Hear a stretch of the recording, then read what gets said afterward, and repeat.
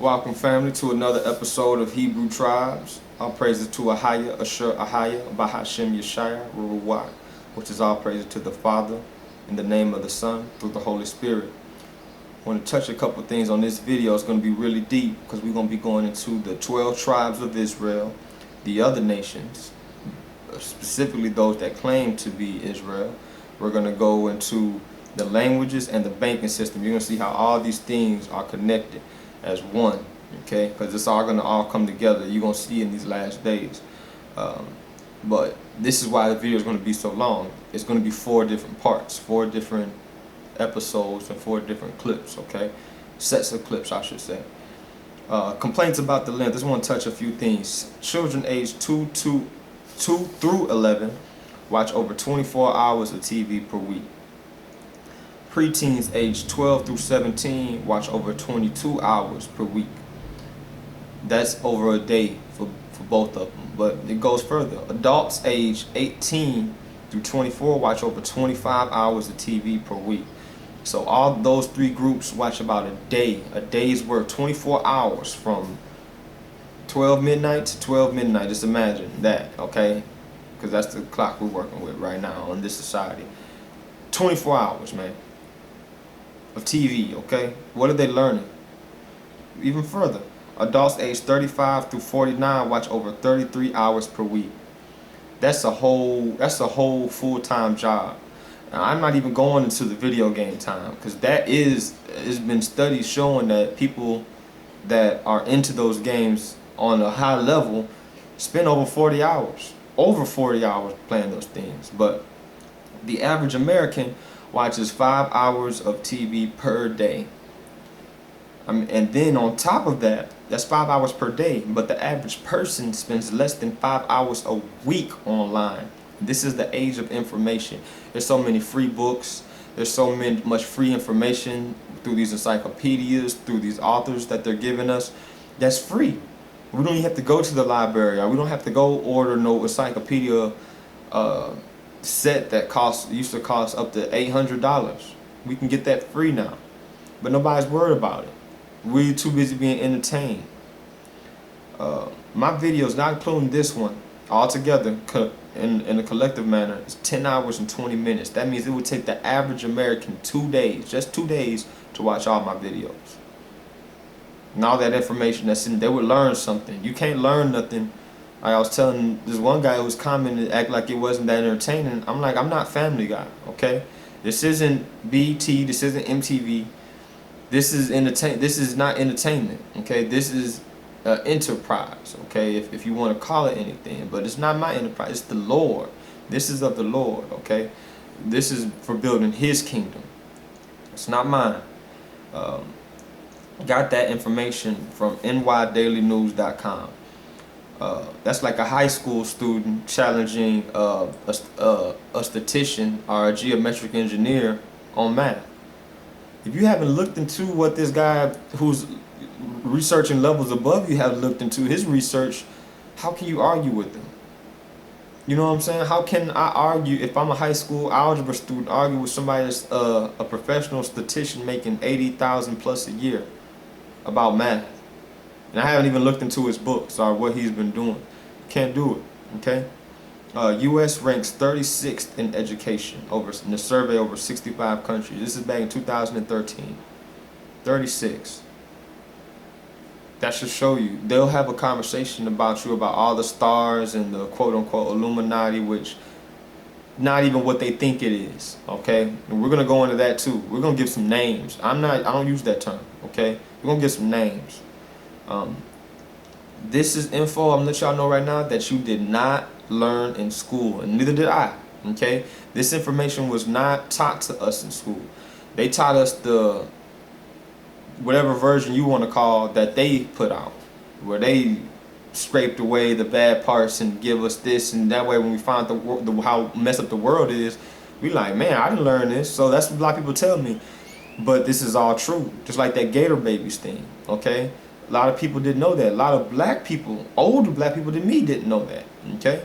But we got to look into this stuff, see where we were, to see how we got here, to see where we came from. And again, this is going to have many names, many sources, many articles, scientific and other.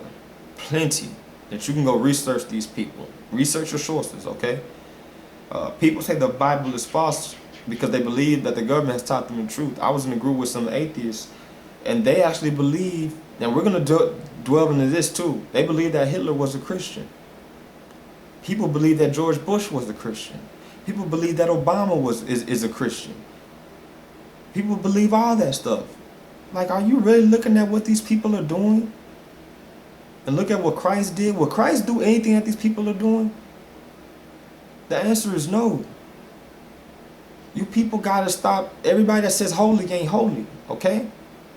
You gotta check a tree by its fruits. I can sit up here, like I told a friend of mine, I can sit up here and, not that I am, this is just an example. Let's say I just go out and rob people all day, and I get online talking about, yeah, man, God is good. God been good to me.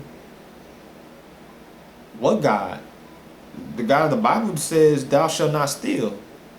So what God am I thanking for these robberies? It ain't the God of the Bible. But again, it's easier, and this is a quote I found, it's easier to lie to somebody than to explain to them that they've been lied to. It's hard to explain to people they've been lied to. People always want to know, think that they have the truth. There's always a deeper truth. That's why I'm constantly reading and studying, and, you know, for the wait, I was having to get a lot of information for this, you know, and all through the power of the Most High, all praises be to Him. Higher, you understand? There's 10 key points about these so-called teachers online, these so-called leaders, occultists, and New Age prophets. I see plenty, and it's like the more videos I make, the more of these people I see. And there's 10 points I want to hit on them, okay? Especially, this is the one, number one. They ignore the Hebrew and Greek strong concordances, okay? They don't look into the Bible in its original form, what it really said. Like, if they smoke weed or if they drink, everything in the Bible that says something about drink, oh, see, I can drink because it says it right there. Oh, I can smoke that because it says it right there. Who in the Bible smoked? Even those peace pipes that the Indians have, in which we're going to dwell into that. We're going to get into that, you know, because they are the children of Gad, the tribe of Gad, children of God, of Israel, okay? Have to look into that. Number two, archaeological data, stone scripts from Sodom and Gomorrah, where God said He would ram down sulfur, nobody would live there again.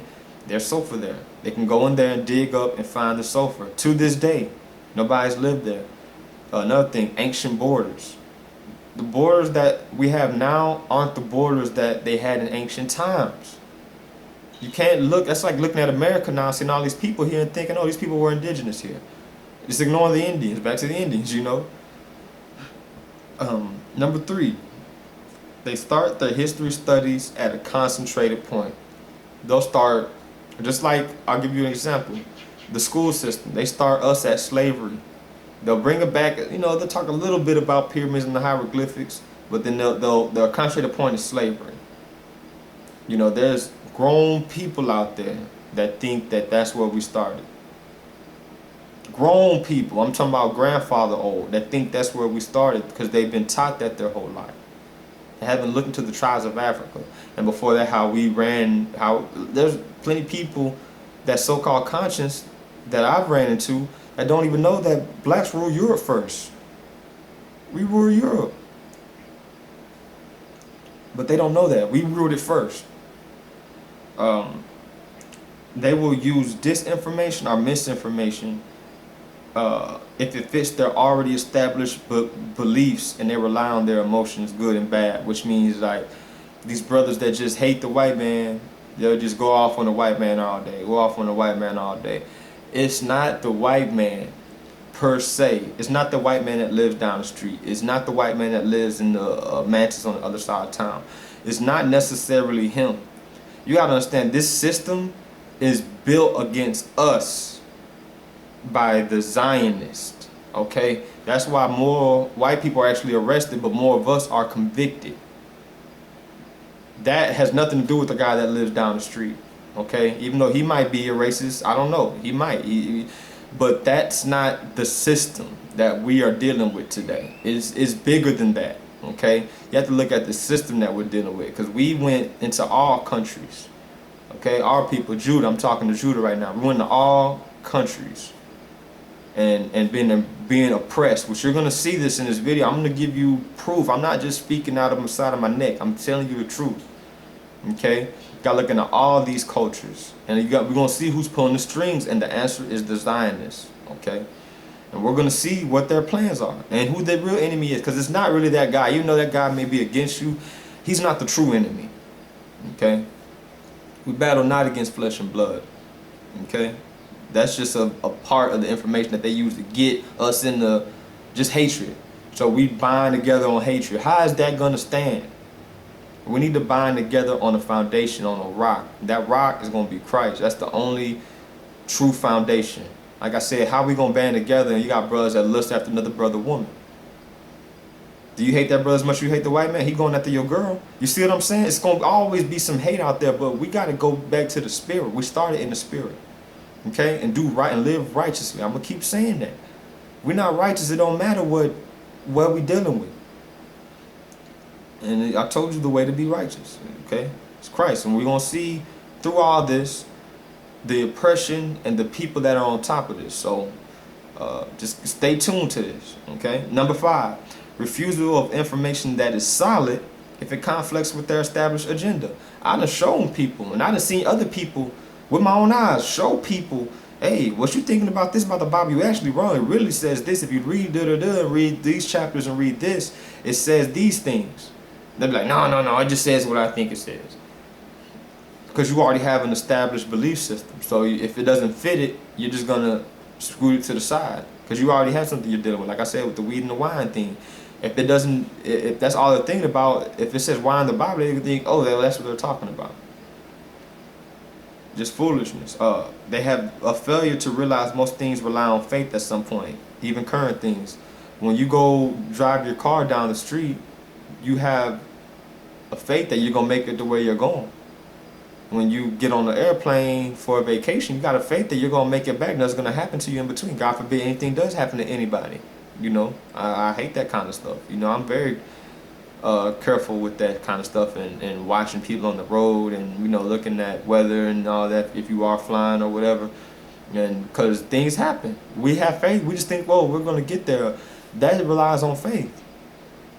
It's like this Big Bang Theory thing. These atheists weren't there in the beginning of the world. How do they know that's how it happened? And that's complete blasphemous anyway, and it goes against archaeological facts, which I've already mentioned. I show the atheists scientific facts, archaeological data, not even in the Bible, archaeological data that showed that man and dinosaur walked together. It blew his mind. He couldn't even do nothing but cuss me out. And it took him 2 days to figure out something to cuss me out with. And I'm like, that's the best you can come with? You know, because I told you the truth. Am I not your enemy? I guess so, and that's fine. That's why I say they fail to look deeper into their own sources. They rely on things like social media. Anybody can put anything on social media. You gotta check this stuff. There's so much misinformation, disinformation that they're putting out there just to get a rise out of people. There's fake articles now by the million. I never seen so many fake articles. It should be illegal to put that kind of stuff, but it's not, because they use that free speech on that. But if you use free speech to speak against somebody's lifestyle, they want to condemn you. So just think about that. That's that system I'm talking about. And they never encourage others to look into their info. Trust me, believe me. Oh yeah, look at this doctor. He says this. You're not okay. Well, did you also know that doctor says that we came from apes? You should be insulted by that. People should be insulted that somebody says you came from an ape. Period. That is a complete error. They never encourage others. Lastly, number 9, they hate to admit that if the Bible is true, then God exists and judgment is coming. I had to talk to somebody thinking yesterday, you came from your mom and your dad, right? Okay, the house you live in was built by somebody, right? The car you drive was built by somebody.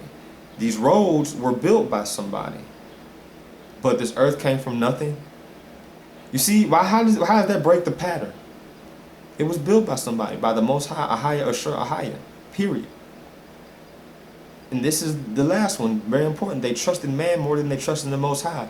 They're quick to say the Bible is written by man. Oh, this is written, this is all man, this is man doctrine.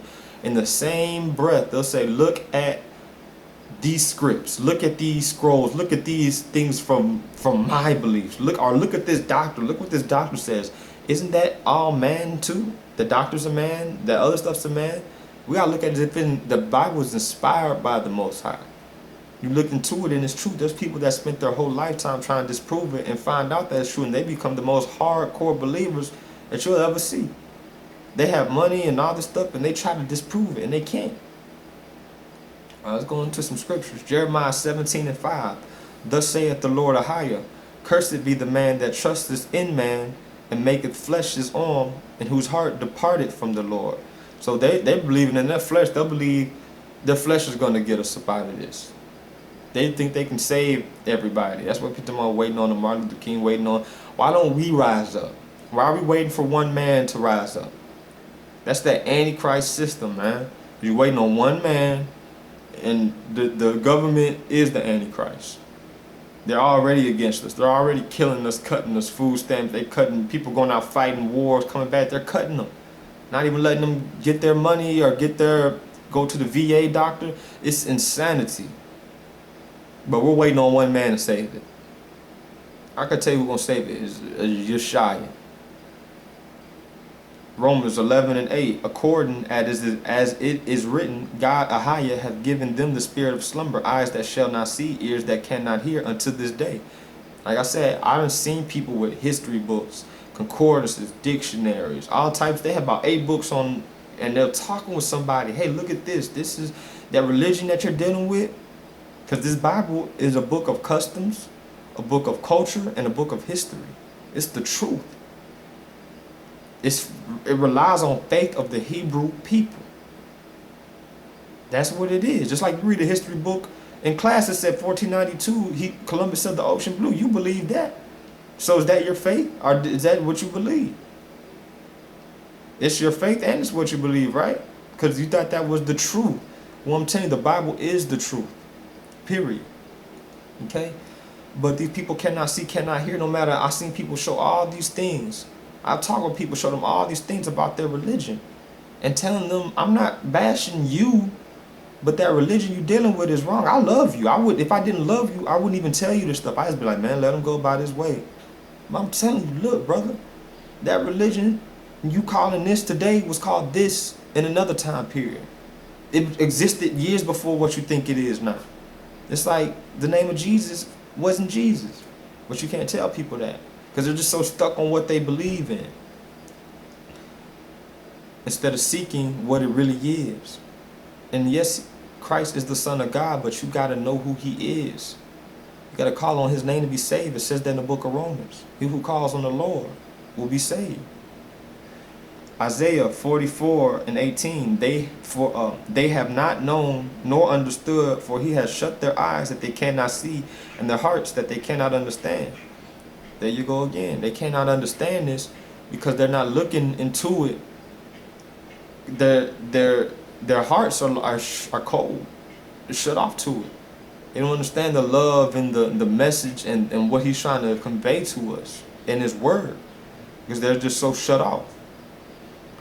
They have not understood. Like I told somebody, if we all follow what Christ followed, just those 2 commandments, love God with all thy mind, body, and soul, and 2, love thy neighbor as you love yourself. You love yourself, you got up this morning, you wash your face, brush your teeth, you make sure you had clothes, make sure you had gas in your car. What if everybody cared about their neighbor in that same manner? That would kill racism, that would kill these wars. Then we would see who the real enemy is. But we're not even willing to even love the neighbor. We so stuck on this hate thing and fighting.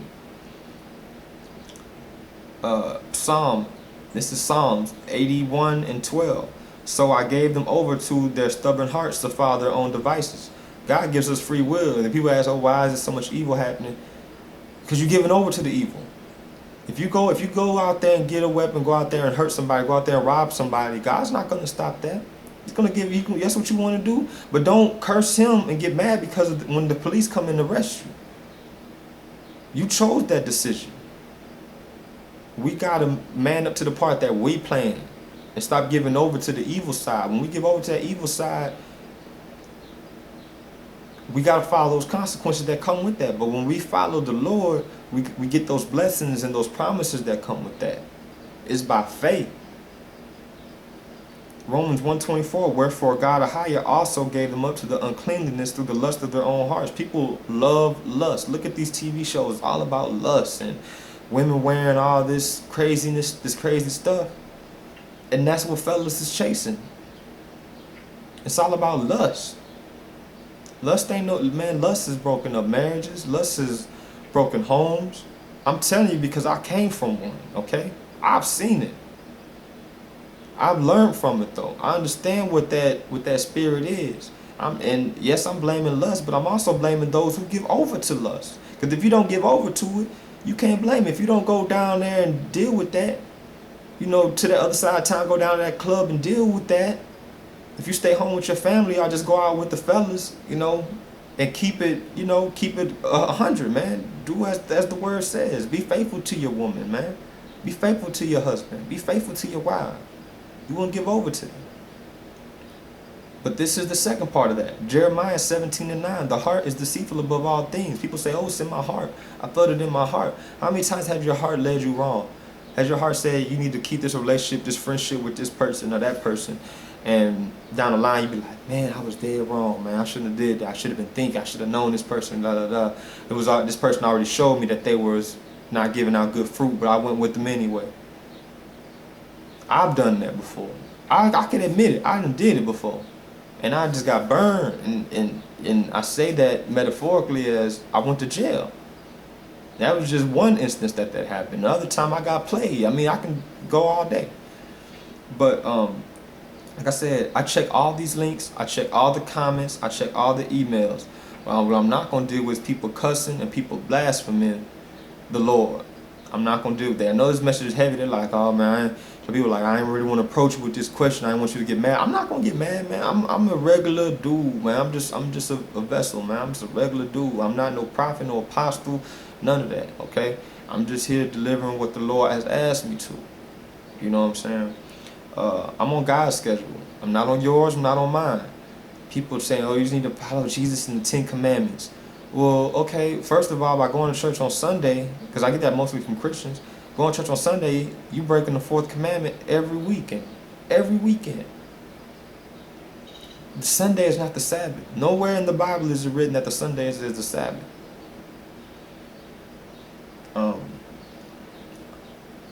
Read the description. This is a Bible-based channel. I'm bringing the truth to the word to show that it is the truth, because the Bible, like I said, is the thing that connects all this. All this stuff is in history, but it's not connected. You know, you can go look on cave walls and see about the aliens and the Nephilim. You can find the Nephilim bone. You can see people dealing with evil spirits and getting possessed. You can see all that, but it just seems just like information. But the Bible connects all the information. It connects it and shows you where it came from, how to war against it, and how to live righteously. So, like I said, I talk with people who disagree with me peacefully. You know, I talk with people, professors, people from all over the world, not just the country, the world. And sometimes we disagree. They'll show me some sources. I'll look into them. I'll show them my sources. I'm pretty sure they don't look into mine sometimes. But when they do, they hit me back like, oh, okay, I see. Yeah, you were right. You were right. I'm giving them sources outside the Bible. I'm showing them from the Bible. But I'm saying, if you don't believe that, look at this source. Look at this history. Okay? It's out there. But the Bible's going to connect it. So you got to go with that word of God if you want to be saved. Period.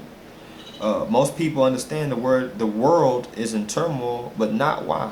People can tell you, oh, the world is crazy. There's wars and there's hatred and there's people, you know, getting raped, people getting murdered, people getting robbed, people getting hurt, killed, whatever have you.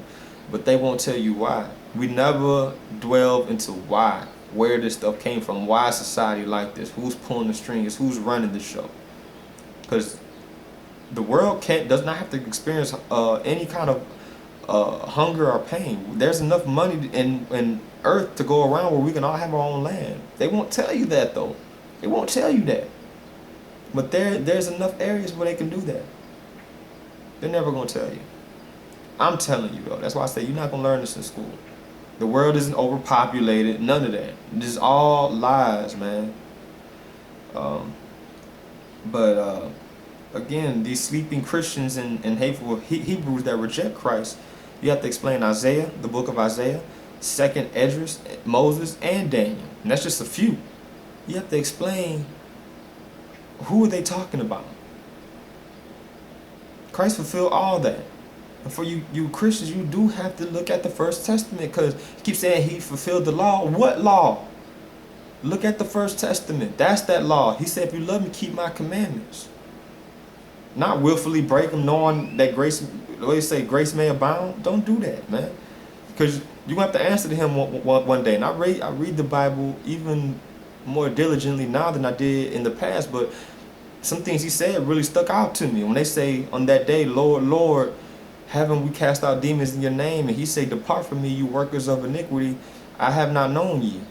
That's hurtful. The Lord said he don't know you. Depart from him. Think about how you living right now. Are you living his will, not just typing amen on a picture on Facebook or saying, or you know, a prayer or whatever, you know, on Facebook for everybody to see? What are you doing in that prayer closet in your life, in your walk in Christ? Not saying that you can't do that, but it's about the walk. You gotta walk that walk, man. Okay, so we're gonna do it, dip into the intro. I'm gonna start at the deeper part of my journey where all this information stuff is coming from. I actually been researching this for years. After I graduated college, which took years, you know, because I went part-time, dropped out, came back, did one. I mean, I didn't go to summer school, so that last bit I was really trying to get all my hours in. I graduated. I got a BA in finance. Okay, so again, we're gonna talk about that money in the last section of this.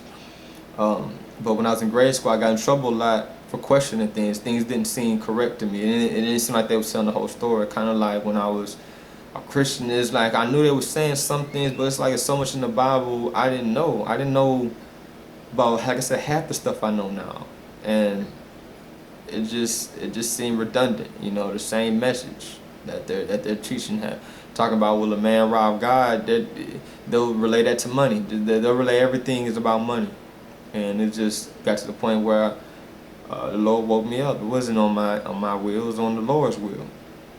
That's as I got through school and graduated college, like I said, through all that turmoil, I was reading those books, and I had to really pay my way. I had a scholarship, I lost it due to roommates running with the wrong crowd.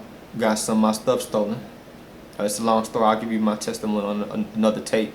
Got some of my stuff stolen. I failed some tests, lost my scholarship that I had to pay the rest of the way through school, which scholarship only covers so much, but I still needed it. And I started reading those books, because I had to start buying them with my own money. So when I buy my own money, I'm going to read it, you know what I'm saying? I'm talking about buying $300, $400 books for a course sometimes. And I really read it, and I'm like, the way they telling us this and the way I'm looking at it in the real world, it doesn't match up. They're sugarcoating it. So I wanted to write a book about what's really going on. And that's how it just tumble-rolled into seeing society and seeing more things. And all that information, I've been doing this for years and years. I'm giving away free now, along with my testimony, and connecting it to the Word, you know, past history, present, with biblical text, okay? This is not for fame, it's not for controversy, it's strictly for the lore and the edification of the Bible and the body of Christ. From my college journey to the finance, to the turmoil, to being woken up by the Lord, the Most High, higher, sure, higher. All praises be to Him. May His name be magnified. So, with that being said, I'm gonna get into some things that's gonna deal with history and race and culture. Get out of your feelings. Tell you that right now, because we didn't learn this in school, okay?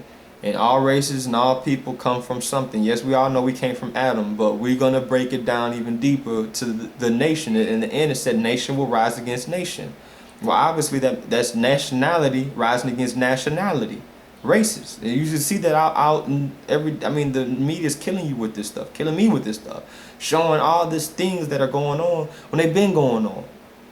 But it's coming to a forefront now because they're trying to really incite anger in people, and people living off of emotions. So with that being said, get out of your emotions, or just go to another video, go to another channel. It doesn't hurt me. This is information, okay? And you can find it not dealing with me, but I'm going to show you how it connects to the Bible through the power of the Most High. okay? Paul and Christ have the same understanding of grace, okay?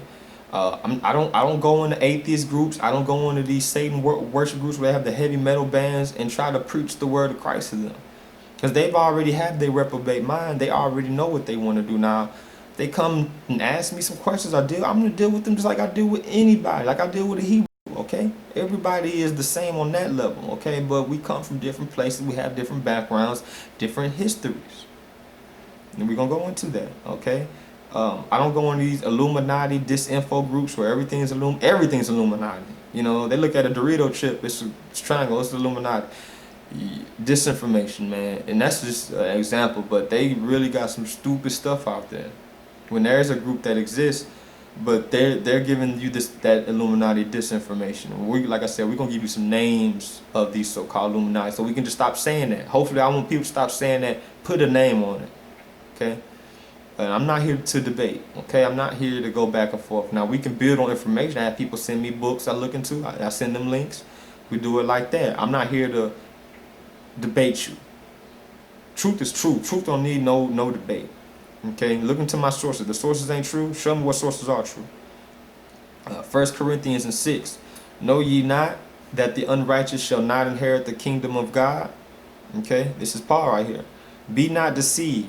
Neither fornicators, nor idolaters, nor adulterers, nor effeminate, nor abusers of themselves with mankind, nor thieves, nor covetous, nor drunkards, nor revilers, nor extortioners shall inherit the kingdom of God. Now you can see all those things I named in all these shows. You can just turn the TV on for 5 minutes, it'll show all of that. All of that. Okay? And what really, when I remember when I was in, I believe I was in 6th grade. Again, like I said, the Lord been working with me for a long time, before I decided to even write on this stuff after school. There was a lady, I'm not going to say her, she's a lady now, she was a girl then, but her name's M. Blackwell, okay, back in middle school, you can. But one day we were doing a history study on ourselves. I think this was, and it's crazy, I think it was an acting class or theater, that's what it was. I hated that. I like to kind of play with my, act with my friends and this and that, but as far as like really, I never got into acting, but I had as a required course. And she brought a plaque, a knight's plaque. Her great granddad, whatever, was actually a knight, and she still had the plaque, and it was way from Europe somewhere, England. And I remember looking at that like, man, she can trace it all the way back. Like she knows where she comes from. She could trace it back to the T. Yeah, my great was a knight. Had the plaque, had the information. I remember her report was one of the best reports. The class was just like, wow. And I remember looking at that like, man, where do I come from? Where do my people come from? They beat our names out of us when we got over here. They beat our customs out of us when we got over here. They ravaged our land in Africa after when they brought us. They burned. If you see how they beat our names out of us, imagine what they did to our churches, our schools, our libraries, our buildings. They knocked them down. So it just kind of hit a chord with me like, man, where do I come from? Where do I fit in all this? Again, this is the issue I have with philosophy and philosophers that want to base everything on philosophy. Oh, the power of thyself, the power of the earth, and the power of the, all this stuff. God has the power, okay? Ahaya is the king of the universe. He has the power. And I'm going to tell you why philosophy changes and that Ahaya does not change. He's the almighty I am. I'm going to tell you. When I was 16, my thing was go out there, holler at these girls, get as many numbers as I can get. That was my thing, as a teenager, all through those years. I had to get the number. Before that, the 7 digits, remember them days? 7 digits, right? So when I was a teen. When I got older, it was, okay, I just want a few, girls I can deal with, that I can talk to. And I'm not promoting any fornication. I'm just talking about just talking, okay, right now. I'm not, dealing with that, okay? I'm just talking about meeting, somebody. As I got older than that, it's like, man, I just want one girl I can really build with. I just want one girl and see where that goes. And as I got older, it's like, okay, 25, 26, okay, I want a wife. I just want one person. We can build a home together. We can come home. We can know we had that house. We can know we had these, these kids. We can, We can just build, come home, watch movies, go out on dates, you know, just live as a family. You know we got somewhere to come home to. We're not out there in the club, we're not out there doing all that. You know, that was my philosophy. Now you see how that changed throughout the years? There's some brothers 44 and up, 35 and up, and 30 and up. They still on that. I want to get as many numbers as I can get because they dealing with philosophy. God says He gave us, you know, wives. He appointed wives for us because so that we would not want anything. We should not be wanting. So I blessed Him too for blessing me with a wife. You understand what I'm saying? That I have that. Most people don't understand that. It's deep. But at my job, from the CEO to the cleaning person, I treat everybody the same. It's back to this treating everybody the same thing. You don't know this about me, but when I graduated, like I said, I was cleaning toilets. That was my job. I was a trash man too for some years. And I don't mean the trash man, the waste management. I mean I was the trash man, getting the bags with my hands, throwing them away with the degree. So I'm cool, and I wasn't just complaining. I was kind of upset, of course, because I spent all that time doing all that. But at the same time, I was like, well, I have a job. I was grateful. You got to be humble, man. Beware of these false prophets and internet scholars. Okay, that's gonna be telling you all this, and that, and they don't have any kind of foundation in what they believe in. They're just going off their philosophy. Again, it's foolishness. Because it's going to change. Philosophy change. And they'll tell you that the Bible is, you know, fake and all this and this and that. Why is the Bible banned? Let me give you a list of countries. This is only a few that have Bible bans and are a restriction on the Bible, okay? North Korea, China, Algeria, Comoros, Djibouti, Iran, Iraq, Libya, Maldives, Mauritania, Morocco, Saudi Arabia, Russia. Look up Stephen Hawking's book, page 123, about his life. It's self-titled book. Page 123 talks about how his friend asked him to bring some Bibles with him on a trip to Russia, and he got arrested. Stephen Hawking.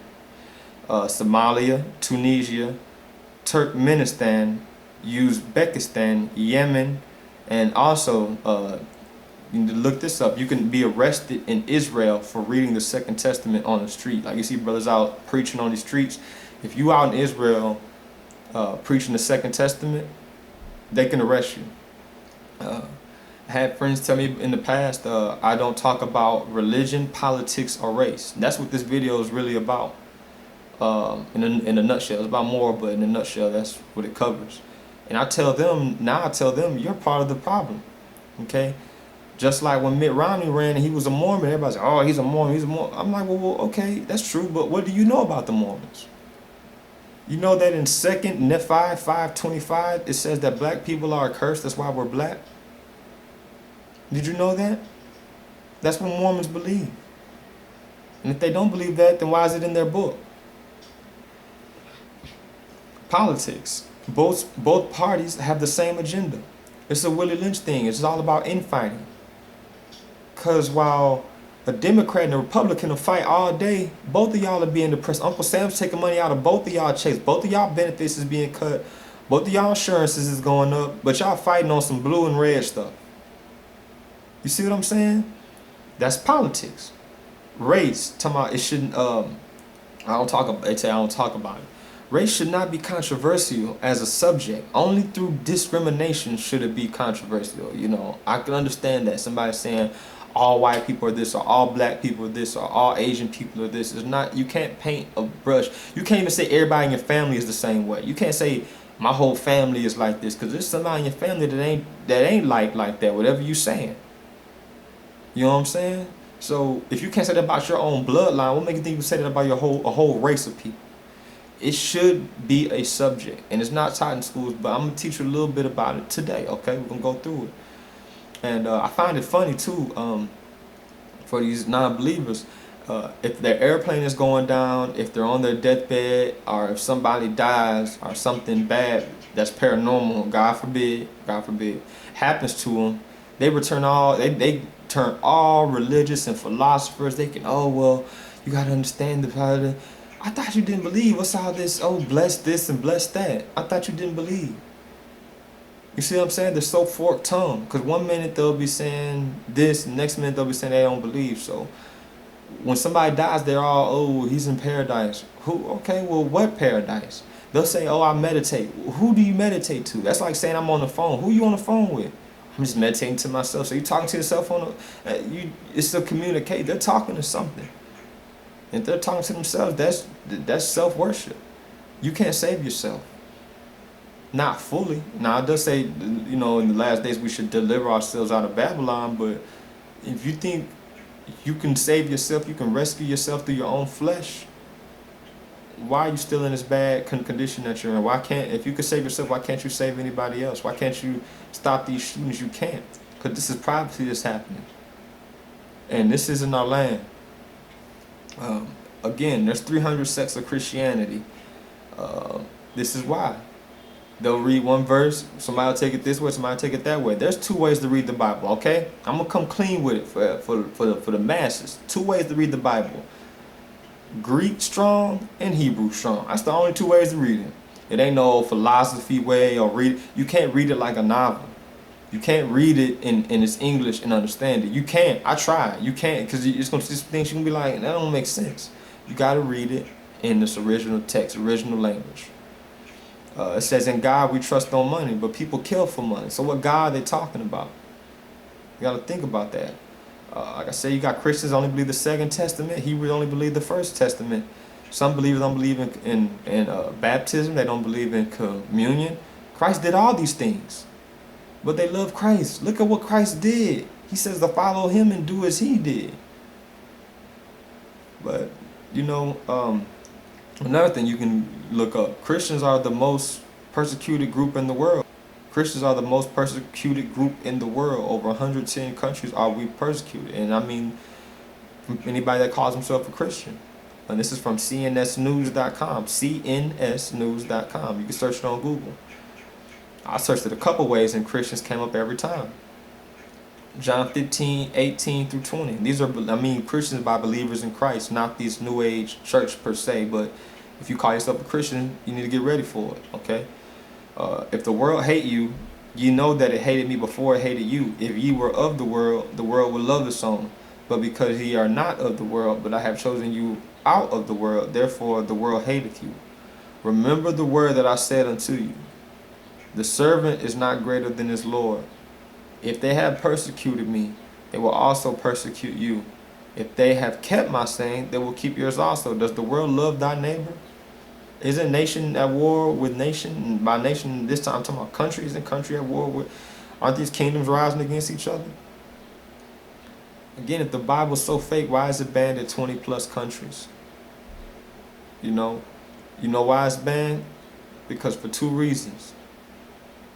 It connects us through God, through the love of God. They can't do anything about that. It connects us. If you really read it, yes, it says what happened in the past and this and that, but it's saying that because those stories that are people say they're negative, which I'm gonna get into those too, is because God's saying that's not how we should live. That's why He sent Christ. Look at Christ's life and tell me that's not how we should live, and we will have peace. We will have peace. But when you have people following this religion and that religion saying this is God, they're going to think their God is greater. They're going to go to war. God didn't give us 4 or 5 ways, because if He gave us 3 different ways, religion A would say we're the best. Religion B would say we're the best. Religion C would say they're the best. That's why you see all these nations fighting. They have the right answer. The Most High has all the answers. Because if you follow just 2 commandments, Matthew 22, 36 through 40, love God and love thy neighbor as thyself, we will be good. And the second part of that is it exposes the government. The Bible exposes the government. So if you're against the Bible, you must be for this government that's oppressing your people. And I challenge you to read the Bible. I challenge you to read Revelations and read how the government has killed more people than anybody. Look up a term called democide, okay? It's a term called democide. They try to take it out of the books, but the government has killed more people than anybody. The government killed Christ. Caesar was of the government. Okay? The government is these cops out here killing us 2 black men a week. That's the government. They're under the government. Because if you kill a cop, you got to answer for some things, okay? Through the government. Not just like you killed a brother in the street. They want you to do that. Look at verse 48, okay? So, get your mind right. Get your pencils out and get ready to study, because this is going to be deep. And I'm not saying that as I'm puffing myself up. I'm saying that because there's going to be some heavy things here. But I'm telling you all this in love, okay? Because this is how we're going to get through it, okay? All praise to the Most High, higher by Hashem Yeshaya Ruwat. We're going to get right into it, okay? Shalom to you.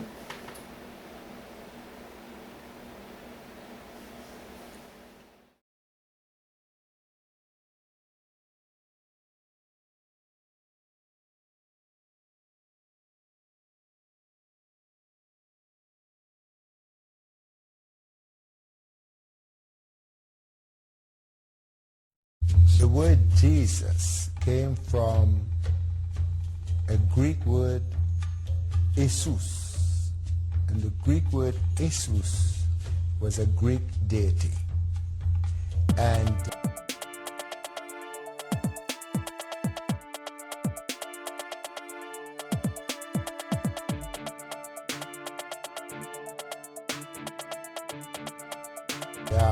the word, as a matter of fact, the letter J was never in the original Hebrew language nor the Greek language.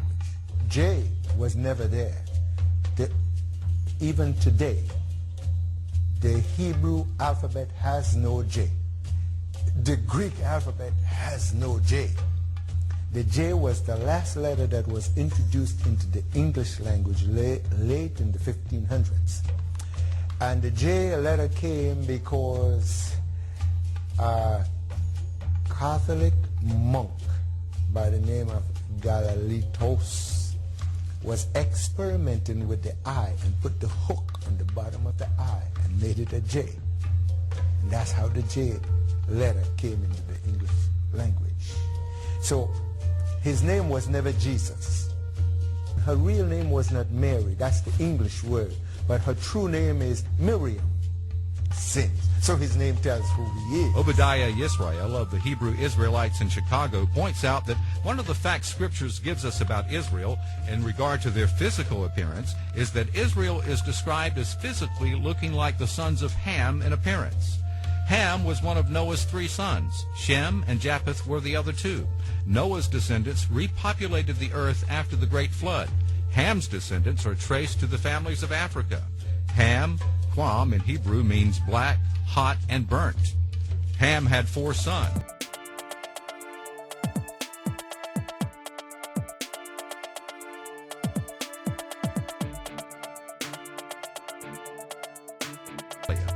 All 4 of Ham's sons and their descendants settled in and around the continent of Africa.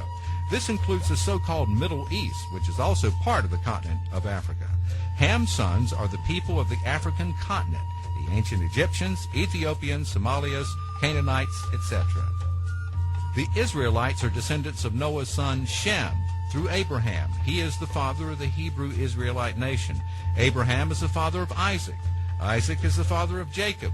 Jacob had 12 sons, and these sons are the patriarchs of the Israelite nation.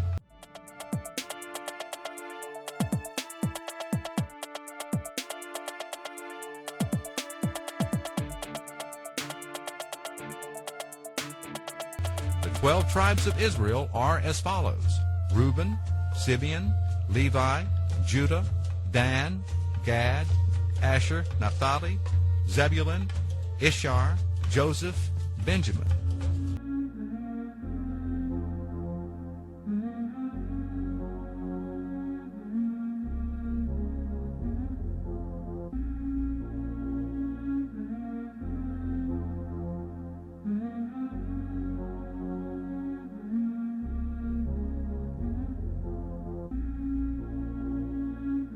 The nations that we have been scattered into are fierce.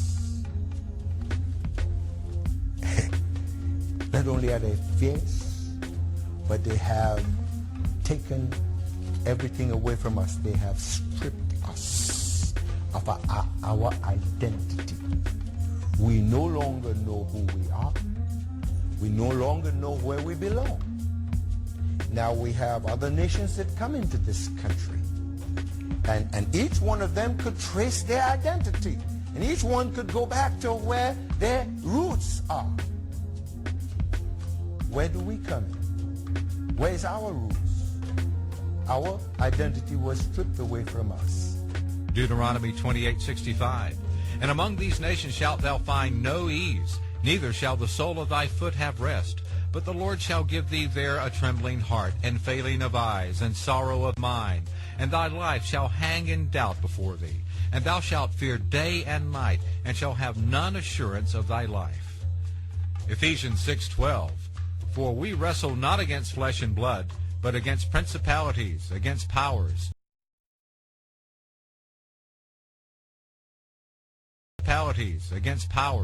against the rulers of the darkness of this world, against spiritual wickedness in high places. Isaiah 5:13. Therefore my people are gone into captivity. We are his people. Luke 21:24. And they shall fall by the edge of the sword, and shall be led away captive into all nations. Slavery, bondage, and captivity played a huge part in the children of Israel's history, as they would be held as captives and shackled by the chains of slavery on many occasions. The Bible speaks of Israel's captivity and bondage in Egypt, Babylon, and Assyria.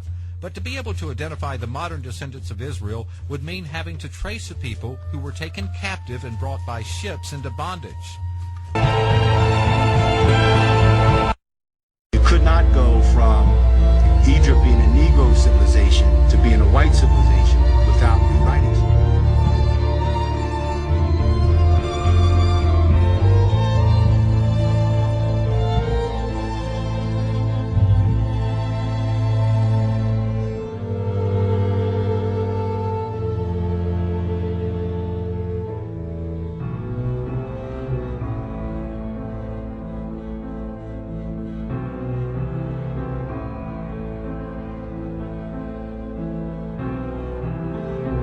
What to do? What are the anthropologists and archaeologists going to do in dealing with this information? And that is what I believe, what sponsored, maybe consciously in some cases, unconsciously in other cases, what we could call the cover-up. The cover-up of the accomplishments of black people. Chancellor Williams wrote a book called The Destruction of Black Civilization. And in this book, he outlines 7 points as to why he feels that there was a cover-up. Ignore, just refuse to publish any facts of African history that don't go along with our racial theories. We need to create a religious and a scientific doctrine so that African slavery won't appear that bad after all. What we need to do is flood the world with new African histories that contain our European perspectives only. Start renaming people and places. Replace African names with Arabic and European names. Let's change the criteria for defining race.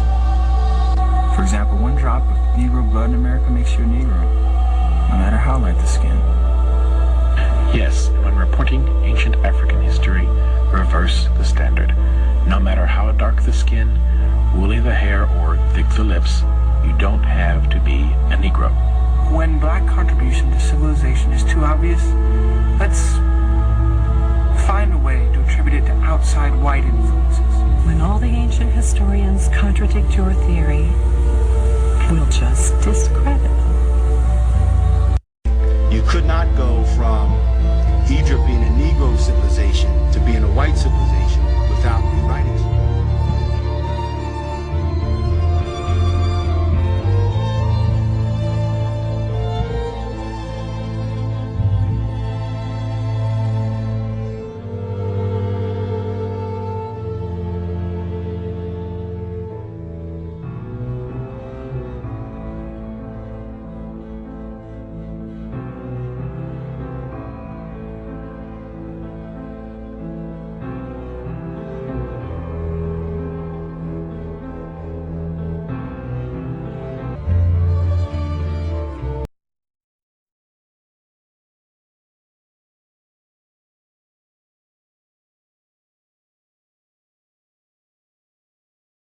This week, join me as I pursue one of the world's most intriguing mysteries, the legend of the lost tribes of Israel.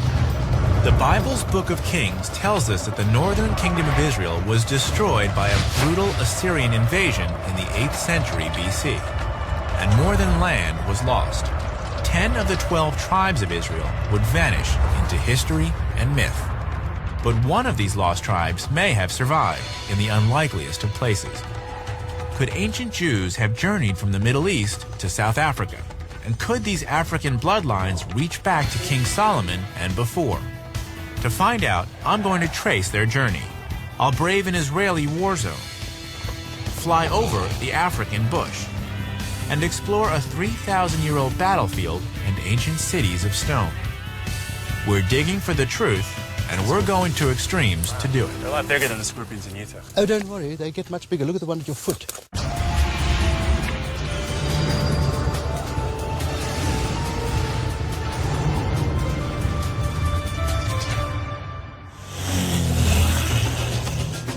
This is the Limpopo River, the northern border of South Africa. I've come to hear the story of a local group of people with astonishing ties to the story of the lost tribes of Israel, the Lemba. Today, they live only a few miles away from here, but this would have been the final challenge in an epic journey across deserts, oceans, and jungles.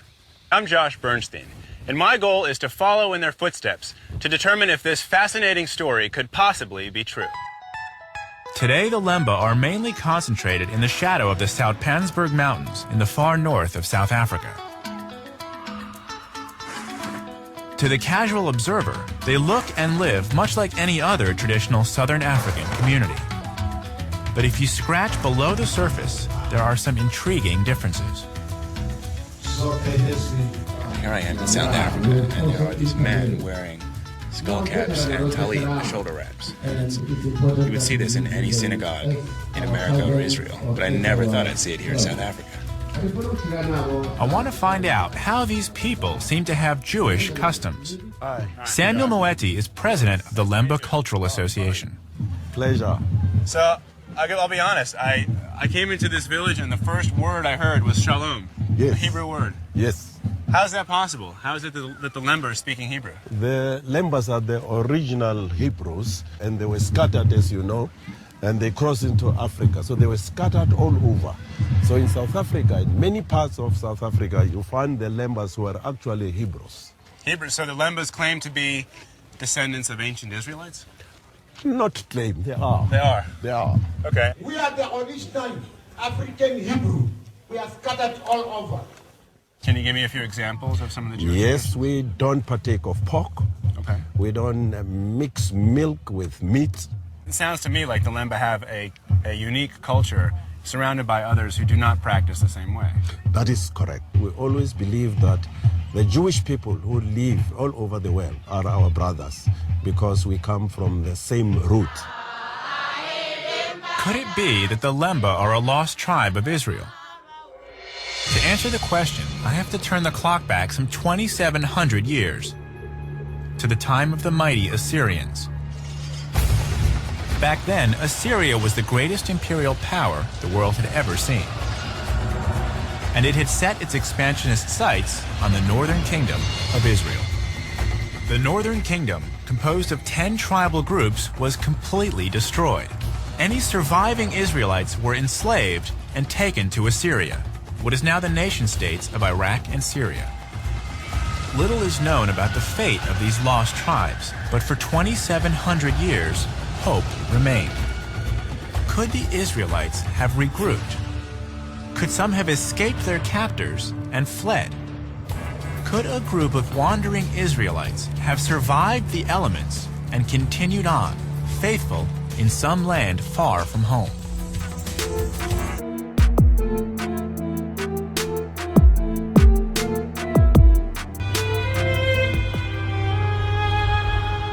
People have claimed to have found lost tribes all over the world, from Siberia to Australia. Some of the first Europeans to land in the Americas assumed the natives were lost tribes. First Europeans to land in the Americas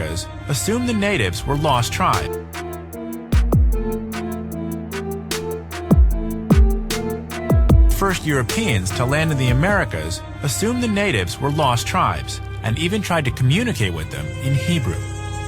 Like this.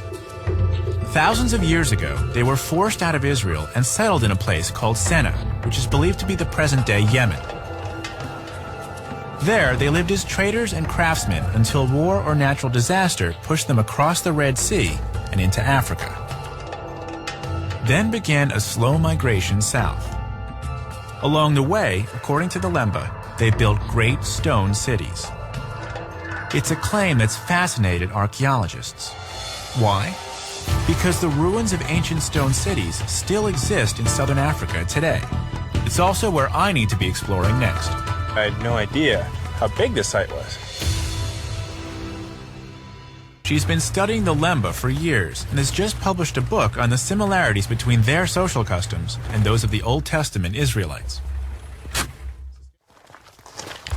So Magda, there are specific parallels between the religious practices of the Lemba today and the religious practices of ancient Israelites. Definitely. They've got remnants of an ancient type of Israelite religion. So in a way, they conserve this very special ancient type of It's like old school religion. Yes. But how do they maintain that religious identity?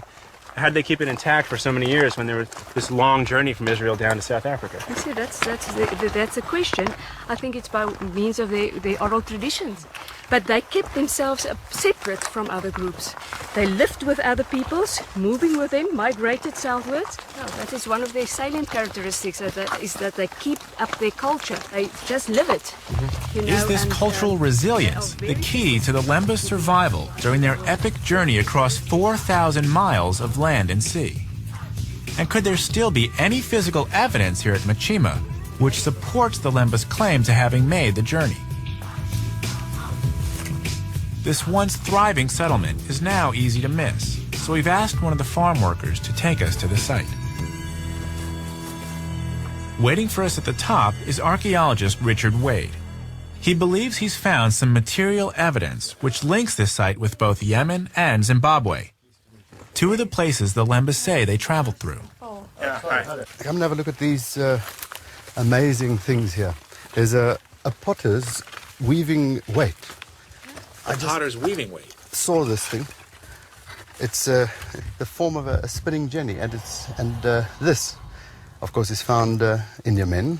But basically, this, apart from that, look what else. This is an amazing, I would say, not decoration, but inscription. I've seen this before. You make out some sort of a letter, followed by a dot, followed by another letter, followed by another sort of a letter, and a dot, and another letter. Or is it just decoration? Yeah. But the problem is we find this in Yemen. This? Yes. You just found this, correct? Yeah, it was lying You're just sitting here? Yeah, there's another and this, here. This tells you what? Yeah. Well, this is a weaver. There was weaving done here. There was cotton grown. There was something with the trade. And the only people who do that are basically mentioned by the oral traditions of the Basena people or the Lemba. So this says the Lemba were not just living here, they were actually, they had a big enough community that they were weaving. Yes, this is like a castle with almost a little kingdom, possibly. Richard believes the Lemba of Machima shared more than ancient technologies with the Israelites of Yemen. They shared the same culture. The inscription that's written into that wall is significant because it ties this place with other Lemba communities. I would say so. Cylindrical tower. It seems both experts are convinced this place is definitely the work of ancient Lemba communities. The question that I'm wondering is that this is a significant amount of work.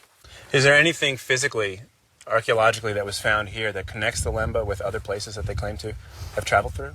Yes, there are amazing collections of beads which are found here and are found in Zimbabwe, but it's a specific collection of beads. I'm not talking just about one or two of them. And these beads are directly related to Tarim and Sayut, where the harbors are of the Sena people, originally coming through from Yemen. But nowhere else. So these beads, let me just take a look at them real quick, reinforce the Lemba's claim very much that they did indeed travel from Israel into Yemen and then south through Africa. This is actually the first physical proof I've gotten of the people here coming from someplace to the north. And the Lemba today claim this as their heritage. then it is. The most intriguing feature at the Machima site is the remains of a mysterious conical tower, which still has archaeologists scratching their heads. But I'm not really clear what it was used for.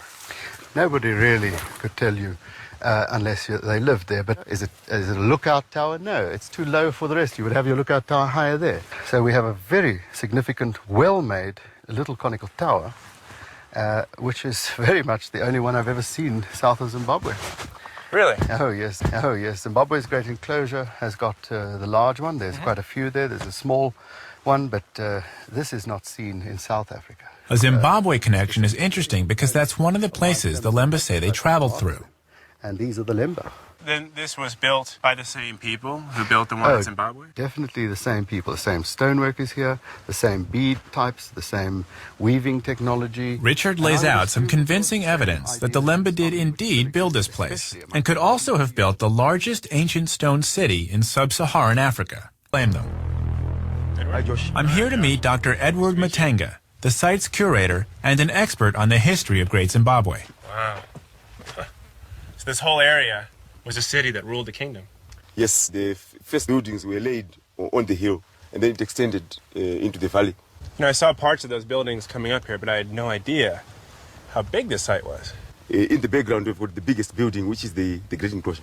The Great Enclosure is that big circular one? Yes. Huh. Wow.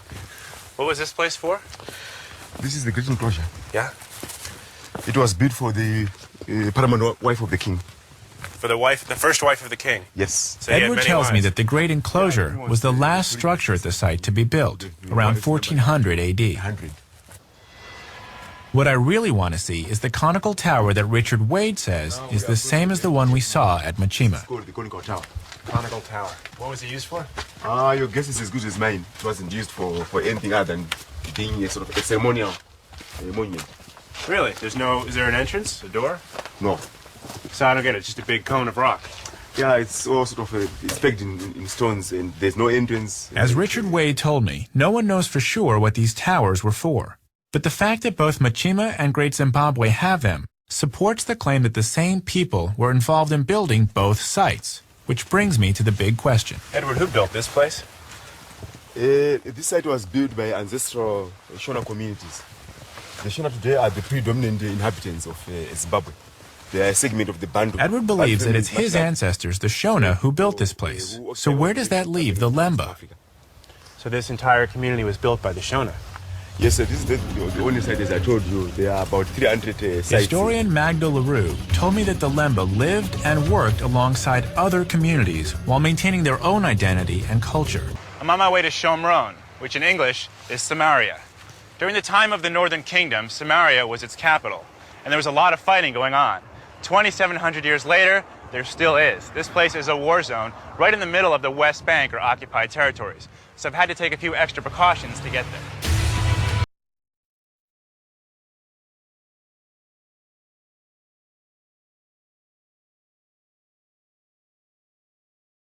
Now approaching the checkpoint. We've been working on gaining access to the Sebastia site for weeks, and yesterday we finally got permission. But we were warned that if there's even the smallest bit of trouble in the occupied territories, we won't be allowed to the site. See those tanks? This doorway is like 1,000 pounds. Wow, okay.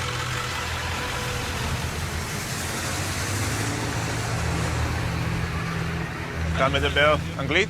So I want to go to Sebastia, the archaeological site. Archaeological site.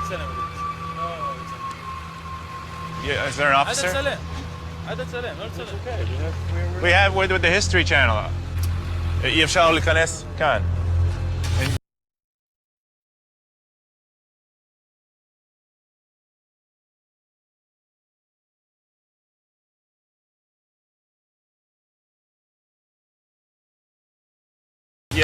How do you say permission? You know the word permission? Yesh lanu permission.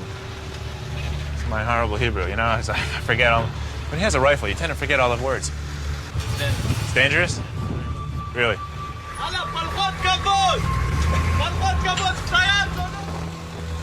Here's what's going on. It's a producer, an associate producer talking to the guard. He refuses to let us in. We've been working on this for weeks, and yesterday it was fine, but they're saying that today, because of a recent uprising, they won't let us through the security gate. Despite to Johannesburg. The scientists here at the National Health Laboratory Services have screened the genetic profiles of the Lemba and their neighboring tribes, the Venda and the Bantu. They've come up with some revealing conclusions. I heard of the Lemba many years ago. Dr. Trevor Jenkins has been the lead geneticist in the study of the Lemba for the last 20 years. And I didn't really have much interest in pursuing their actual identity until a friend who had been studying the Lemba had detected some Jewish influences in the music of the Lemba. So their music actually differs from the people around them. And that brought you in to study the genetics? Yes. So the genetic data doesn't say that the Lemba are Jewish as much as it says they have Semitic origins. Yes, that's how we put it. What we were saying was that there's a non-African contribution to the gene pool of the Lemba, which is not evident in the peoples amongst whom they live in that part of the world. You mentioned non-African influences. If someone didn't have genetic data or the testing available, how could you determine if one group is Jewish or not? I distrust relying on morphological features to categorize populations. So someone couldn't say, oh, he looks Jewish, she looks Jewish, he's not Jewish, she's not Jewish. That wouldn't have any bearing on the issue of Semitic origins. I don't think so. The Lemba... Dr. Jenkins believes DNA always trumps appearances, and the Lemba's claim to Jewish ancestry may indeed have some genetic support. Not only is their DNA very different from their neighbors, but according to his colleague, Dr. Himla Sudyal, it may have a non-African, even Jewish connection. I'm Josh. Good to see you. Yes. Take a seat. Sorry, I good. have gloves on, so I prefer not to shake your hand. That's fine. Thank you. So I've come back to Johannesburg for more information about the Lemba, and I'm curious if you could tell me about the research you're doing. Yes, this is the very interesting thing, that the South African Lemba harbor a particular Y chromosome pattern or lineage that's common in people who identify as the Kohanim or the Jewish priests. Okay. In the Jewish tradition, the Kohanim are part of the priestly caste. Amazingly, scientists have isolated a strand of DNA that's strongly associated with the Kohanim. It's called the Kohen modal haplotype, and it's almost exclusive to Jews who claim the priestly heritage. Almost exclusive. The Kohen modal haplotype has been found among the priestly caste of the Lemba. The observation that the Cohen pattern was commonest in that one particular group is something that begs exploration. This link supports the Lemba's oral history and the archaeological clues we've seen in the places they say they lived. Hardcore Taino. But Himla is quick to point out the limitations of genetic science. Now, in terms of whether the Lemba are Jewish because they have the Cohen modal haplotype or not, is something that science cannot address. Because cultural identity is a social construct. No genetic data is going to tell you that you are Jewish or that you are Hindu or that you are Christian or any religious domination. Himla tells me that the presence of the Kohen modal haplotype can't tell us anything about the Lemba's religion.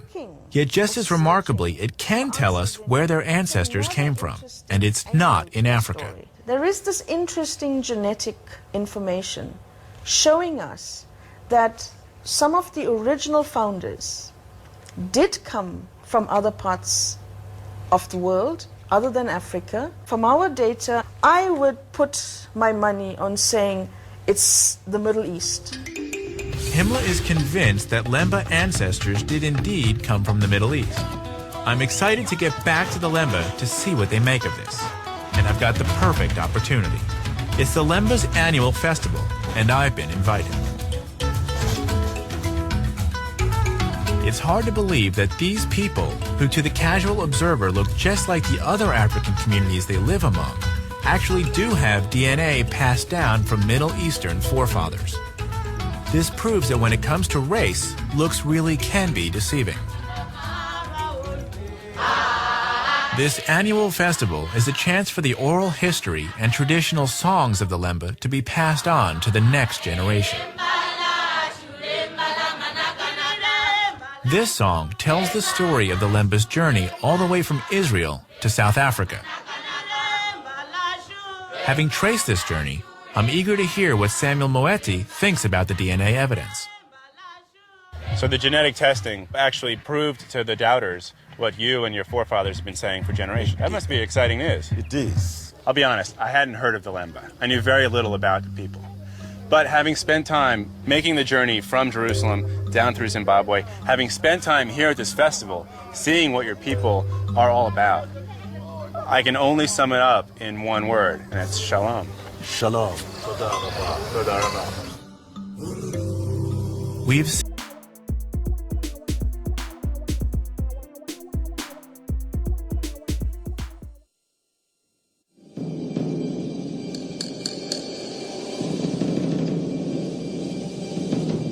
The child who witnessed the murder of his father and the other Taino leaders in Sharawa was taken away from the killing field by a Spanish priest. He was placed in the care of missionaries and baptized Enrique. Although raised by Spaniards, he never forgot his own identity, heir to the chiefdom of the Bahoruco region of the island.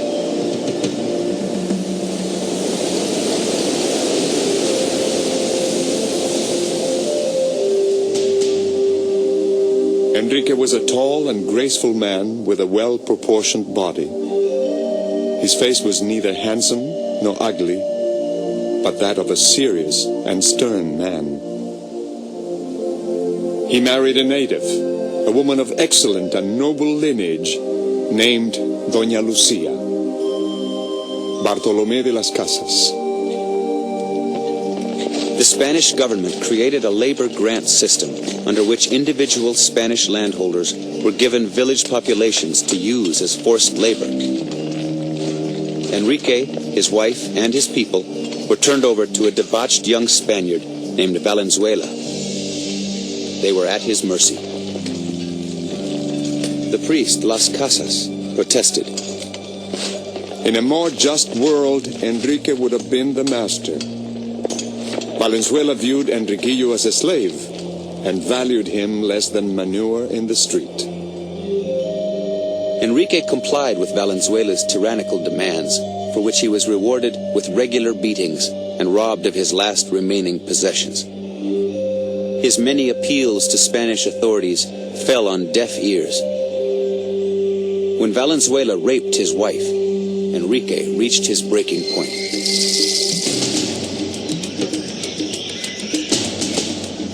He and his followers escaped to their homelands in the lofty Bahoruco Mountains.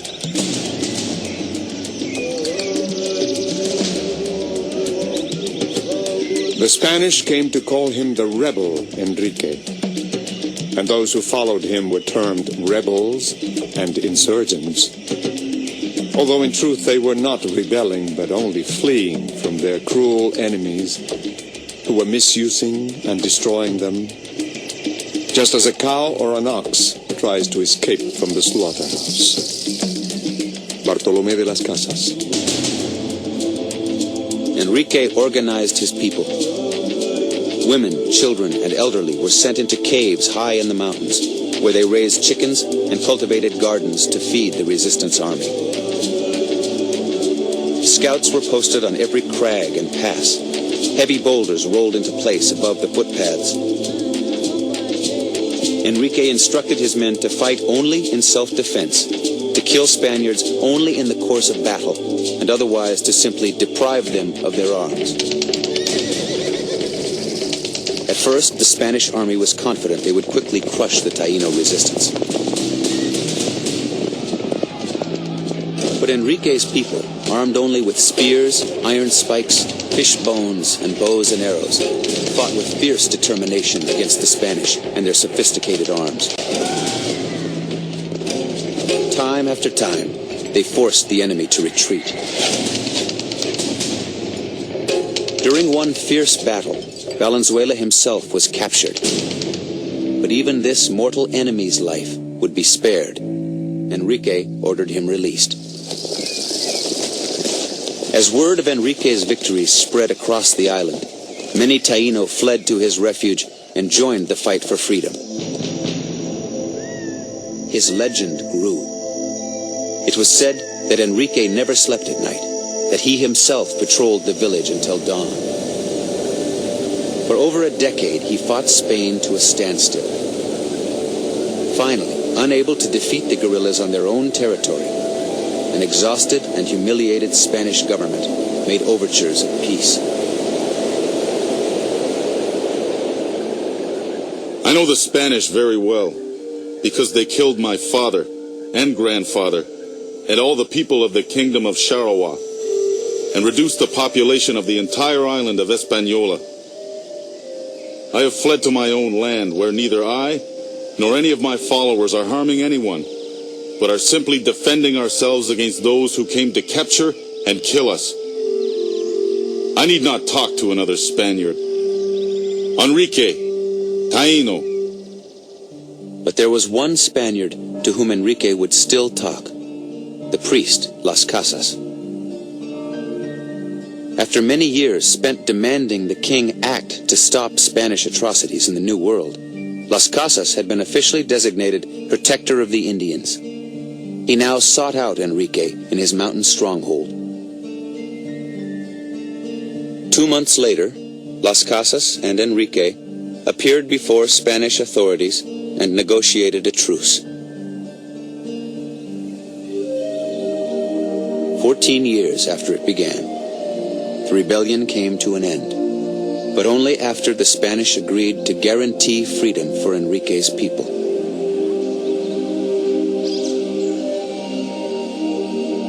At the base of the Cibao Mountains, Enrique settled with his 4,000 followers, the last members of a culture that had flourished for millennia. By the end of the century, the Taino population that Las Casas had estimated at 2 million was officially reported.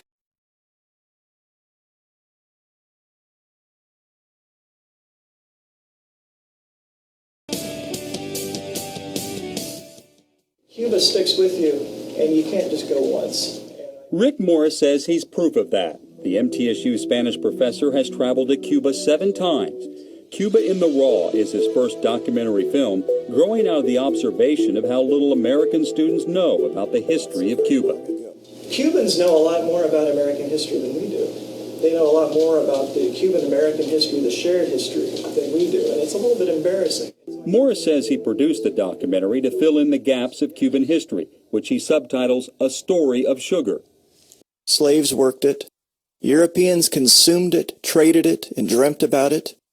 And nations went to war over it. Sugar was the petroleum of its time.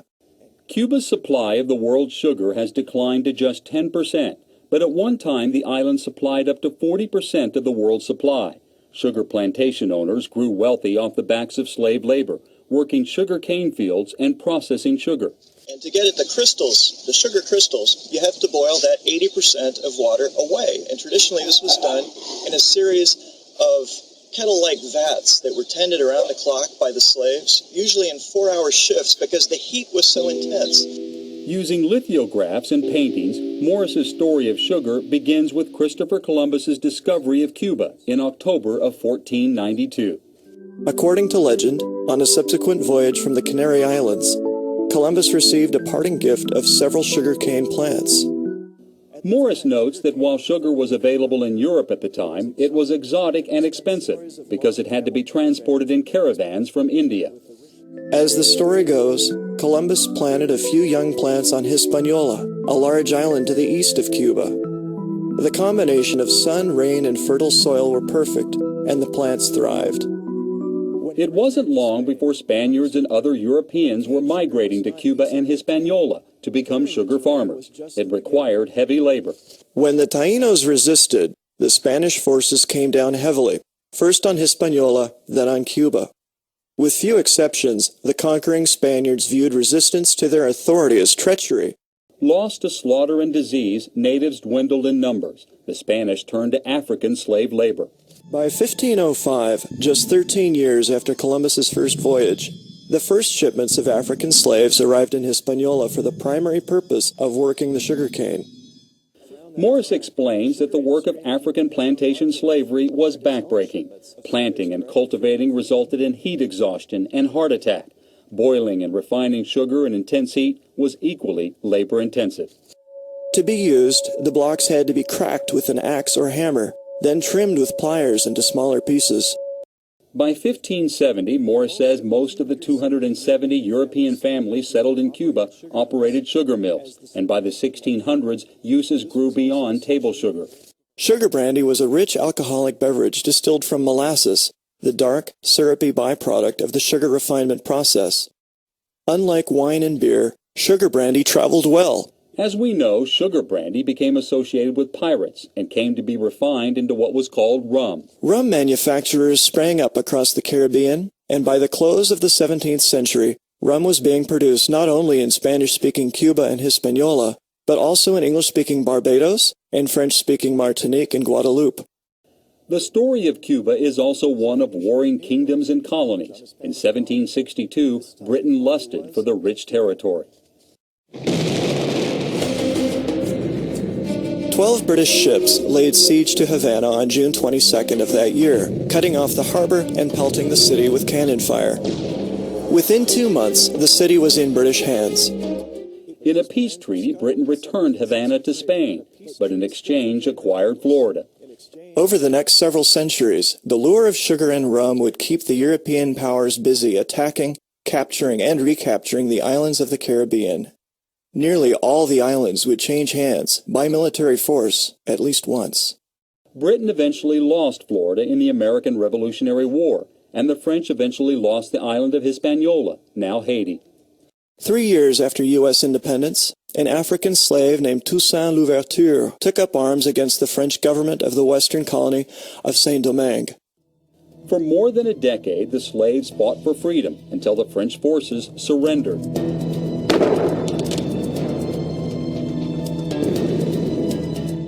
It was the first successful slave revolution in human history.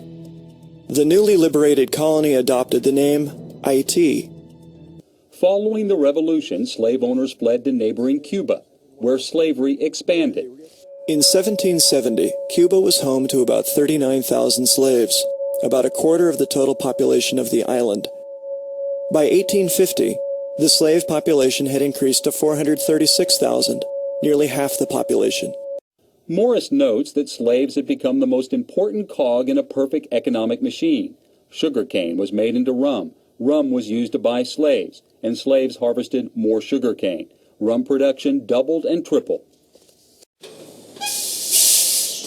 Morris reveals by the 1830s, Cuba was the largest cane sugar producer, accounting for 25% of the world's supply. From early on, American politicians eyed Cuba with interest and spoke openly of acquiring it as a state or territory. Secretary of State John Quincy Adams saw the acquisition of Cuba as the logical next step in the nation's manifest destiny.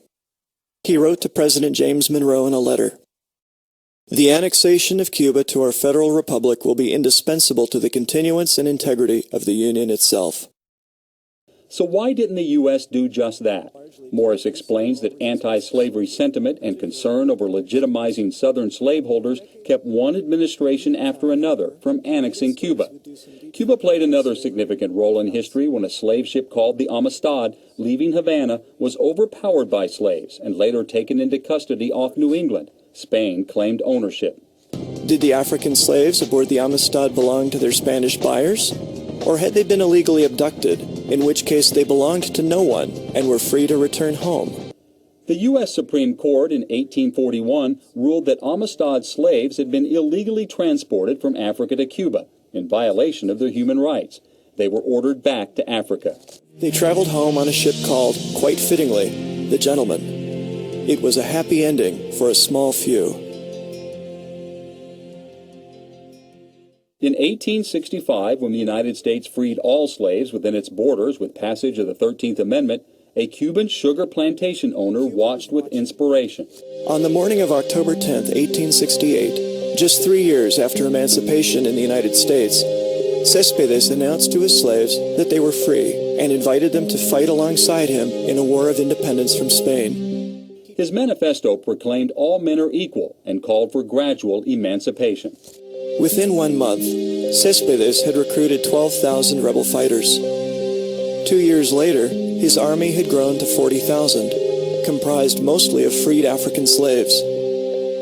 The rebels came to be known as Mambises, and they were feared by the Spanish authorities for their ruthless guerrilla tactics. By 1874, Céspedes was disposed and killed in a leadership coup that would mark Cuban history. By 1878, the revolutionary government was dissolved, but Cuba's dream of independence had not ended. And perhaps they would have been, had it not been for a vibrant young poet and philosopher named José Martí. Martí was imprisoned for treason, but continued to advocate for civil rights. Even after slavery was abolished in Cuba, Martí fought for independence from Spanish rule.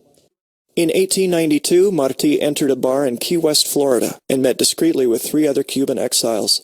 The topic of their meeting was the formation of the Partido Revolucionario Cubano, or Cuban Revolutionary Party. In 1894, Martí led a failed revolution against Cuba, and in a second attempt a year later he was killed, but became a hero in the fight against Spanish rule.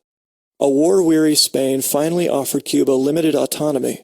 The Cuban rebel government rejected the offer, preferring to achieve full independence on its own terms. At the urging of his Secretary of Navy, Theodore Roosevelt, President McKinley sent the battleship Maine to Havana to protect American interests.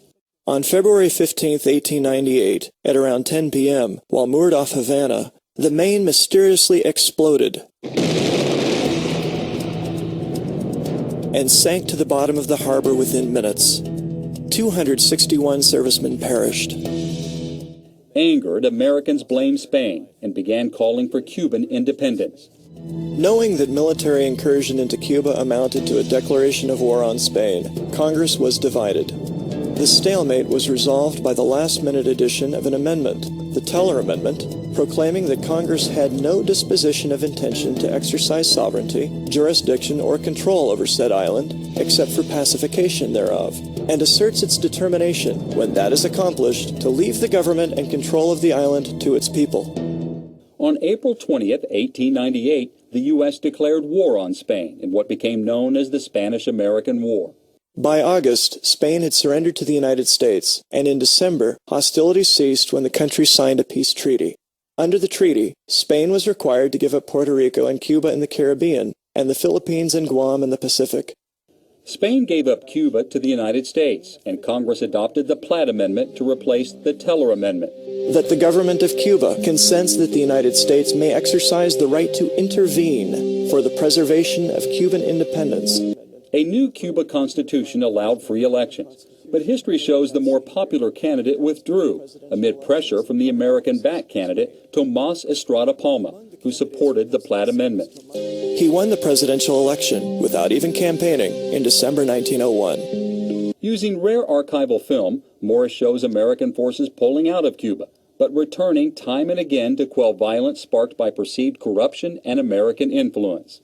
Over the next 20 years, the United States returned to Cuba 3 more times, each time under the unchallengeable authority of the Platt Amendment, each time with the stated goal of preserving peace. The Platt Amendment was removed from the Cuban Constitution in 1934, but Morris says it made little difference. American entrepreneurs and corporations own 75% of Cuban sugar interests, and most of the mines, railroads, and public utilities. Sugar production skyrocketed, but Morris says Cuba became highly dependent upon sugar, 89% of exports.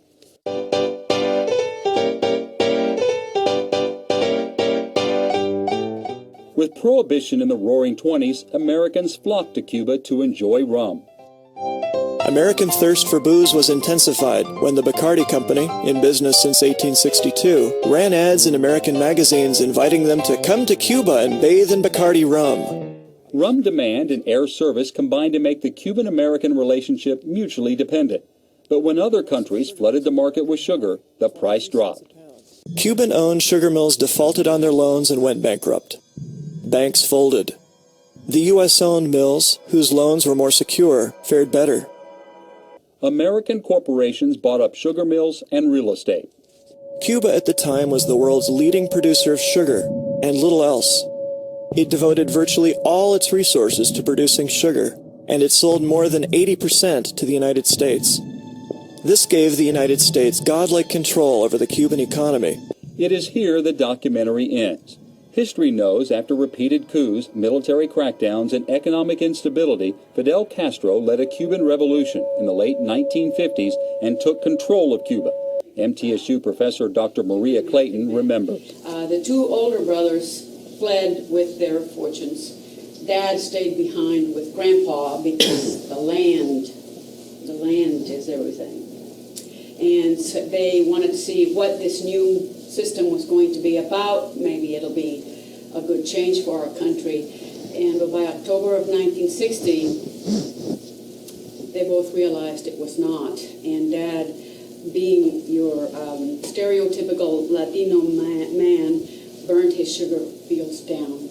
And so he had to get out, otherwise he would have faced the consequences. So he left in October, very constricted, leaving my pregnant mother and my sister and I, who followed December 11th of 1960.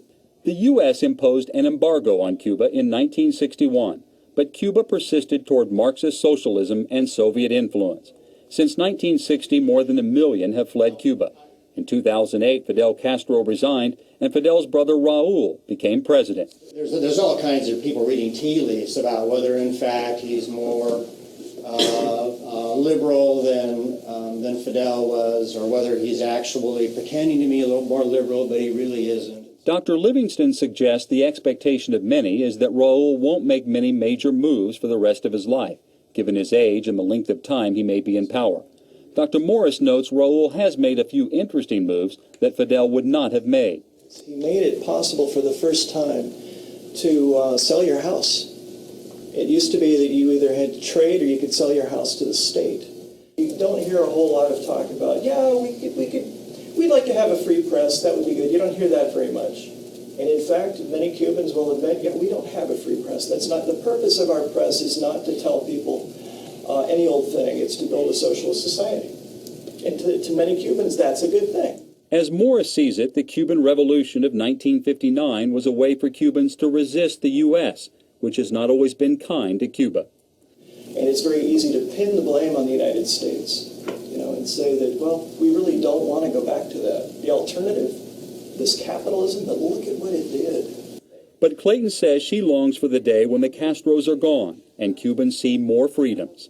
Americans typically think of, what a provincial place to visit, it's so quaint, caught in time and so forth, but that country could have progressed along with the rest of the world, and it has not. So that's very painful for Cuban Americans.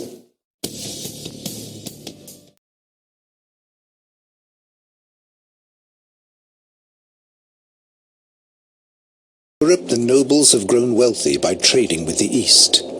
Spices and gold, gemstones and silk are the most lucrative goods.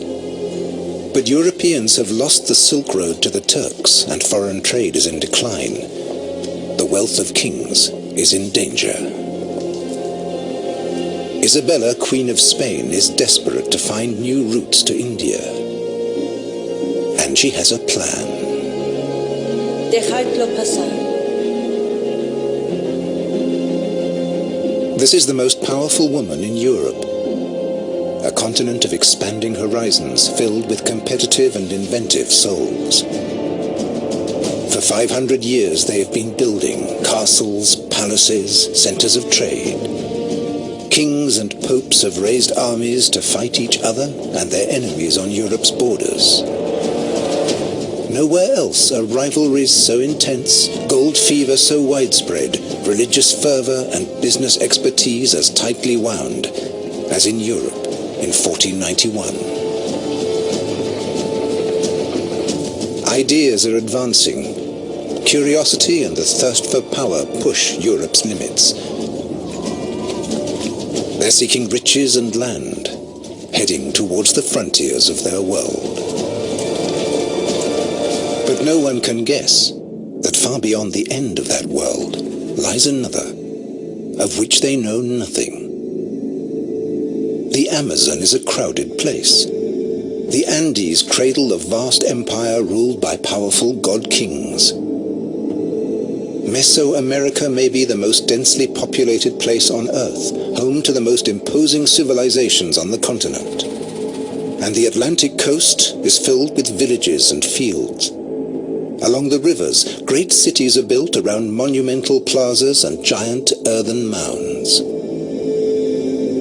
It is an ancient world, inhabited by hunters and gatherers, fishermen and farmers, kings, slaves and soldiers.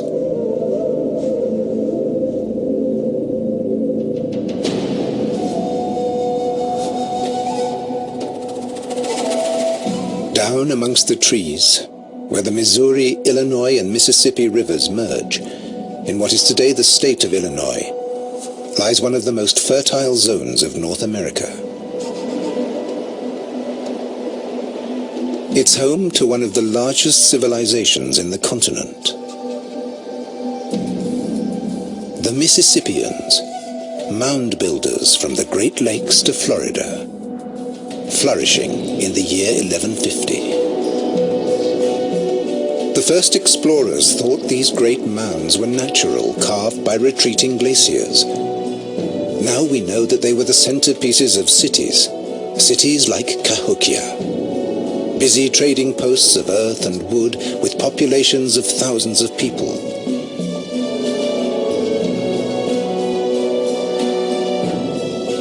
No one knows what they called themselves or what language they spoke.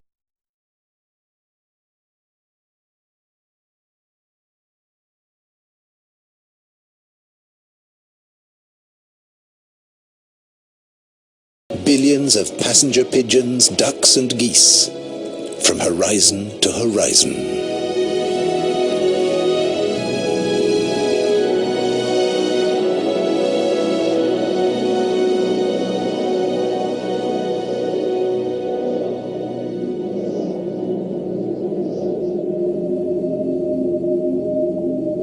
In 1491, they are hunted by hundreds of Native American tribes, village dwellers in the forests of the northeast and nomads on the plains.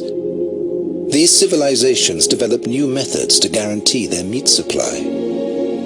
They can't domesticate these animals, so they find a way of making their prey come to them.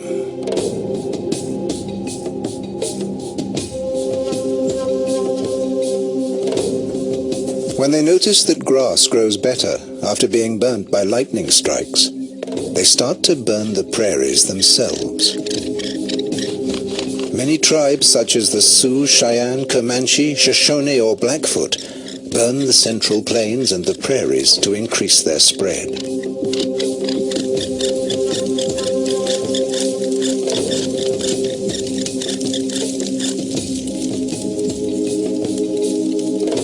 Burning the undergrowth in the fall keeps the forest open and park-like and makes hunting easier. Burning the prairie creates lush grassland.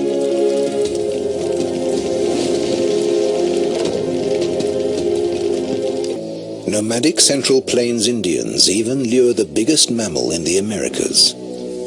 They domesticate the land in order to attract wild animals. Wherever they roam, bison are the chief source of food and clothing, and of tools made from their bones.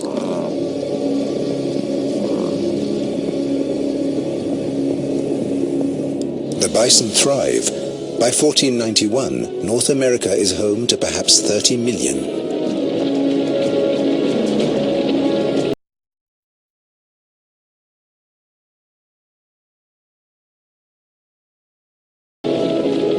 They reign on the prairies from Montana to Texas, pushed east by Native Americans along a path of fire, opening up forest into virgin land.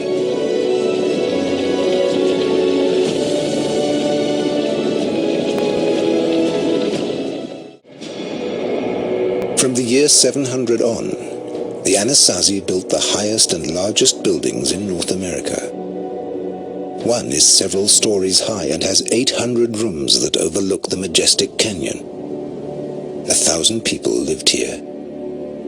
They had no beasts of burden to transport materials. Thousands of felled trees were dragged down to the Chaco Canyon on men's bare backs. There is no account of their lives or of their disappearance. But environmental historians can tell us what happened. By counting tree rings and analyzing rat nests.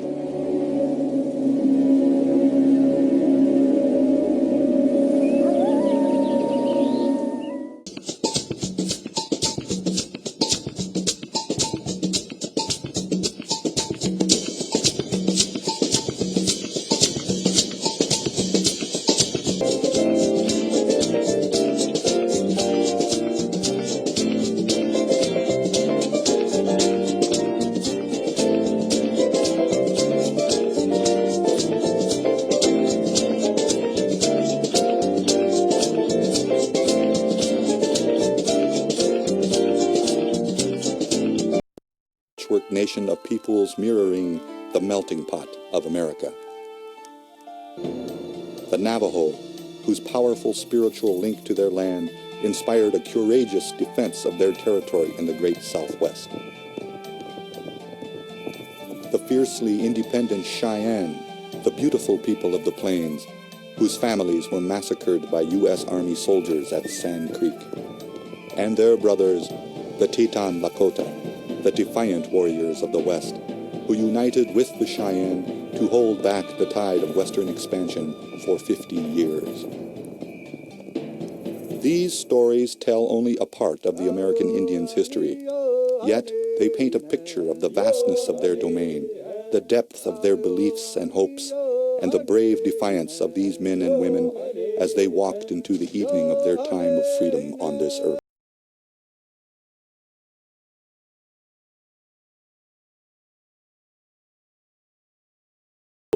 Were home to Mexico's first urban society, the Olmecs, who sculpted these giant stone figures. It's clear that they were a people of great artistic sensibility. Archaeologists today are puzzled by the broad noses and thick lips of the people portrayed in these monumental sculptures. Some believe it to be evidence of North African influence in the New World long before the Spanish conquest. This early civilization disappeared as the Olmecs were perhaps assimilated into other cultures, like the Maya or the Zapotec. The Aztecs were a powerful and innovative people who founded the ancient city of Tenochtitlan, today known as Mexico City. The Aztecs gradually expanded their land. They devised ingenious artificial islands made by piling mud on rafts so that the roots of the crops grown there eventually tied them to the lake bottom. The fertility of these islands and the success of their labors freed the Indians to conquer an empire. The Aztecs ruled all of Mexico until 1521. In that fateful year, Hernando Cortez led the conquest of Tenochtitlan in a first wave of European domination that would forever change the New World. Cortez ordered his soldiers to destroy the Aztec city, and today, Mexico's thriving capital is built directly over the remains. In fact, the Zócalo, or town square in Mexico City, is built on the site of the main pyramid of Tenochtitlan. Today, it's no coincidence to see men in Aztec finery performing traditional dances over their ancient city. These costumes evoke the spirit of a culture that once ruled all of Mexico.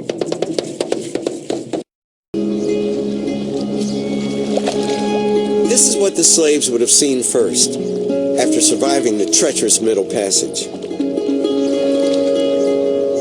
Here they encountered a new country, a new language, and a new life, as someone else's property. These walls are covered with African blood because They were forced to construct this gorgeous building after the indigenous population decreased because illness. And they were forced to dive into the ocean and get these stones because they are made of coral. I see, coral, yes, yeah. Yes, it's coral. And many of them died in this process.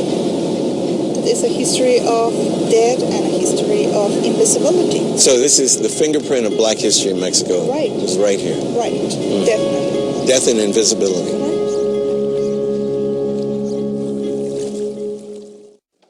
Mexico's Black past didn't just disappear.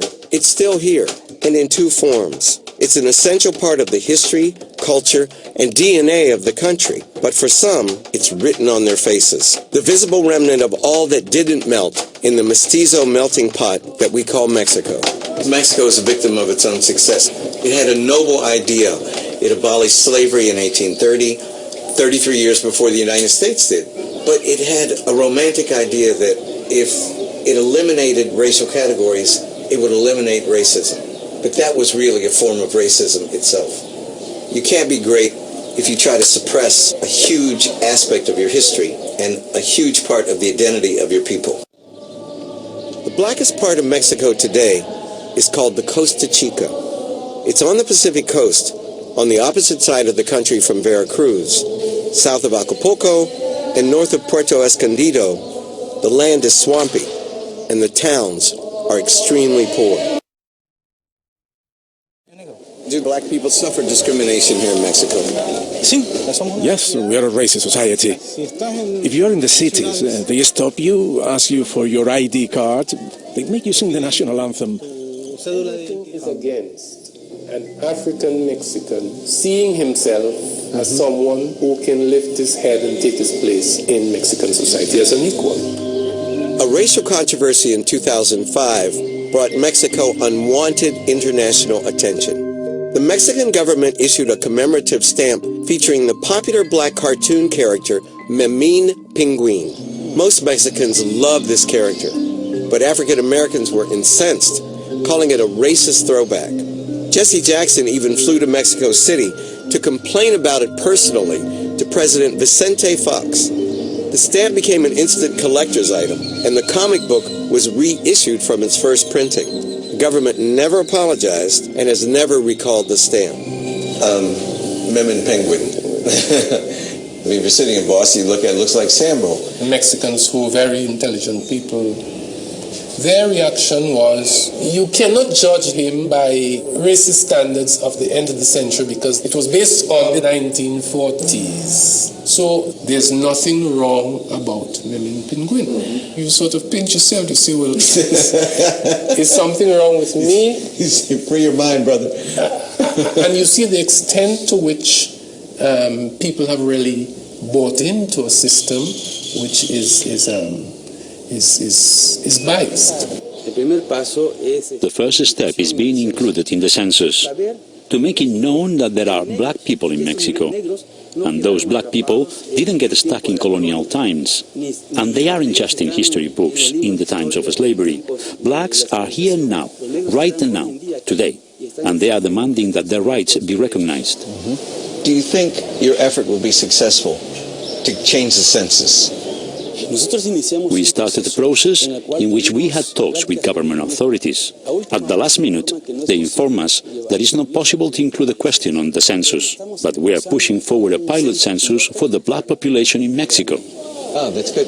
How will it benefit the black community if they can say Afro, Blanco, indigenous? The benefits would be public policies for these populations, better living conditions, education, health, housing, access to federal programs. If we don't start, we will never know how many blacks there are in Mexico.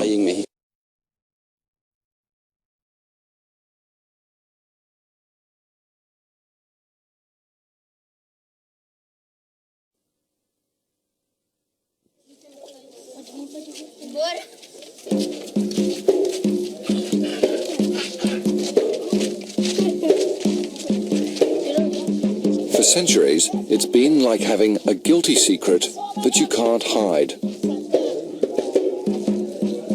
Perhaps 40% of Brazilians have slave blood running in their veins. and because of their dark skin, most are condemned to poverty. The message of America's black civil rights movement and of the battle against apartheid in South Africa is only now just starting to lap at the shores of Brazil.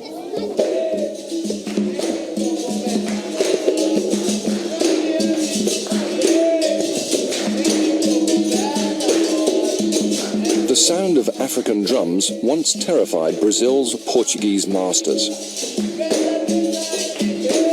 The drums and capoeira, a martial art the slaves brought with them from Africa, seemed to bode rebellion. The Portuguese outlawed capoeira, so to keep the spirit of descent alive, the slaves transformed it from martial art to dance.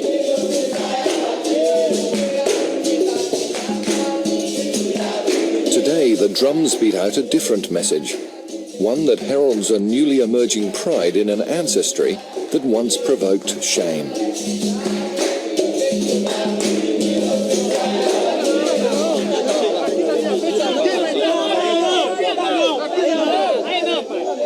Relations between the authorities and descendants of the African slaves who still live here have never been easy. But at Carnival time, there's music to ease the tensions.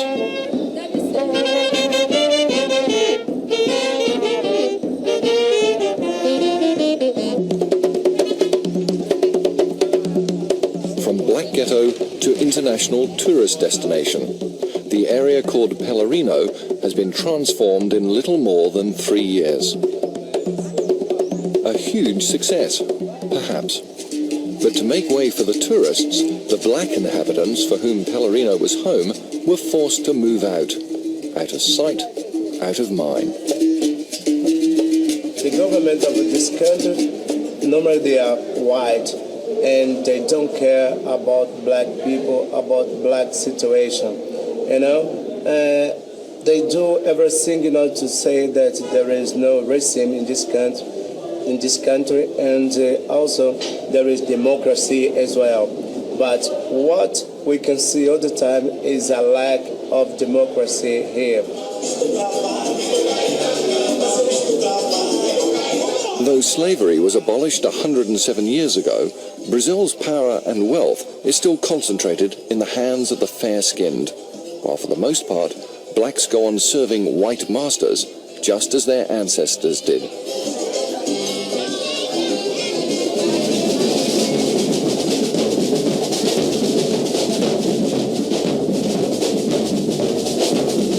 Today, there are signs that some black children are learning to take pride in their colour and their ancestry. These children belong to a group called Olodom that started in the ghetto of Pelourinho a decade ago to give black people a chance to take part in Carnival. Olodom took black music, black culture and black pride onto the streets. And in 10 years, it's grown into a movement that now runs schools and refuges for the children of the poor.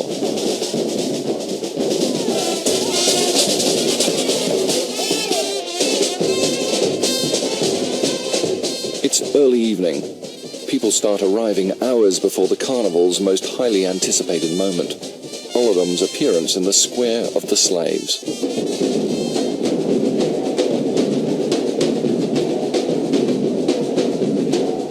Olodom has toured the world. Its themes and its drums have been taken up by popular Western musicians like Paul Simon and Michael Jackson. But the message is aimed at Brazilians, black and white.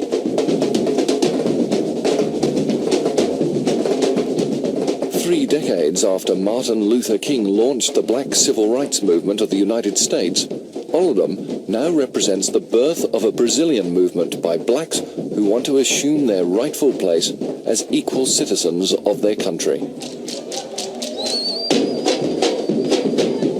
E nós víamos a alegria de nós estarmos juntos. E aquilo não era só para dançar, não. Era uma forma de dizer, nós somos um grupo, nós somos uma força quando estamos juntos. E temos que continuar juntos, lutando pelos nossos direitos, pela nossa dignidade, pelo nosso desenvolvimento humano como pessoa na sociedade brasileira.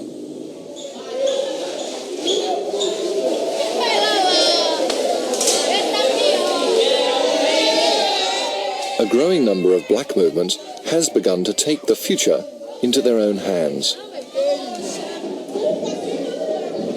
In the past decade, a group called Ashe has rescued 3,500 destitute and abandoned children from the city streets. It feeds them, schools them, finds jobs, and helps to send them back to their families.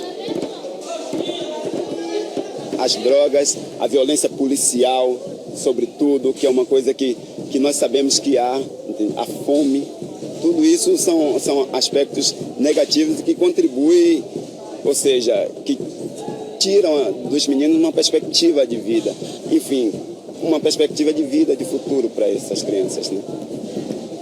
Essa banda é massa, vem pra banda, chega essa banda arregaça. Essa banda é massa, vem pra banda, chega essa banda arregaça. Então Fábio, tanto quanto outros meninos, estão aqui pela necessidade de estarem aqui. Não estão aqui apenas pela entidade que é parceira nossa, como atrativo, pelos instrumentos, pelo carnaval. Não, entendeu? Estão aqui porque buscam resgatar justamente a sua condição de cidadão.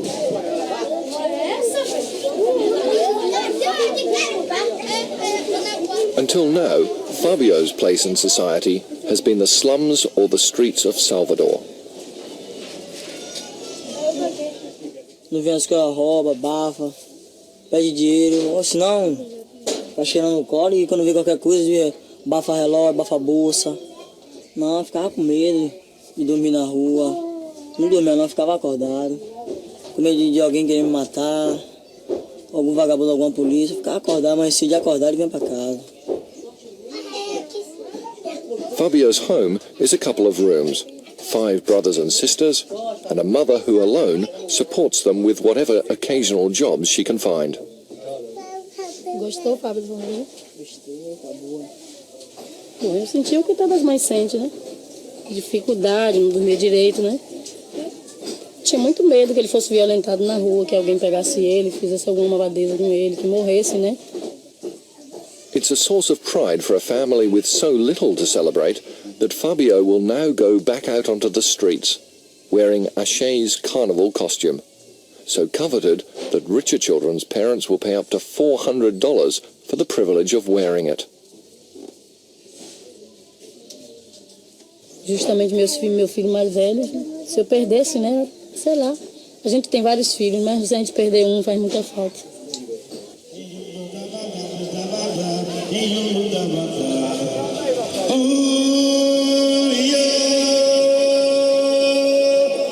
Ashe's motif this year is the North American Indian tribe, the Apaches, a nation with whom Ashe's leaders feel some kinship, if only in their suffering at the hands of white colonists.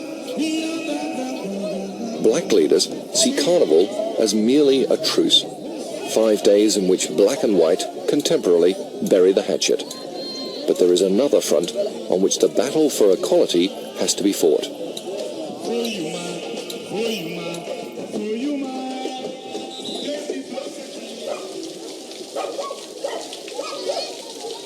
Beyond the black center of Salvador lies the real black heartland. In countless shanty towns where millions of black Brazilians live, the growing message of black consciousness loses momentum.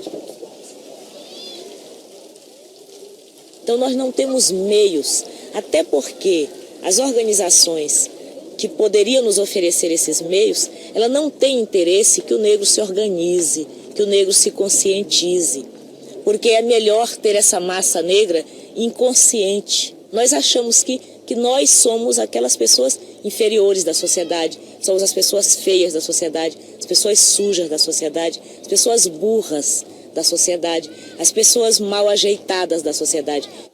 Colin McLean is a brother of the Columban order, who's been ministering to slave descendants in the shanty town of Novella Constituenta for almost a decade. It's certainly very moving reading the thing.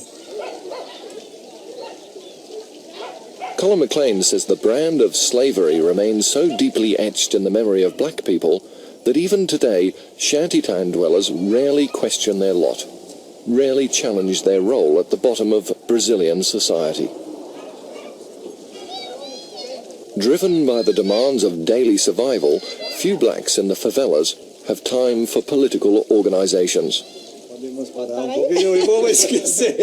Eugenia Nunes is an exception. Eu tenho consciência de que o processo é lento, né? É vagaroso, mas isso não me deixa enraivada, não, né?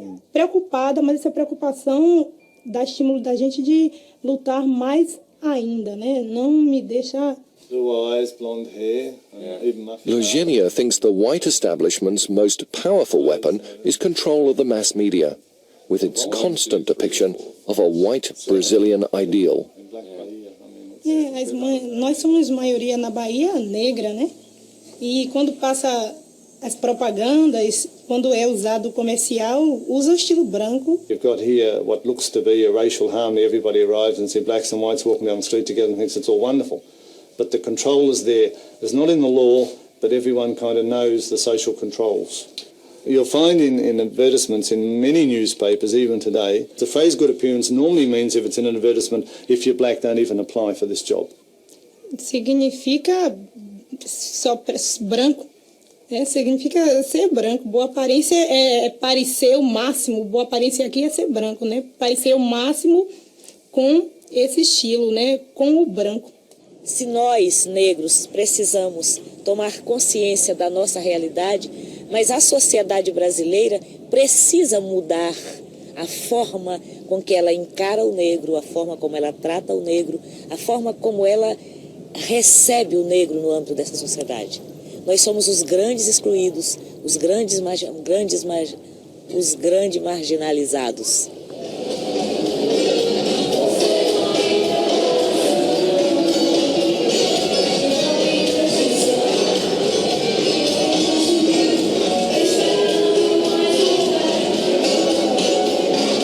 Salvador's Black Carnival has begun to spread the message, but international acclaim and commercialism could still easily diminish it. Brazil puts on its best, most glossy face for Carnival. Undesirable images, like the tens of thousands of street children who roam the cities, are mostly swept out of sight, lest they spoil the celebration. Que a sociedade está buscando, a sociedade está muito falida, os valores sociais estão muito desgastados. Mas nós queremos deixar claro que a nossa postura não é só de oferecer alegria, mas é que seja uma alegria responsável, uma alegria com dignidade. Do mal em um sentido bem legal, e quando eles tocam não tem banda igual, não tem banda igual, não tem banda igual.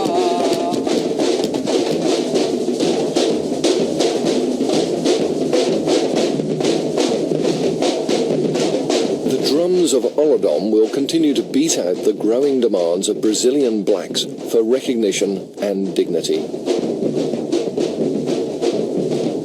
Now they must find their own Martin Luther King, someone to unify and to lead them. Then their demands will become both insistent and irresistible.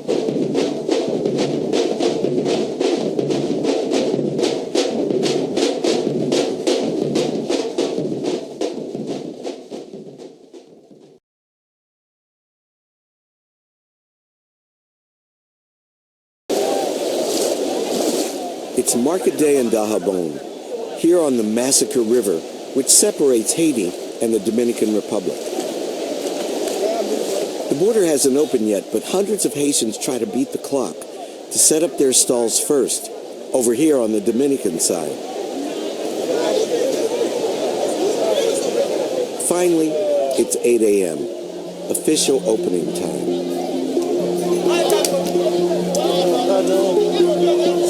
The ancestors of the Haitians and the Dominicans have shared the island of Hispaniola for 5 centuries. This was the first place in the New World to import Africans as slaves. The island is the birthplace of the black experience in the Americas.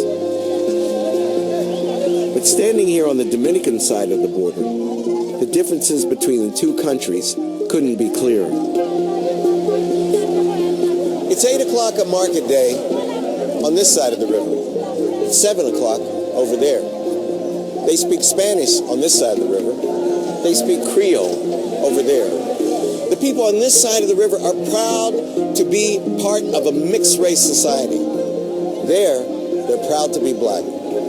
Haitians and Dominicans have had many conflicts over the years. This river was the site of one of the worst massacres in the history of the Caribbean. And I'm here to discover how all this came about.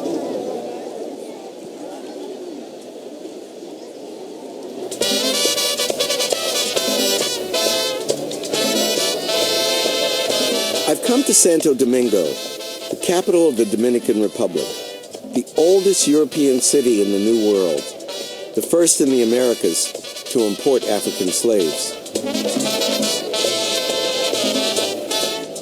Every Sunday evening, people come to the heart of the old city to dance merengue.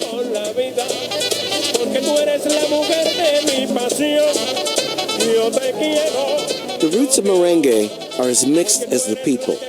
It is the symbol of the Dominican Republic.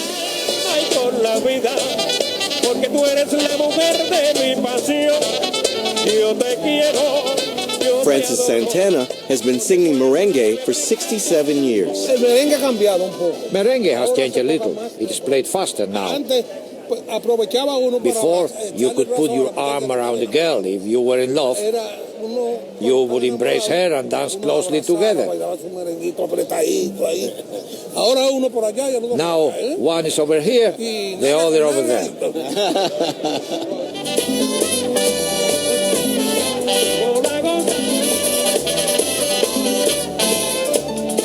The Dominican people are a rainbow of blacks and tans and browns.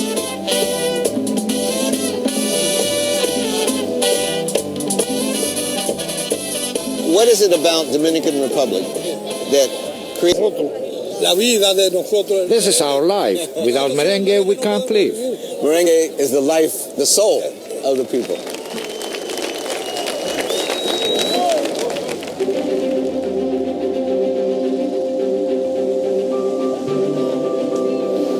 Santo Domingo feels unmistakably Spanish. Founded in 1496 by Christopher Columbus's older brother Bartholomew, the city was the first seat of Spanish colonial rule in all of the Americas. Dominicans are especially proud of that Spanish heritage.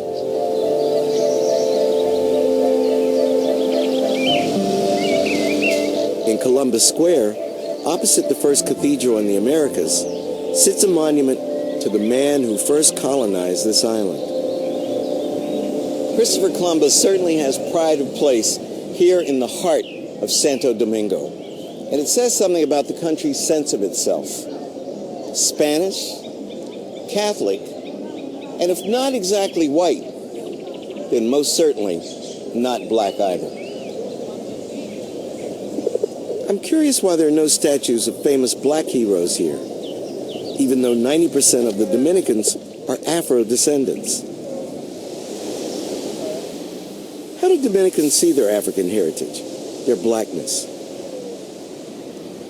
Juan Rodriguez, an anthropologist, works for the Ministry of Culture as its Director of Cultural Diversity. How would people describe you, given your beautiful mahogany color? Well, here I am as Indio. Indio. I'm supposed to be Indio here. Help me to understand, as an American, I never heard of this phrase, Indio. Where does it come from? Well, by the 19th century, we didn't have any native indigenous people. No. Like in South America, so it didn't apply to us.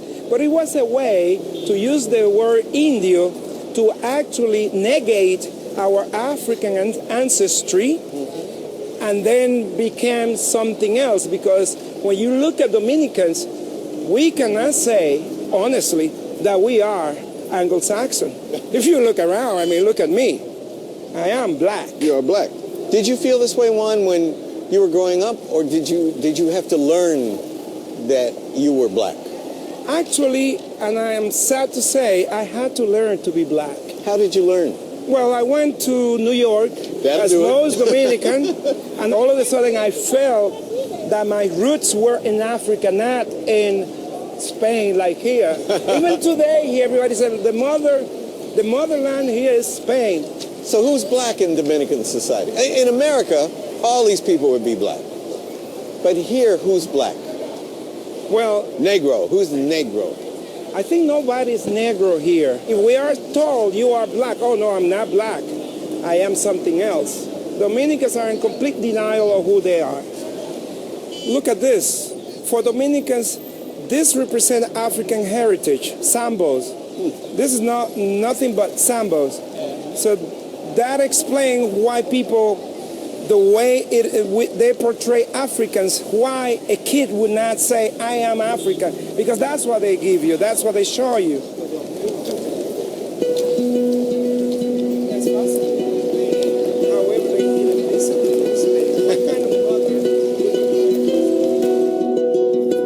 In the United States, most Dominicans would be considered black. But here many call themselves Indio, a term unique in the Caribbean, covering many gradations of brown. And when they think of the motherland, it's Spain that comes to mind, not Africa. And these attitudes have... Cattle ranching became the dominant occupation. Slaves had to be used as ranchers too. And there was very little difference between the master and the slave. They both were riding horses. They both were wearing machetes. So master-slave relation became quite different from the rest of the Caribbean. You know, slavery in plantation society works differently than slavery on cattle ranching society. Less antagonism between less antagonism, and the behavior towards the slave was different from on the part of the masters. After the collapse of the sugar industry, many white people left Santo Domingo. The colony increasingly depended on black people and mulattoes to fill the ranks of the army, the church, and the bureaucracy. They came to be known as whites of the land, and their loyalty was to the Spanish crown. As being the oldest colony, there was this myth that this was the most Spanish of all colonies in the New World, despite the fact that the population did not look Spanish. But if you look into the official documents, most of them normally claim from the most Spanish and loyal city of Santo Domingo, or colony of Santo Domingo. That created, I would say, an ideological superstructure of Spanicity or Hispanicity, no matter how dark your skin was.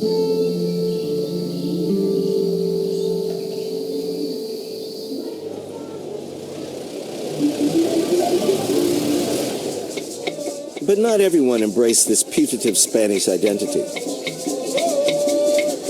There are places in Santo Domingo where the African cultural legacy proudly survives. Roman Migne is the head of the Brotherhood.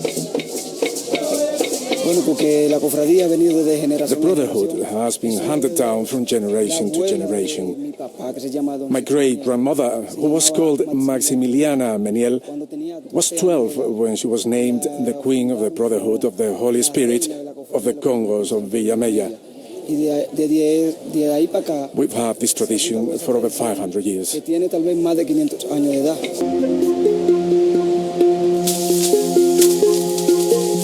the early 20th century, the Haitians came back, not as soldiers this time, but as desperate migrant workers.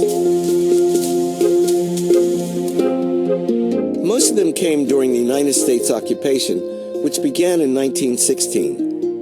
Part of Woodrow Wilson's policy of extending America's influence in its so-called backyard.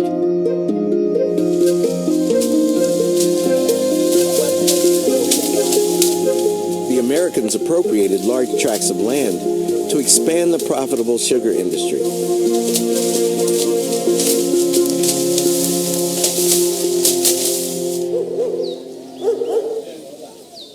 But the wages were so low that few Dominicans would do the work, so they imported tens of thousands of Haitians. Plantation dehumanized Haitian workers. They were reduced to a condition of total destitution. It is there that Dominicans learned to see themselves as superior to Haitians. In other words, the Haitians became the migrant workers, doing jobs that no self-respecting Dominican would do. That is correct. They became a new class. It became a new class, and But because they were so homogeneous, in terms of their hue, in terms of their phenotype, then their blackness became a type of blackness which was different from that of Dominicans. So all of a sudden, the primary opposition became between us and the Haitians. That is true. That is true. So the Haitians then become a factor of Dominican identity. Blackness became a Haitian trait and a negative term to many Dominicans.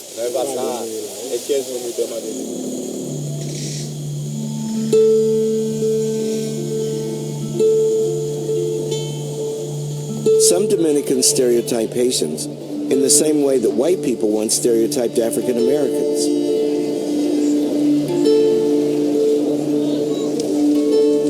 Racism and anti-Haitian feelings reinforce each other as if Haitians are a completely different and inferior race.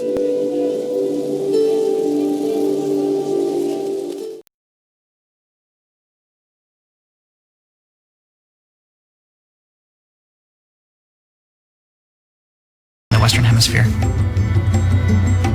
But during its height at Santo Domingo, it was the richest place in the Americas. The thing about it, though, is that this richness was all rooted in slaves. Its wealth was based on human capital, on owning that human capital.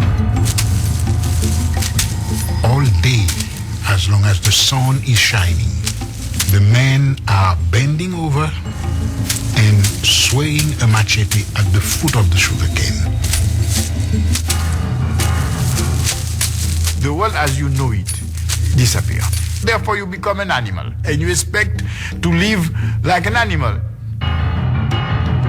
The dominion of the master had to be absolute, but that absoluteness itself made the master into something other than human as well. Liberty, equality, fraternity, that was new for the world. Toussaint Louverture is the epitome of humanity. He realized early on that the condition he was in was totally insufferable. Toussaint Louverture recruited about 3,000 to 4,000 people, trained them, and they fought the French, the British, and the Spanish army for 12 years. They burned the mechanisms of their production. They're burning the plantation fields, burning down the houses. It was a wholesale massacre on a really, really enormous scale. It was a big, major payback time. The Haitian Revolution is probably the most profound revolution ever realized by human beings.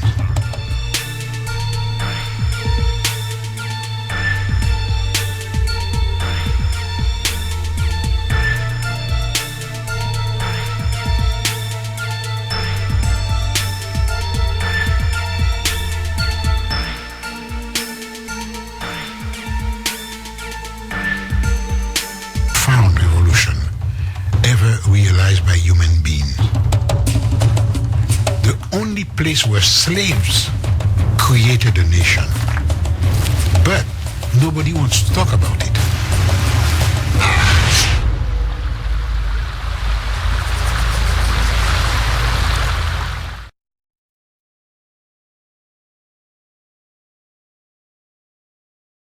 the Straits of Magellan to reach the Pacific coast of South America.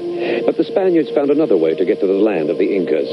They crossed the Atlantic Ocean and landed at the exact place where the Panama Canal is today, and from there overland across the continent. The native word Panama means plenty of fish. This port was just a peaceful fishing village before the Spanish built a fortress here. From here, they shipped much of the stolen Inca gold back to Spain under the watchful eyes of French and English pirate ships. There were once grand warehouses piled high with treasure waiting for the Spanish galleons.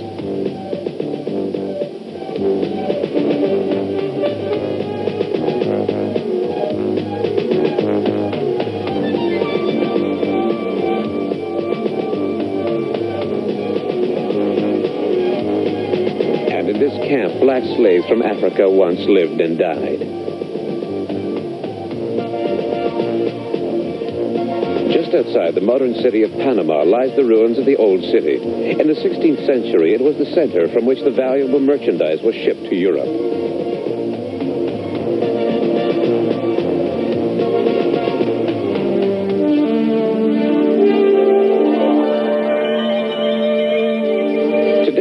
Trade makes use of the Panama Canal, built in this century to link the two oceans.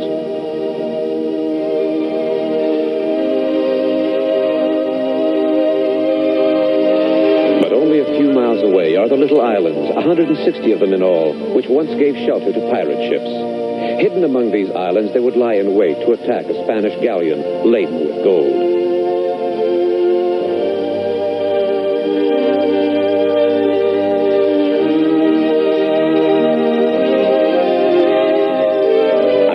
Many Spanish ships may still be lying at the bottom of the sea, sunk hundreds of years ago by pirates, with the treasure of the Incas spilling out on the seabed.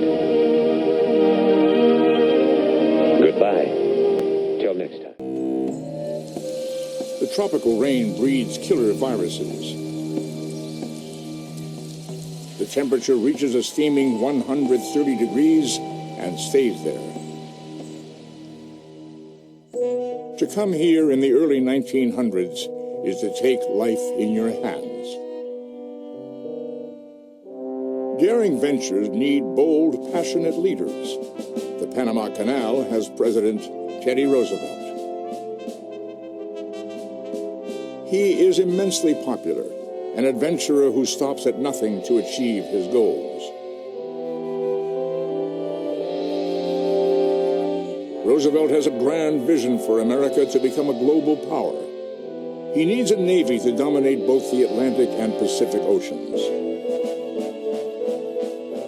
U.S. warships have to steam 60 days around Cape Horn to get from coast to coast. A canal across Panama will cut that time in half. For Roosevelt, this is not just a construction project, it's a patriotic mission. Thousands of Americans descend on the little country with the president's words spurring them on. He tells them to make the dirt fly.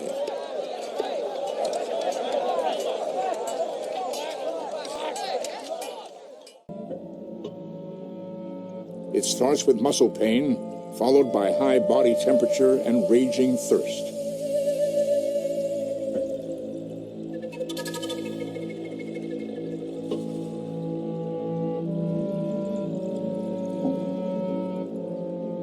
In Panama, they call it Yellowjack. The little country is becoming a graveyard. It's a disaster.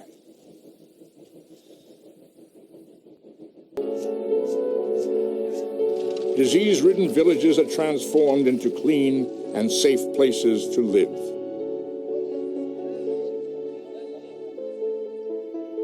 They build quarantine clinics and slowly get the upper hand. Now Roosevelt sends in the U.S. Army Corps of Engineers to get on with the job of building the canal. He approves a dramatic new construction plan. Instead of a sea-level canal across Panama, there will be a series of locks. Roosevelt won't cut through volcanic mountains. he will lift the world's largest ships over them.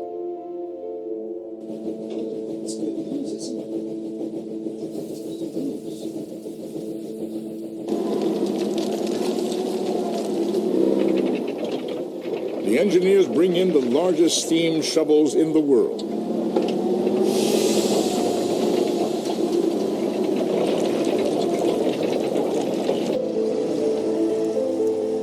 The first ship makes the 8-hour passage through the Panama Canal. Since the French first arrived here, it has taken 34 years and cost more than 25,000 lives to realize the dream. It's the most violent gang in America. You gotta shoot at people, you gotta kill people. It has 10,000 foot soldiers in the US, spreading its brutal ways across 33 states. Signs of gang activity are statewide, even rural areas. And now, it's going global, fueled by migration across the Western Hemisphere, and leaving its bloody mark from Central America to the American heartland. It's like a virus. Really, that's what it is. It's like something that is spreading out.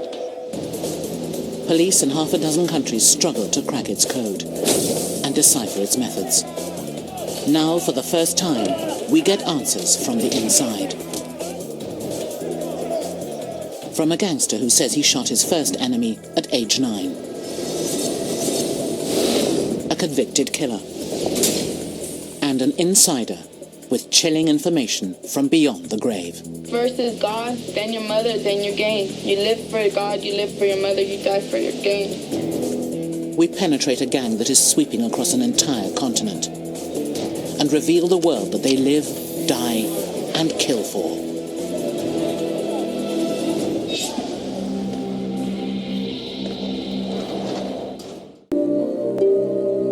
A year before her murder, Paz did the unthinkable. She turned informant. She went into protective custody and began spilling the secrets of MS-13. What kind of weapons? Secrets like its growing stockpile of weapons. 380s, 2 Uzis, 2 shotguns. I've seen them here get into, I don't remember the name of the little thingy where you put it. Grenades. But something drew Brenda Paz back into the gang, and in time, they discovered she was a grass. For law enforcement officials, the Brenda Paz murder was a devastating loss. The details that she was providing law enforcement was invaluable. The killing was also a wake-up call. A gang that had once been a local problem was now a national menace. Today, MS-13 has invaded 33 states. And 6 other countries from El Salvador to Canada. Authorities estimate there are up to 10,000 hardcore members in the United States alone, and between 50 and 100,000 worldwide. The gang is also a business, smuggling illegal aliens, drugs, and guns. MS-13 is one of the fastest growing gangs in the country, and so it's franchising, as I call it sometimes, more rapidly than any other gang we've seen.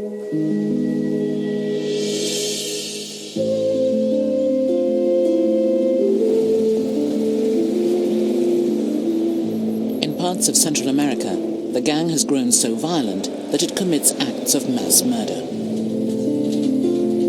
In December 2004, just 2 days before Christmas, MS members attacked a bus in Honduras, killing 28 passengers.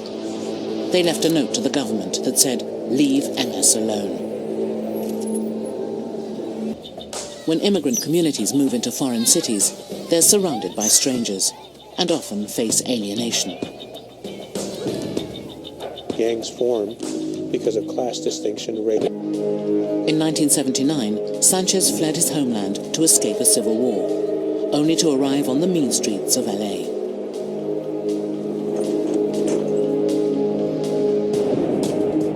Mexican and African American gangs terrorized the newcomers, so Alex and his friends banded together, and MS-13 was born. It started as just a bunch of kids. We were what we call stoners. We were into music. We were into heavy metal music. Our biggest, worry was that we weren't going to get the tickets for an Ozzy Osbourne concert.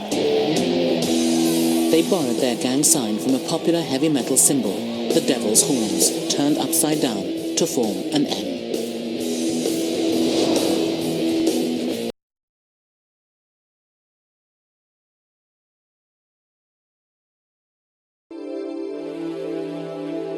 Pele, the goddess of fire, was important to the Hawaiian people because their homelands were born of fire. The lands on which they lived began as sub-oceanic volcanoes, spreading out on the ocean floor, spiraling thousands of feet upward, and finally breaking the ocean surface to become islands. The Hawaiian Islands are actually a chain of volcanic islands, stretching 1,500 miles across the Pacific Ocean. The largest and youngest is the island of Hawaii, which has mountain peaks reaching over 13,000 feet above sea level. Most of the islands in the chain, however, are older and have been eroded back to sea level by the powerful winds and waves of the Pacific. These low-lying islands are called atolls. Humans first find these islands, and where did they come from? Archaeologists believe these islands were first inhabited approximately 1,500 years ago. In terms of world history, this was not a long time ago. People first arrived on these islands about the time of the fall of the Roman Empire, or Europe's entry into the Dark Ages.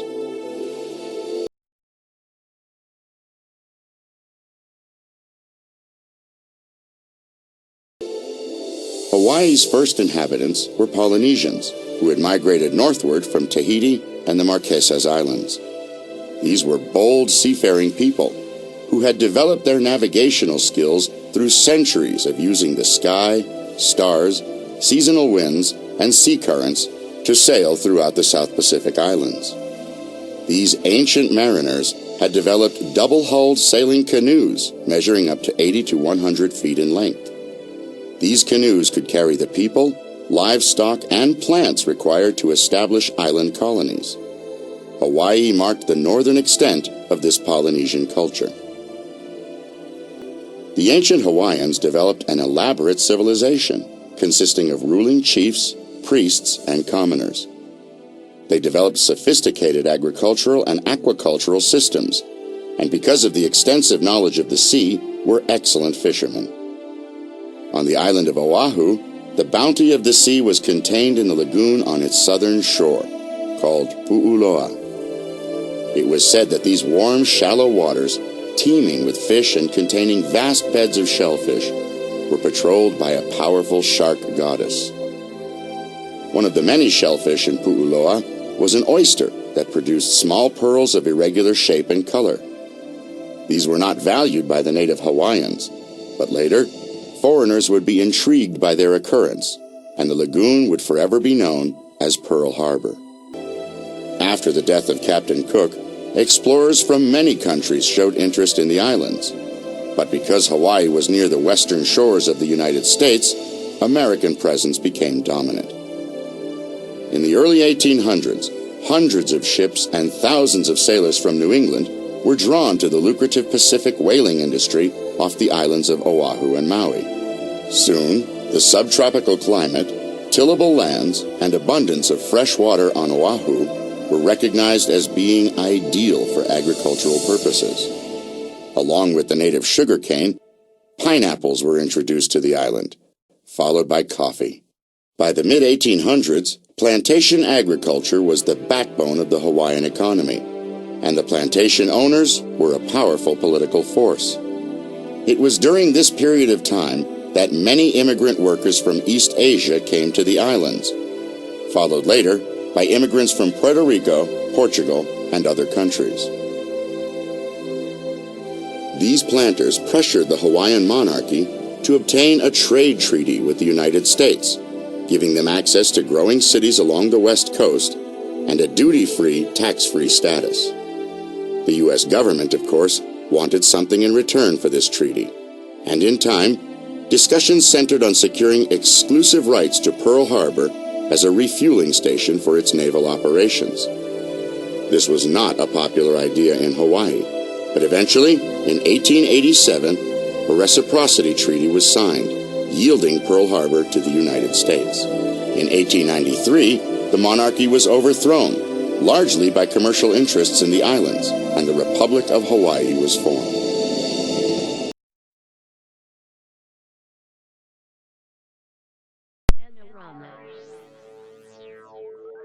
The Seminole Indians have performed the green corn dance in Florida for over 200 years.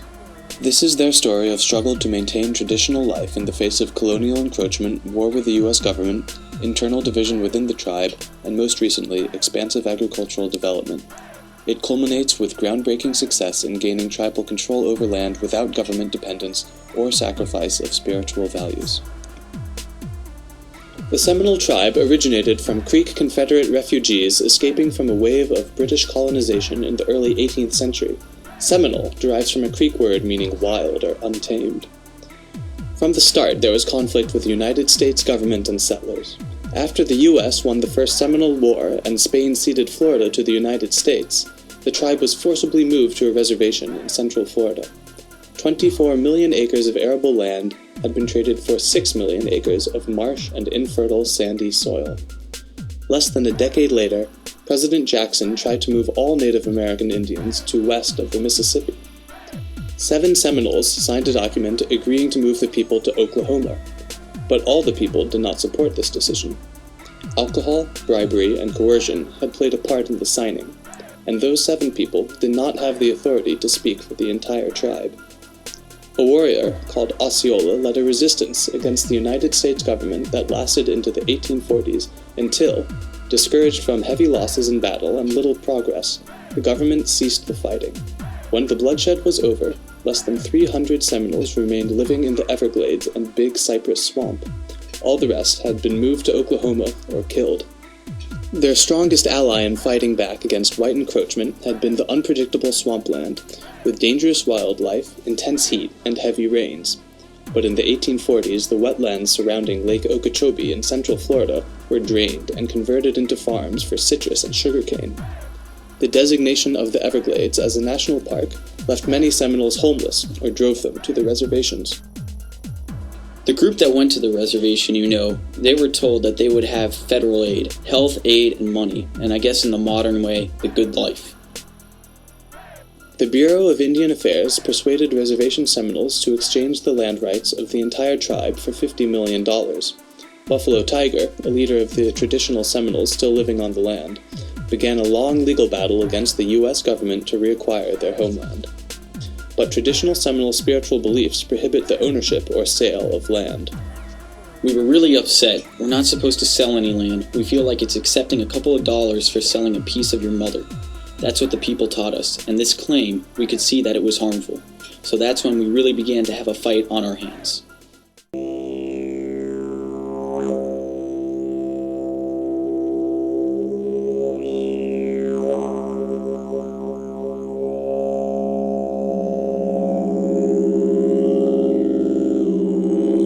While historians are unsure of the exact date of their arrival, the Aborigines started out as a coastal people, but over time they moved inland by ways of river and lakes. With some of them settling in the deserts of Australia, the Aboriginal way of life was centered on their love of their local territories. They believed the land not only gave life, it was life. The Aborigines were a hunting and gathering people. They belonged to large tribes of sometimes as many as 1,000 people, but mostly would stay in small sets of only 20 to 30 people. They would travel within these small sets to different areas when resources were depleted, but they always stayed within their own land. The Aborigines were mostly peaceful people. When Reg Dodd, a representative of the Australian Aborigines, was asked recently if his people were warriors, he replied, "Why would we have fought? We knew our land and knew the boundaries. When someone came from another group, they'd have to make a signal to let you know first. Kind of like knocking on the door first before you enter someone's home. You came with respect, and you left with respect. Reg Dodd does admit, however, that they would fight from time to time over a dispute or if someone felt insulted. Usually any battles were small scale and were always hand-to-hand and using simple clubs and spears. Traditionally, Aboriginal elders helped avoid fights by judging disputes. Laws passed on by Dreamtime ancestors gave people rules to live by, from who married whom to who could hunt and gather on what land. The stories passed down the rules people needed to live peacefully. These same stories established who owned the land. The Aborigines have always been a very religious people. Their religion is now called the Dreaming or the Dreamtime. Many still practice this religion today. The essence of their belief was the oneness of the land and all that moved upon it. Their faith is expressed perfectly by Hylas Mears in her poem, Spiritual Song of the Aborigine. I am a child of the Dreamtime people, part of this land like the gnarled gum tree. I am the river, softly singing, chanting our songs on my way to the sea. My spirit is the dust devils, mirages that dance on the plain. I'm the snow, the wind, and the falling rain.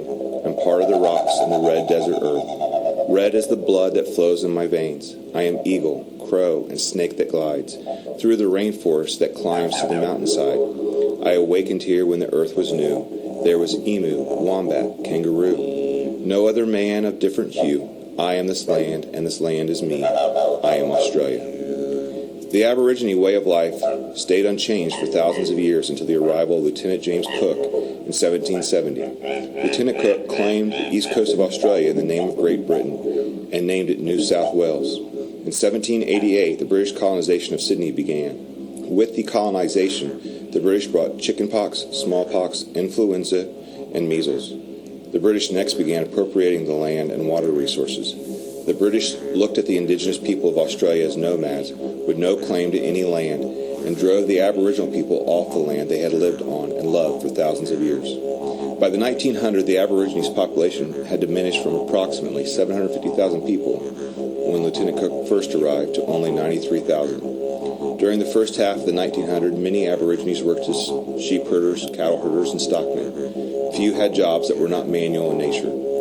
Few Aborigines had the right to vote, and even fewer took advantage when they did have the right. As many as 500 Aborigines fought for Australia during the First World War, and many more served during World War II to protect Australia's borders from Japan. Today, there are over 400,000 people who identify themselves as Aboriginal in Australia. But despite having equal rights, they are still viewed as second-class citizens. The Aborigines, for the most part, have ingrained themselves in mainstream Australia. However, 24% of the Aboriginal population still live in remote areas, like government settlements, reserves, and missions. Despite numerous initiatives to encourage education among the Aborigines, only 70% complete the 7th grade, and only 40% ever graduate from high school. Unfortunately, much like the Native Americans, Aborigines battle with alcoholism. Aborigines are 3 times more likely to be an alcoholic than their non-native counterparts. Also, like the Native Americans, the Aborigines, once a beautiful culture, is now only a shell of its former self.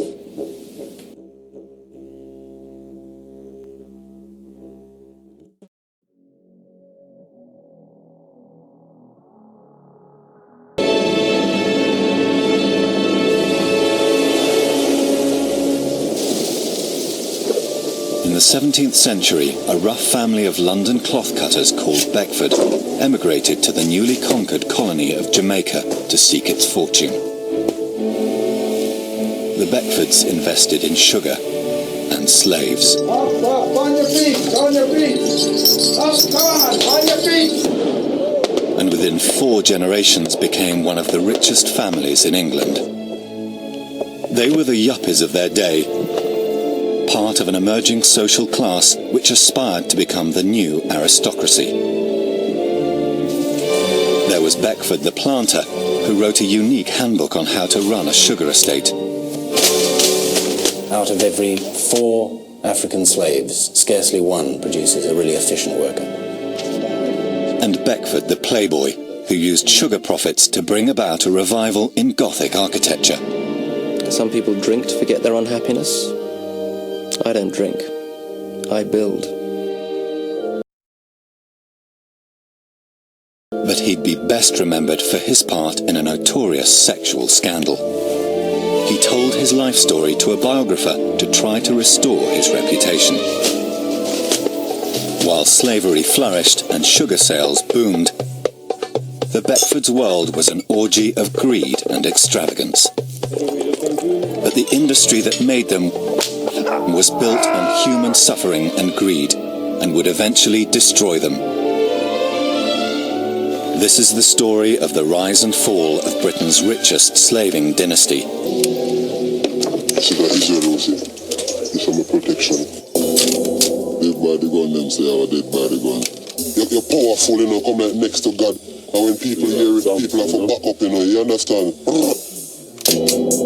Welcome to Kingston, Jamaica, where guns and gangs drive the drug trade.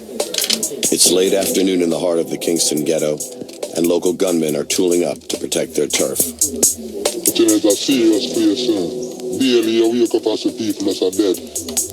So we have to have them to protect ourselves. That man just come kill from the other side. Just like police job, jungle justice we deal with, you see me? Yeah, so we kick it in Jamaica, man, you hear that?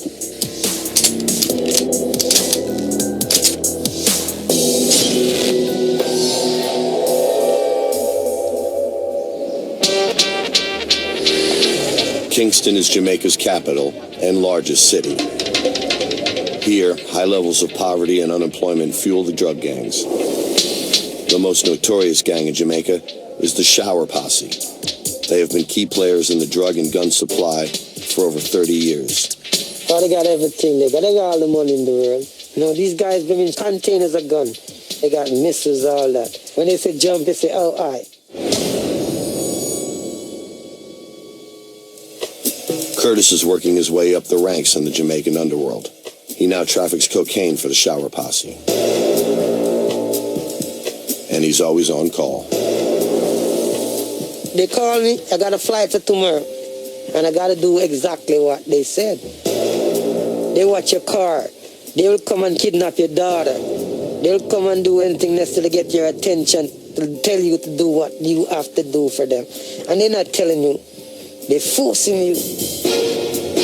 The Shower Posse has a contract with Colombian and Mexican cartels to traffic cocaine into Jamaica.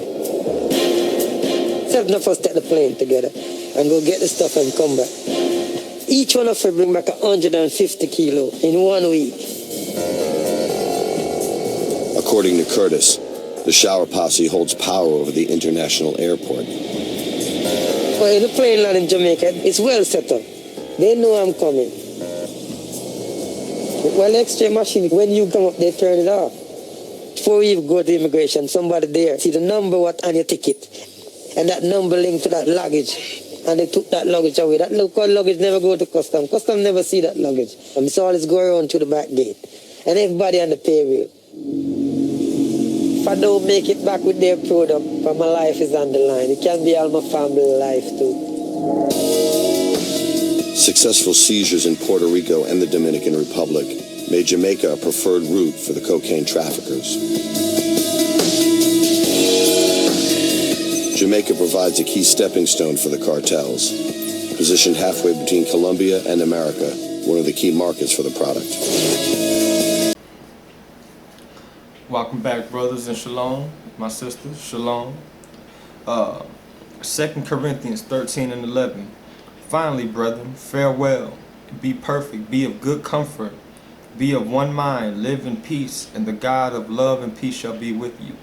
Okay, I exhort my brothers and sisters, in the name of Christ, of course, you understand?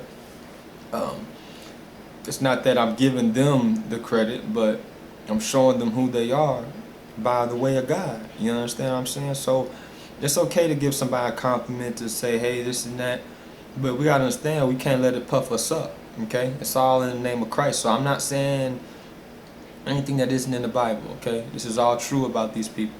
And perfect is excuse me.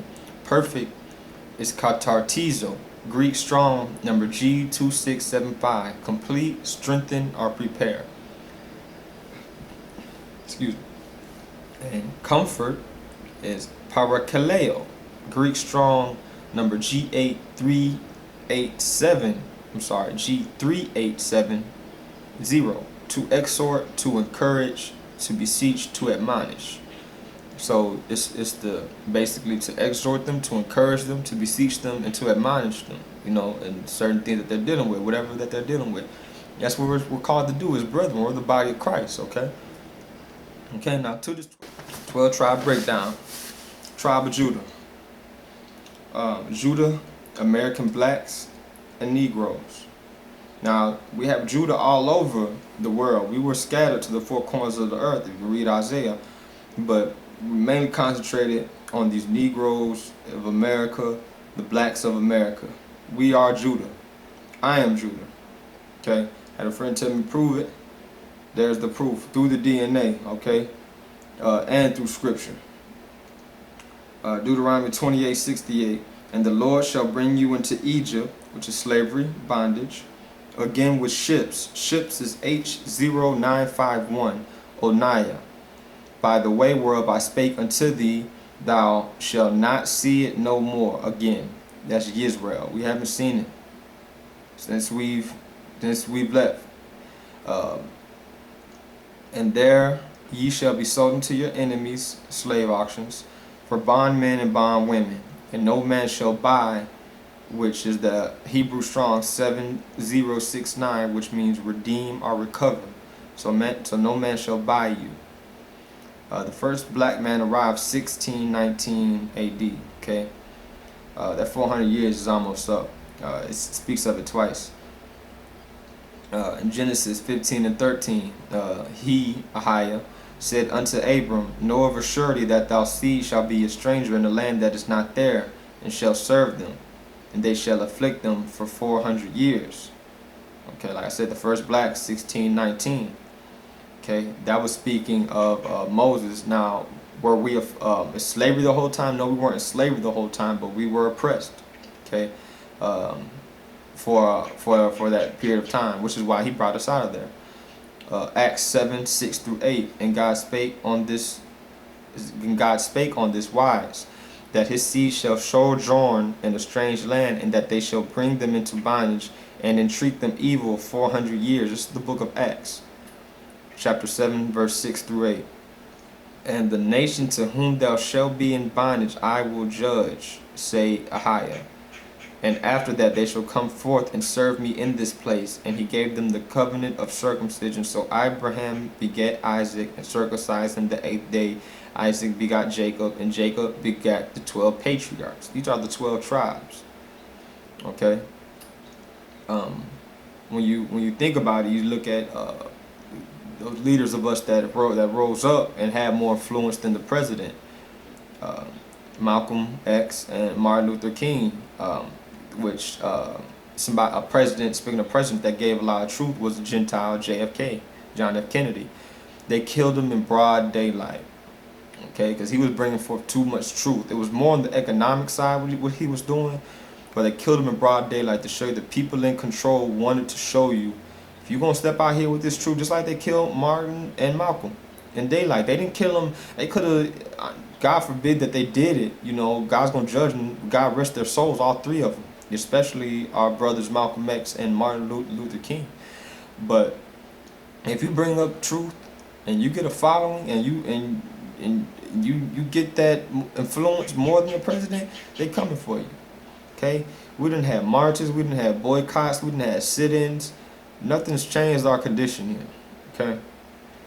It's an ongoing fight for freedom here. I'm going to give you just 10 rebellions. And I really, really, really want you to look these up, okay?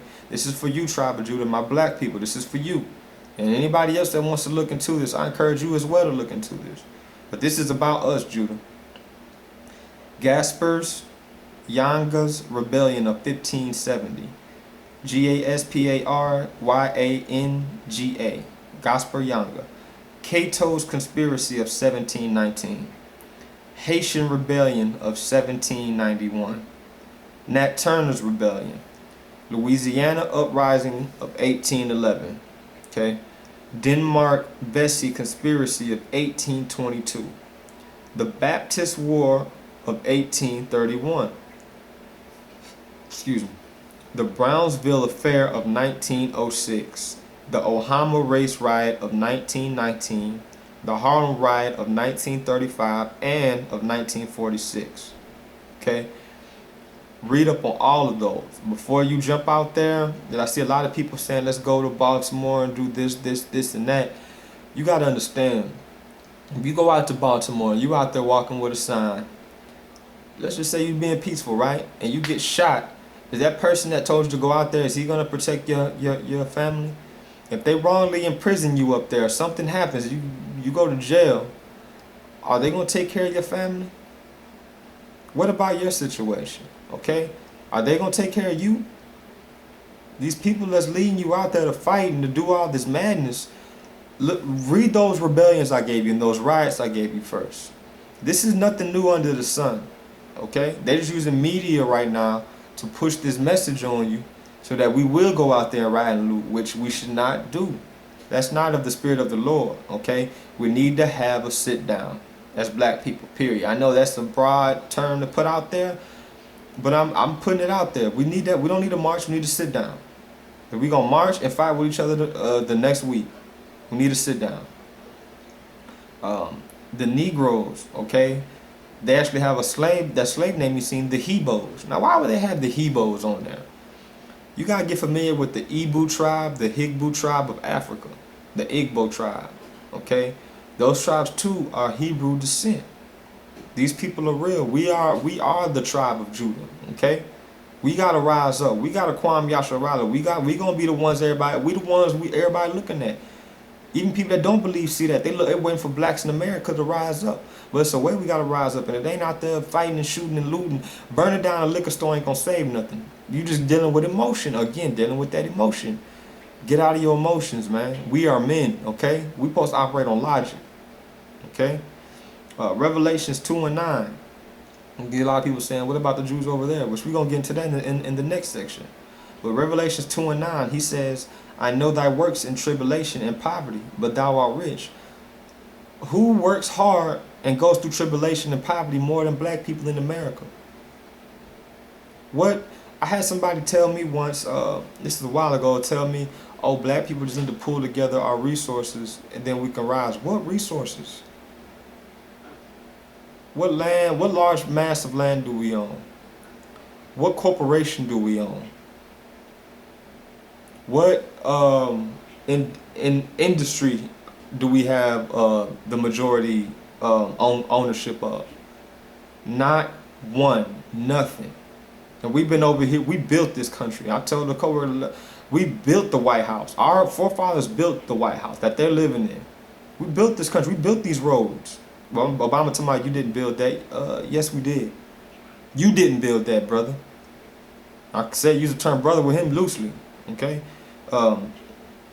It said, and I know the blasphemy of them which say they are Jews and are not, but are the synagogue of Satan. This is coming from Christ, okay? For all you Christians saying, oh, just love Christ. This is what Christ is saying. The blasphemy of them that say they are Jews and are not, but are the synagogue of Satan. Who worships in synagogues? Do black people go to, we go to church, right? We don't go to synagogues. Just think about this for a second. Genesis 49 and 8, because we're going to get into the Gentiles in the next section, but right now I want to focus on the tribe. So he's saying he knows our works, but he knows the ones that say they are Jews. So he knows the people that are saying that they're us. They took our books, our history. He knows it. Okay, Genesis 49 and 8. Judah, thou art he whom thy brethren shall praise. This is the exhortation I was talking about earlier. Thy hand shall be at the neck of thy enemies. Thy father's children shall bow down before thee. Which is talking about the other 11 tribes with Joseph's dream of Genesis 37 and 9 when he said this, he's seen the stars bowing down before him, the stalks of grain bowing down before him. We have taken that leadership role. Now it's Judah. Okay, they're waiting for us to rise up. The Africans overseas, they practice what we do. Worldwide, think about it. Think about when a star dies over here, when Whitney Houston died, when Michael Jackson died, when James Brown, went through his thing, when B.B. King just died. Rest in peace. God rest their souls. The whole world mourned. The whole world's like, man.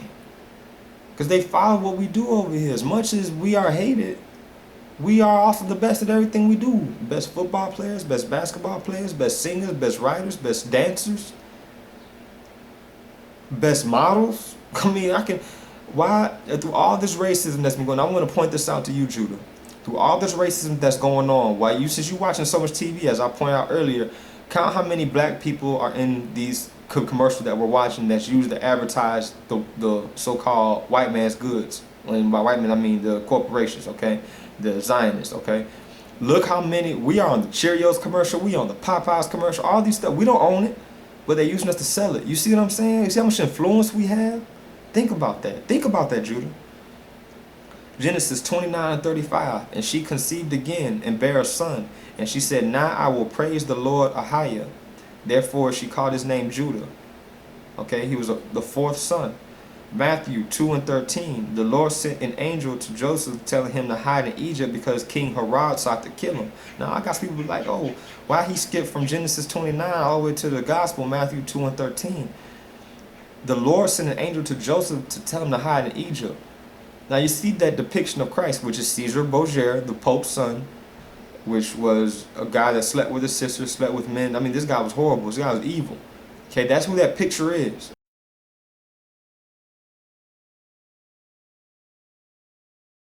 Okay?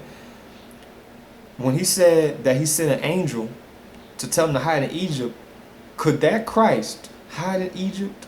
That Christ that they show you of the Catholic Church, that's some Christ, could he hide in Egypt? Seriously. That's like me hiding in Sweden. They picked me out in 5 minutes. That's why we went into Africa. You see, time and time again, we went into Africa. Moses posed as Pharaoh's son. Okay? Paul was confused for an Egyptian in Acts. The bloodline of Judah is David and Christ. It's King David. They say it's a Star of David, which I explained in the last video. It's not the Star of David.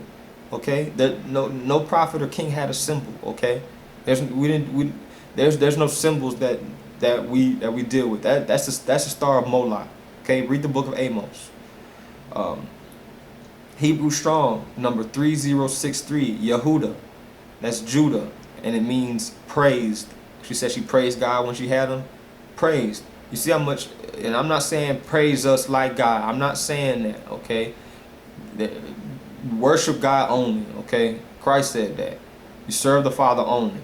You mean, what praise, as I brought up in the Corinthians, is just to exhort your brother, to encourage your brother, okay? The Hebrews and the early Christians, which were called the people of the way before they called them Christians, okay, in Antioch, they were the real so-called gangsters. You see that tribe? They lived alongside those tribes all those years, and they never knew that they was Hebrews except the people in that community. You see Hebrews now, so-called Christians now, they just want to, I'm not saying don't spread the gospel. That's not what I'm saying here.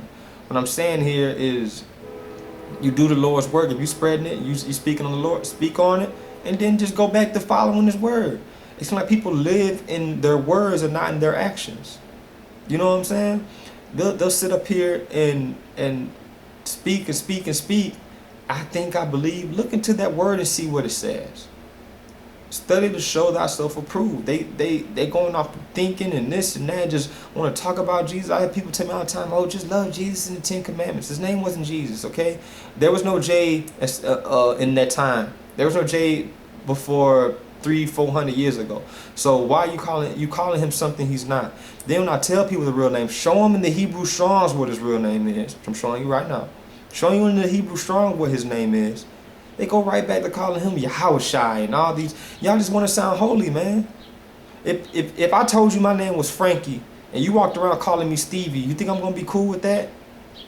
If your name was Frankie and I walked around calling you Stevie, would you be cool with that? Call him what his name is, man. Look it up. Look it up. Don't call him what sounds to you to be holy, because you call him something else. That's what I'm trying to get y'all to understand. You call him on something else. Alright? We're going to get into more of that in a later video and later in this video as well, but call him his name. Those Christians back then were the real so-called gangsters, alright? Bibles were illegal. They used to smuggle Bibles in the grains. In parts of Europe and parts of Africa and the Middle East, they just have to smuggle them like drugs, because people would kill them just for having the Bible. So think, would you die for that Bible? Because people have died for it. They used to die for keeping the Sabbath. All praise be to the Most High. We're doing this on the Sabbath, all right? You know, all praises. This is the Lord's day, okay? Day of rest, man. We're supposed to be relaxing today, not Sunday, today. Sábado, okay? Saturday. It's even sound like Sabbath in Spanish. We got to get right, man. So just remember that, all right? Tribe of Judah, man. We gotta move wise as a serpent, harmless as a dove. Okay? We don't have to be out there on Front Street all the time with all this. We need to build more, read more, and study this word more, and then go out and speak on it. Because yes, we are required to spread this gospel to these nations, to every creature. Okay, but we got to do so as the word says. We can't be out there. I see so many people fighting their opinion and cussing out this brother in the name of God. That's what I'm talking about right here, okay? It's foolishness. We got to cut that out. You can't cut somebody out, hold a Bible in your right hand. It don't look right, okay? So we're going to move on. All right, family. Next, we're going to get into Ephraim, or Manasseh, okay? Now, Ephraim is the Puerto Ricans, okay? At the time of Columbus' arrival in 1942, there were 5 Taino chiefdoms and territories on Hispaniola. One of those was Puerto Rico. The hereditary chief, Cacique, was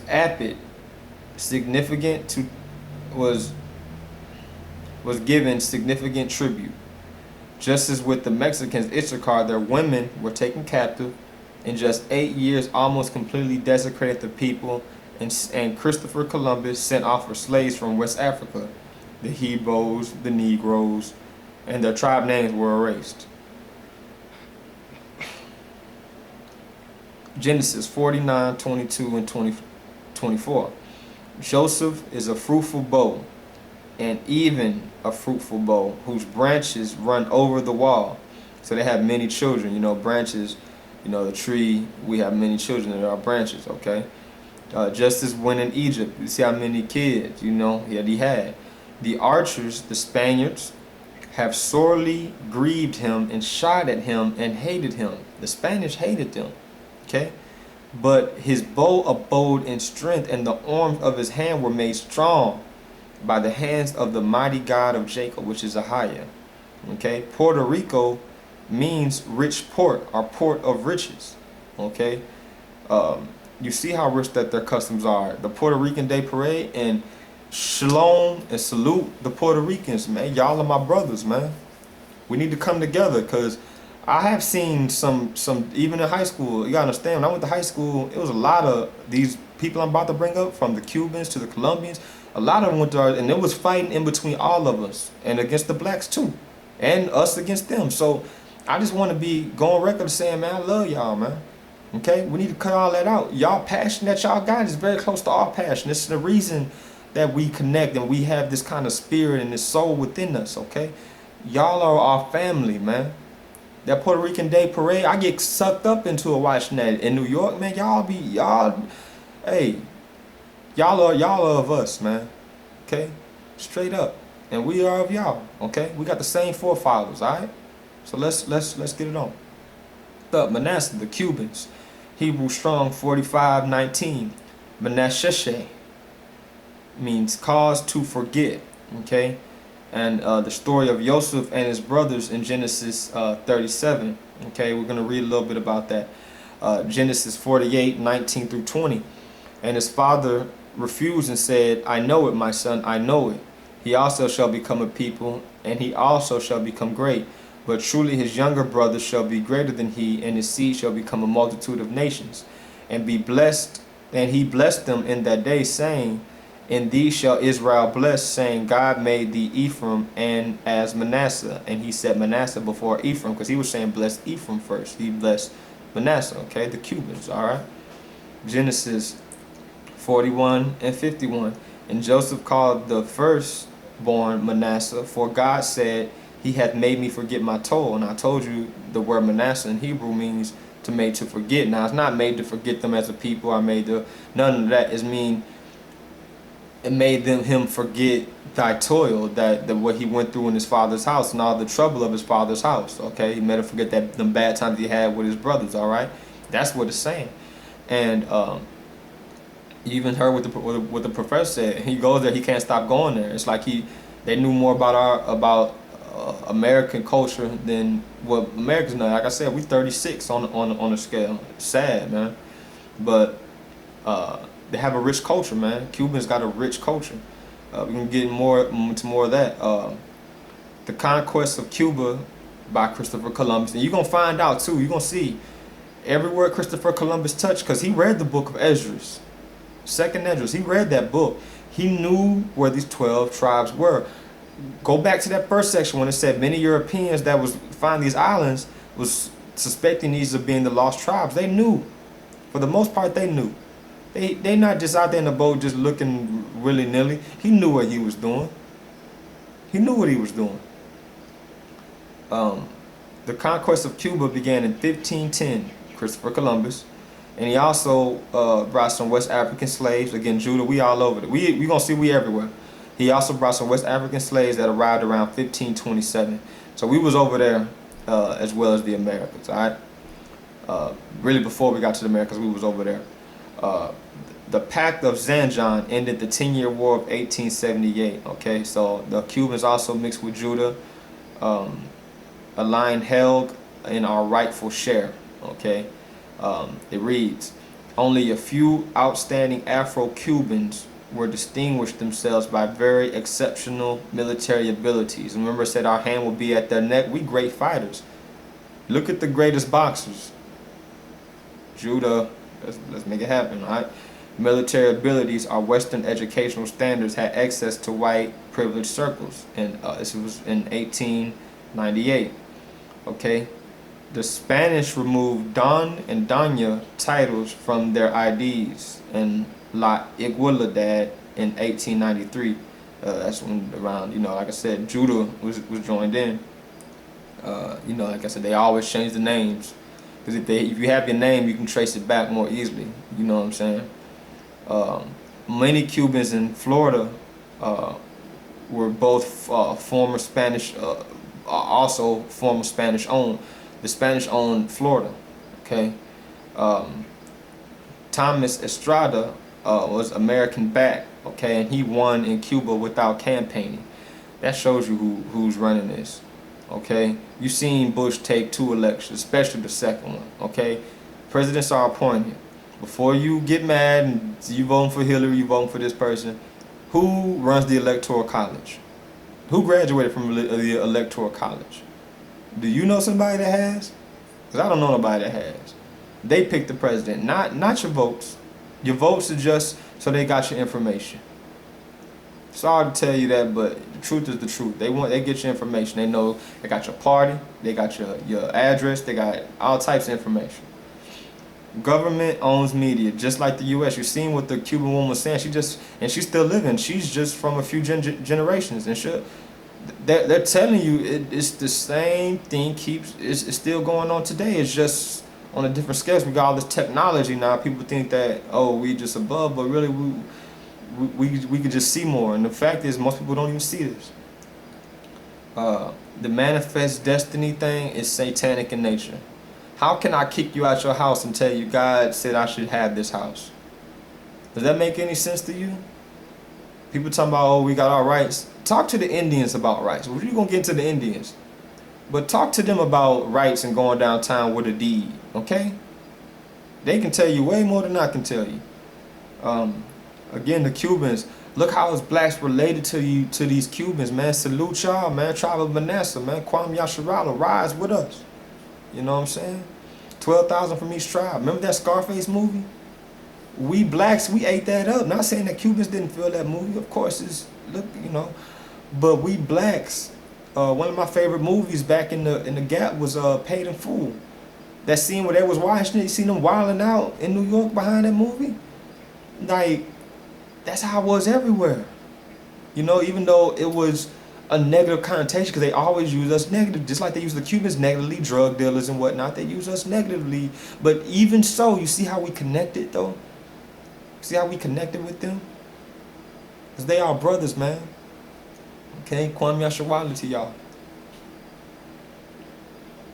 Right here, okay, we're going to talk about the tribe of Gad. And I know a lot of blacks say, oh, I got Indian in my blood, I got Indian, this and that. My grandma was half Indian. She was half Cherokee. Okay, if you seen her, she looked black, don't get me wrong, but if you, her hair, you know, the way her hair grew, the color was like brown, reddish. Her skin, this is me tracing my root. I traced it back as far as I can go through my mama's side and my dad's side. Through my dad's side, we ended up in Nigeria, West Africa. Through my mom's side, as far as America, my grandma was half Cherokee. Okay, so just keep that in mind. You know what I'm saying? It's my blood I'm talking about right here. This ain't no misunderstanding in that. I love y'all, man. Tribe of Gad, Yosef Ben Havlevi Ha-Ivri, aka Luis de Torres, was Christopher Columbus' Hebrew translator on his first voyage to the New World. Let me run that back. Yosef Ben Halevi Ha-Ivri, aka Luis de Torres, was Christopher Columbus' Hebrew translator and only translator on his first voyage to the New World, America. Now, why would he bring a Hebrew translator to America? Of all the translators he could have brought, he brought a Hebrew translator, a guy that was a Hebrew, changed his name. You see what I'm talking about? Listen up. America was named after Amerigo Vespucci, an Italian. Okay? He was a Brazilian and West Indies explorer. It's documented in Ronald Sanders' book, Lost Tribes and the Promised Lands, and the original, in the origins of American racism. Okay, there were plenty Indian artifacts found in America, which I know many of y'all don't know about. You know, I've been looking into this, and the more and more I dig, the more I find. But there were many Indian artifacts that were covered up that had Hebrew writing on it. Look it up. It had Hebrew writing on it. He brought a Hebrew translator. Columbus wrote that in his memoirs. I gave you the guy's name, Luis de Torres. Look him up. He changed his name to that, but he was the Hebrew. He spoke Hebrew. Why would he? That's why it's like me going to Mexico and bringing a Spanish translator. I must know that they speak Spanish down there. They knew where they was going. They knew who these people were. If they were such savages, why'd you bring a translator that spoke Hebrew? They're savages. You can't communicate with them, right? The Indians showed these people how to live on the land. When they came out here, they were dying. You read about the 13 colonies, which they will tell you about, a little bit about their hardships. They were dying out here. When the winter came, shoot, they was dying. Okay? It wasn't no survival. Okay, they didn't know how to knead the land. They didn't know how to, they were trying to do what they was doing back in England. They couldn't do that out here. So the Indians actually showed them. Once the Indians showed them, that's when they gave them the blanket. So if they such savages, how were they cool enough for you to give them a blanket? And think about it. If you beefing with somebody, and I'm pretty sure y'all can understand that, when you beefing with somebody, do you give them gifts? Do you sit there and, you know, smoke the peace pipe with them as they were doing? Do you sit there and deal with their culture? Have the Thanksgiving festival so that you can give them that blanket to kill them? Horrible. Genesis 49:22. Gad, a troop shall overcome him, but he shall overcome at the last. Now, a troop shall overcome him. All types of troops been at Gad's throat, man. You understand? Especially Christopher Columbus bringing them over here with the British, man. Look at how they dress. They have fringes on their clothes. Okay? Just like the Mexicans, they have fringes. Which we're going to get into them, because they part of this too. But they have fringes on their clothes. The Bible says that we were called to wear fringes. We actually, that's part of the laws what we're supposed to wear. Okay? They're following the laws. The fact that they use every part of the animals and they praise the great spirit in the sky. And I heard one Indian referred to the Lord as the breath maker. That's deep, man.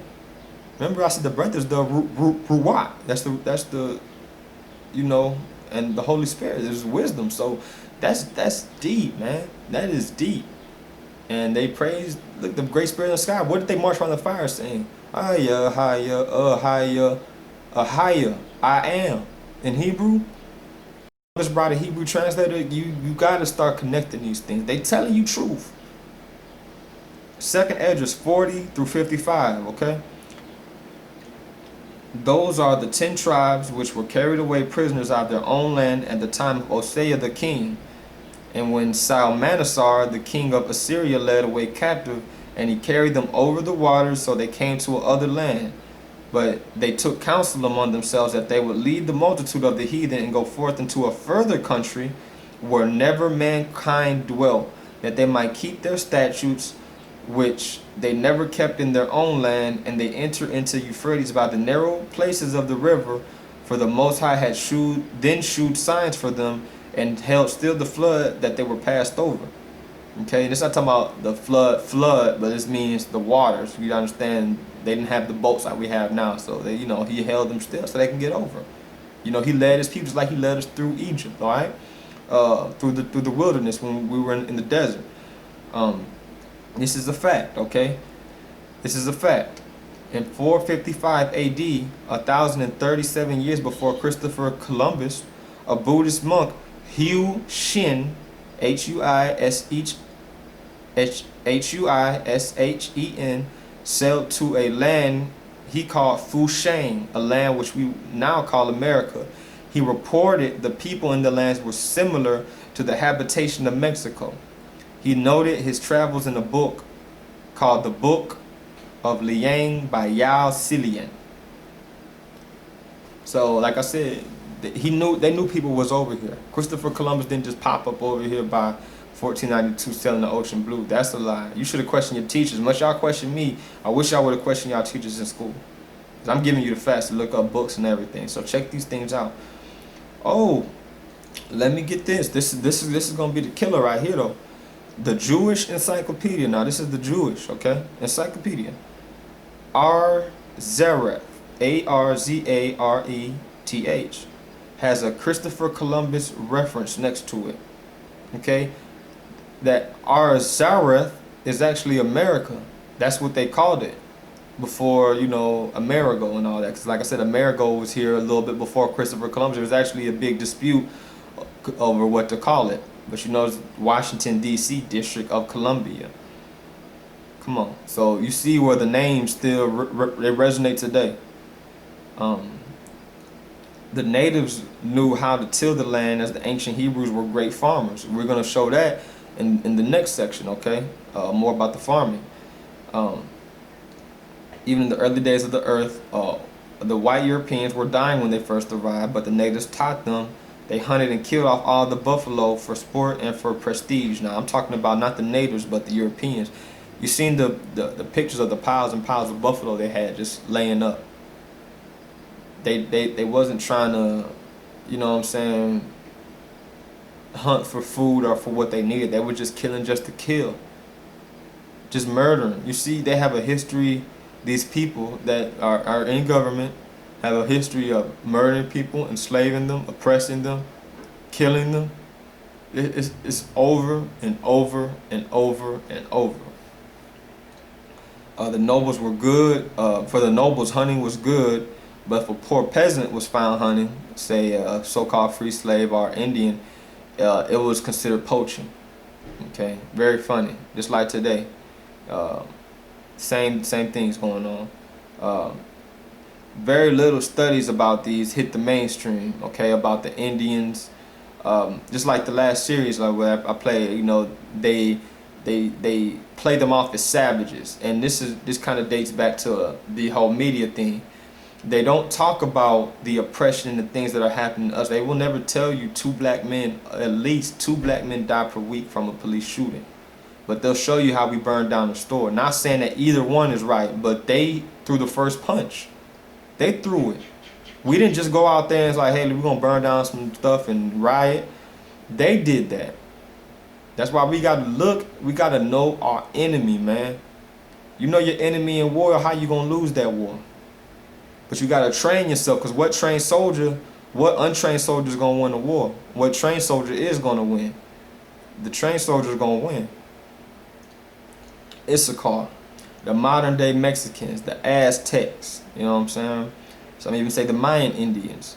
The Yucatan's indigenous populations was first exposed to Europeans After a party of Spanish shipwreck survivors came ashore in 1511, one of the sailors, Gonzalo Guerrero, is reported to have started a family and taken up a position of counsel among a local polity near present-day Shutamai, that's Shetamai Bay. Later, Spanish expeditions to the region were led by Cordoba in 1517, Grijalva in 1518, Cortez in 1519, and several attempts from 1528 through 1540 by Francisco Montejo. Genesis 49:14. Issachar is a strong ass crouching between two burdens. Now, it's not calling them an ass as like a dumb ass or an ass as it says like people call you an ass. It's not to mean ass like that. It means asses as a donkey, as in something that's used to work. You know what I'm saying? If you were a farmer or work in the field and you had a weak ass or weak donkey, you couldn't do the work. And you see how they work. They work just like black people. They work. They offer them jobs. A lot of these companies, you know what I'm saying? Like I said, I'm from the H, man, Houston. Okay, I can tell you, to this day, you go down there, especially my hood, the Southwest, they got Mexicans lined up out there. Got guys pull up in the white truck. Mexicans already know they come and jump in the back, and the guy just pull off because he gonna use them as day laborers. You gonna drive them to some location. They gonna put up some cabinets. They gonna put up some. They hard workers, man. I had a coworker that was from I forget where in Mexico. I want to say Mexico City. I might be wrong, but he was telling me about how hard they had to hustle just to eat rice for the day. They had to work like how we work, plus some all day long in the sun and whatever conditions, just to eat some rice. He said eating meat to them. Because he's old school, don't get me wrong. I ain't talking about no recent, I'm talking about he's old school. And it's still bad down there. I can tell you plenty of stories. I got plenty friends from the tribe of Issachar. Shout out to Issachar, man. Salute y'all, man. Salute Gad, man. Kwame Yasharal, I love y'all, man. Y'all are my people. This is why we connect. I know black people that love Mexican food more than anything. You know what I'm saying? We connected for the Most High Spirit still is working with us. And said that he's a strong ass to crouch between two burdens. Burdens is Hebrew strong H4942. September 10, 1810, Miguel Hidalgo Castilla, a Catholic priest, he launched the Grito de Dolores, the Cry of Dolores. That was kind of like a war. Trying to free the people. It's oppression everywhere. You got to understand, all these people went through the same curses of Deuteronomy. All of them. Okay? And we're going to get more to that on the next section that these people fit. And we're going to get the people that in Revelations 2 now. We're going to talk about that. Okay? 1821, Mexico won independence from Spain. Okay? The plan of Iguala with Vicente Guerrero was under the treaty of the Mexicans of Spanish descent were equal to the Spaniards. So it's saying if you were, Mexicans speak what? Spanish. That's because it came from Spain. The Spaniards conquered them. Okay? Before, like I said, all these people saying, because everybody loves to dip on slavery of the blacks, but you got to understand how many of all these children of Israel, all these 12 tribes went through the same forms or same concepts of slavery and oppression that the Lord spoke about. And I'm talking about on a massive scale. I'm not talking about a war between two countries that was wealthy or two countries that was equal. I'm talking about getting oppressed by the hand of the government that was running the world. Mexicans of mixed or Indian blood would have lesser rights. So why do they keep calling the Mexicans Indians? Aztecs were considered Indians. Think about it. And they talking about a Holocaust. Let me tell you something real quick, okay? Like I said, we're going to get more into that. I know I'm kind of jumping ahead here, but when Christopher Columbus came to these Americas, these Spanish islands, of the Taino Indians and all that, he killed over 100 million of the native people. Over 100 million. It said tribe of Judah, it said up to 80 to 90 million of us was thrown into the sea from West Africa. 80 to 90. You notice those slave things didn't say Africans. If it did say West Africans, it said / Negroes. Why would it say Negroes and Hebos and all this? So again, they knew what they was doing. It wasn't by chance at all. It said he would be crouched between two burdens in Genesis, right, about Issachar. Let me give you the first burden. The Mexican-American War, 1848, marked the first U.S. conflict on foreign soil. Well, I put it in quotes, foreign soil, because everything's foreign to the Europeans. They got Europe. What you doing over here? It pitted a politically divided and military unprepared Mexico against the expansionist-minded administration of the U.S. President James K. Polk, who believed the U.S. had a manifest destiny. Manifest destiny is basically saying, let's kill the natives. Period. It ain't got nothing to do with God. That's why I keep telling y'all these wars that they're doing, everybody fighting in the name of God. But everybody's a Christian and everybody's about peace. Think about these things. Look at what Christ said and what Christ did. These people were totally against them. To spread to the Pacific Ocean. So that's the manifest destiny, to spread all the way to the, to the Pacific. I'll give you bird number 2. The cause is when Texas gained independence from Mexico in 1836. After 1844, the Treaty of Guadalupe Hidalgo was annulled. That was the Indian reservations. Now you got to think about all the lands we have in America that have Mexican names. Cowboys are actually Mexicans. Sorry to bust your bubble, but white boys in cowboy hats, you actually, black people, you too, if you don't wear a cowboy hat, that's from the Mexicans. With the pants and the boots, they were the people that was dressed like that, okay? Horses were new to them, but you got to understand that whole look was a Mexican look. You look at the country, look at the states that have Mexican names. Texas, Tejas. New Mexico, it has Mexico in the name. Arizona, California. Look how many cities in California have Mexican names. San Bernardinos, Los Angeles. I mean, we can keep going. Colorado, all that was Mexico.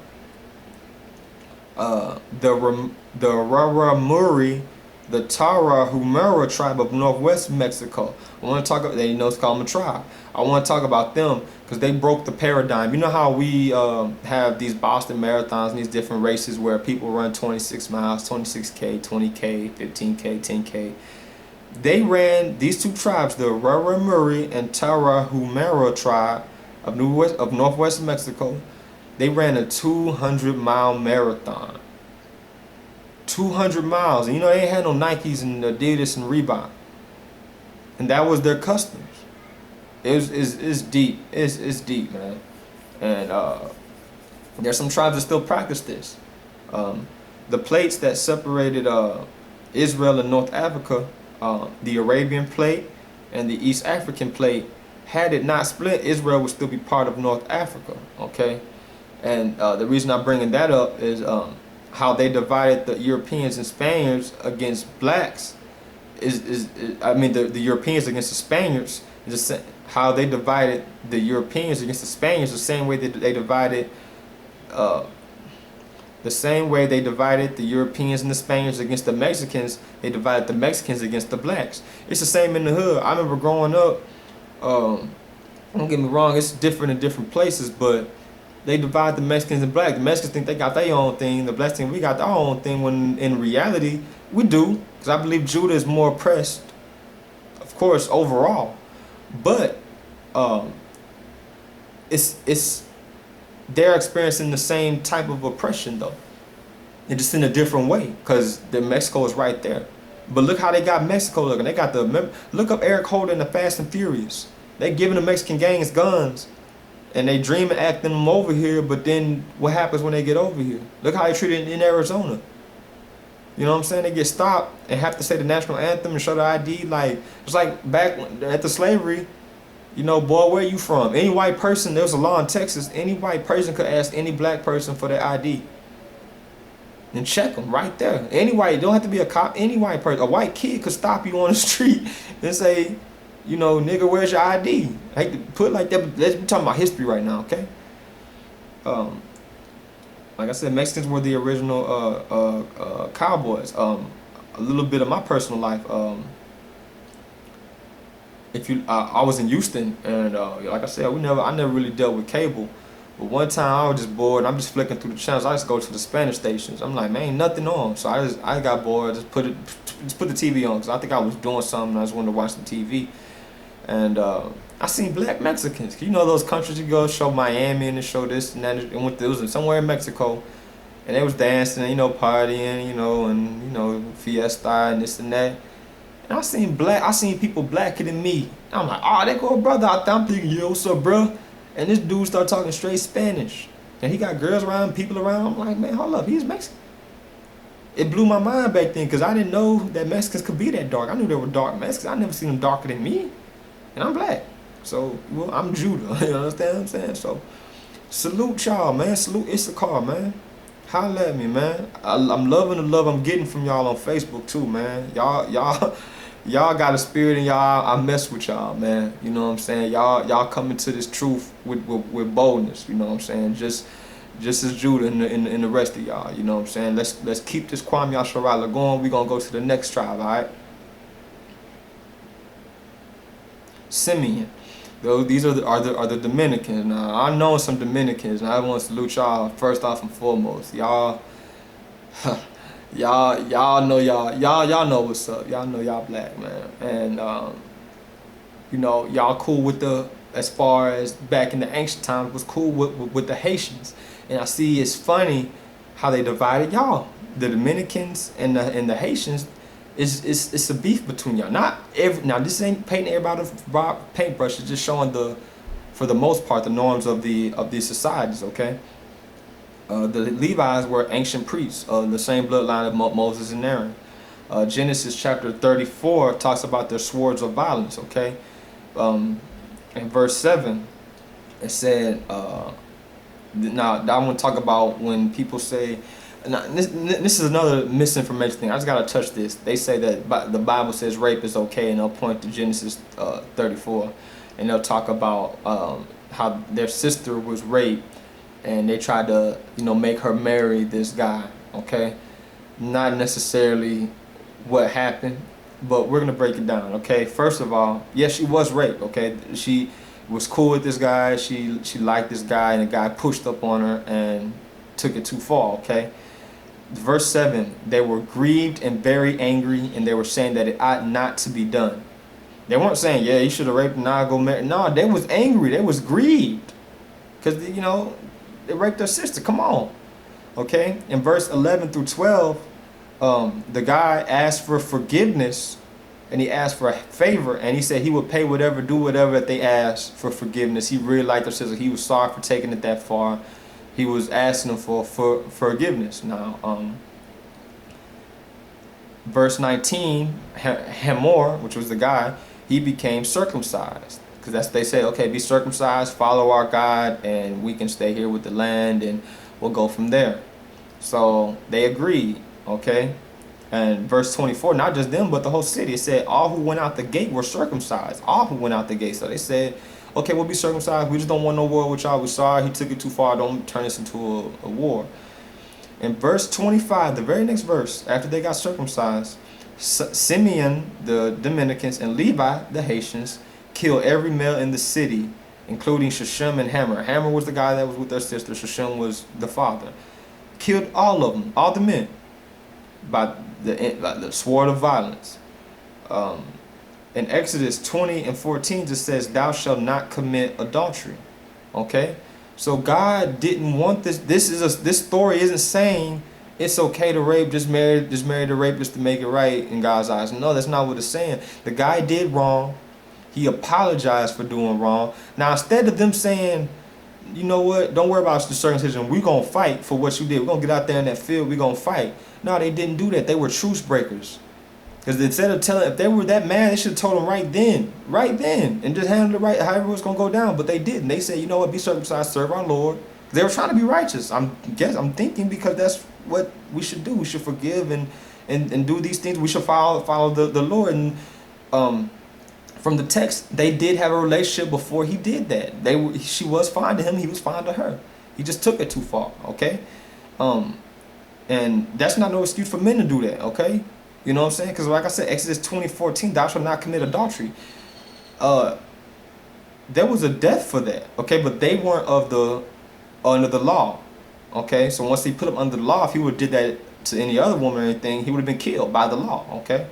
Matthew 5:28 for y'all saying, oh, it's Old Testament. Matthew 5:28, listen what Christ says, the Son of God. But I say unto you that whosoever looketh on a woman to lust after her hath already committed adultery in his own heart. So even if you're looking at her like, man, whatever you thinking that's about lust and sex, you already committed adultery in your own heart. This is the words of Christ. Okay? So look what God is saying about lust and adultery. Okay? It's not this story is in there to show you why it's wrong. He says, you see, the rapist got killed, his dad got killed, the whole city got killed. It's not a good thing to do. Even Christ says, even just looking upon her. When they brought that woman to Christ and they was like, oh, well, we caught her in the act. We caught her in the act of doing it. By law, we should stone her. Everybody picking up a stone. So you got to think they knew he was the Son of God, because if they were just going to follow the law, they would have just stoned her. But why did they come and ask Christ first? Because they knew he was the Son of God. They never asked nobody else in the Bible before they stoned somebody. They just went out and stoned them. Just like people know I'm telling the truth, but they just don't want to accept it. They didn't stone him because he told them the truth. He said, well, okay, who haven't sinned, cast the first stone. And I love that verse. All young and old drop their stones. So, but what did he tell that girl? It's the most important part. Don't do it again. Go and sin no more. I forgive you, but don't sin no more. Don't do that. It almost got you killed. And you may say, oh, that's not like today. Well, okay, well, what is AIDS? What is all these epidemics, HIV, where people are getting diseases that they can't have kids? You understand? It's still death. Death is still a part of that. Where am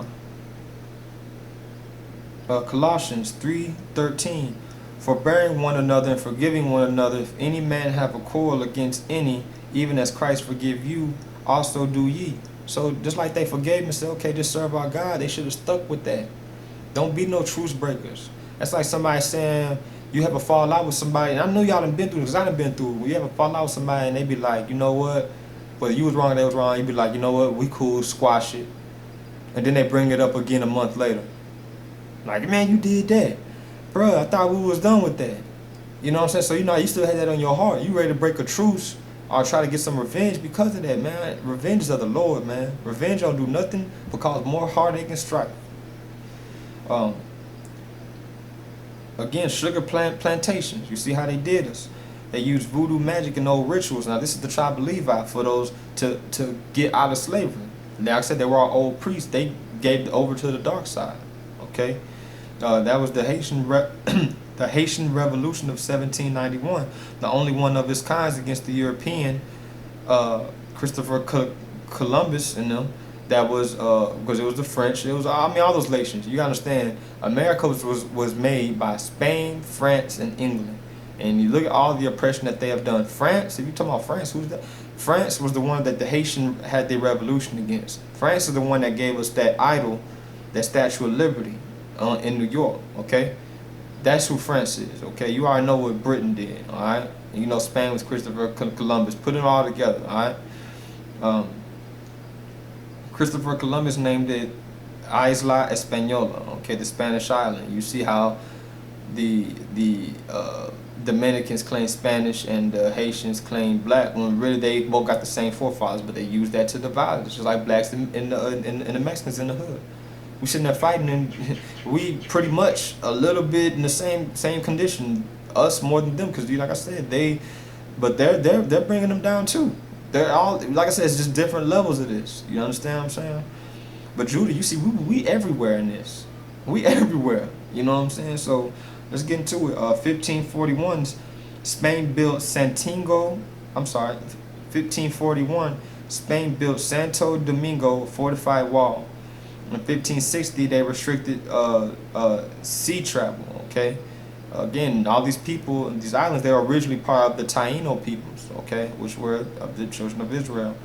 The French colonization of 1795 through 1809, and then the Haitian occupation of 1821 through 1844. That's what really soured that taste between the Haitians and the Dominicans, okay?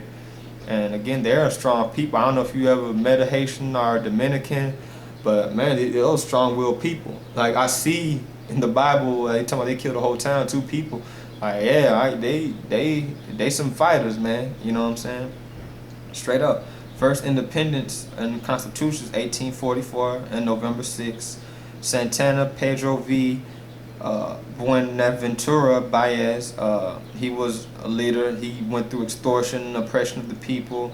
Then the Spanish colony returned in the third period from 1861 through 1865 under Queen Isabella II. Then the War of Restoration in the Second Republic of 1865 and 1916. So you see, it's just constant wars, constant oppression.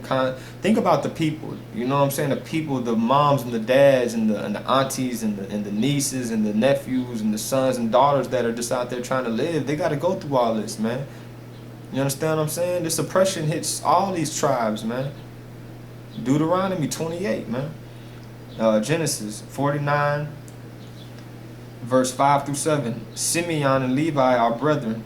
Instruments of cruelty are in their habitations.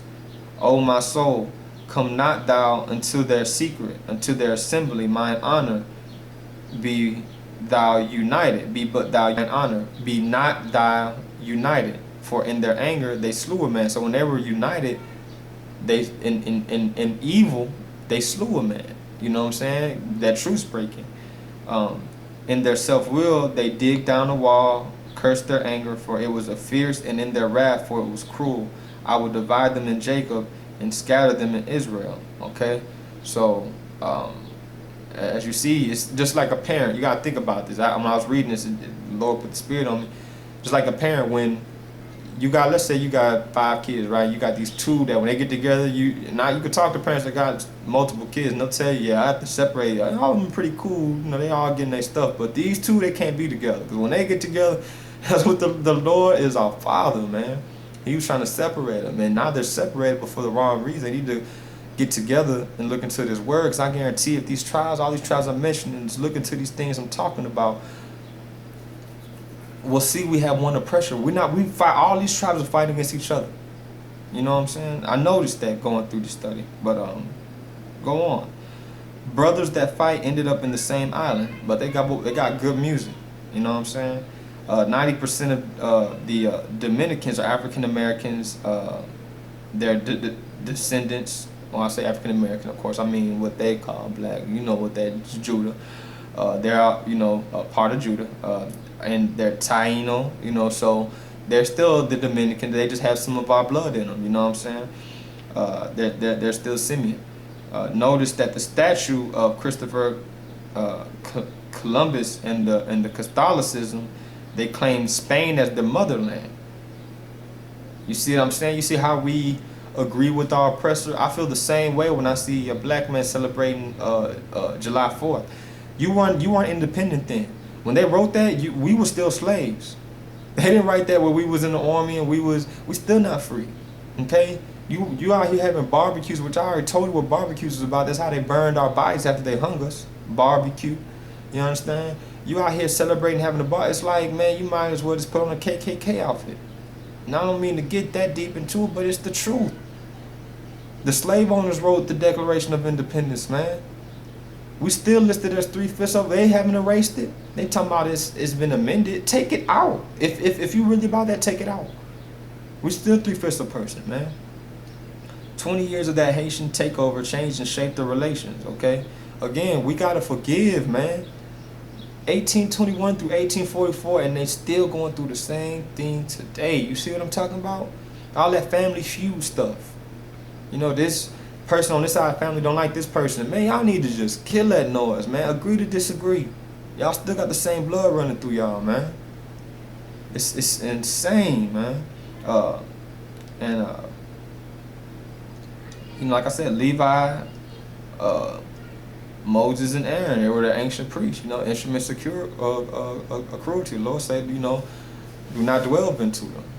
You know, I know plenty Haitians, I know plenty Dominicans. They're very passionate people, man. Salute to y'all, man. Stop fighting, man.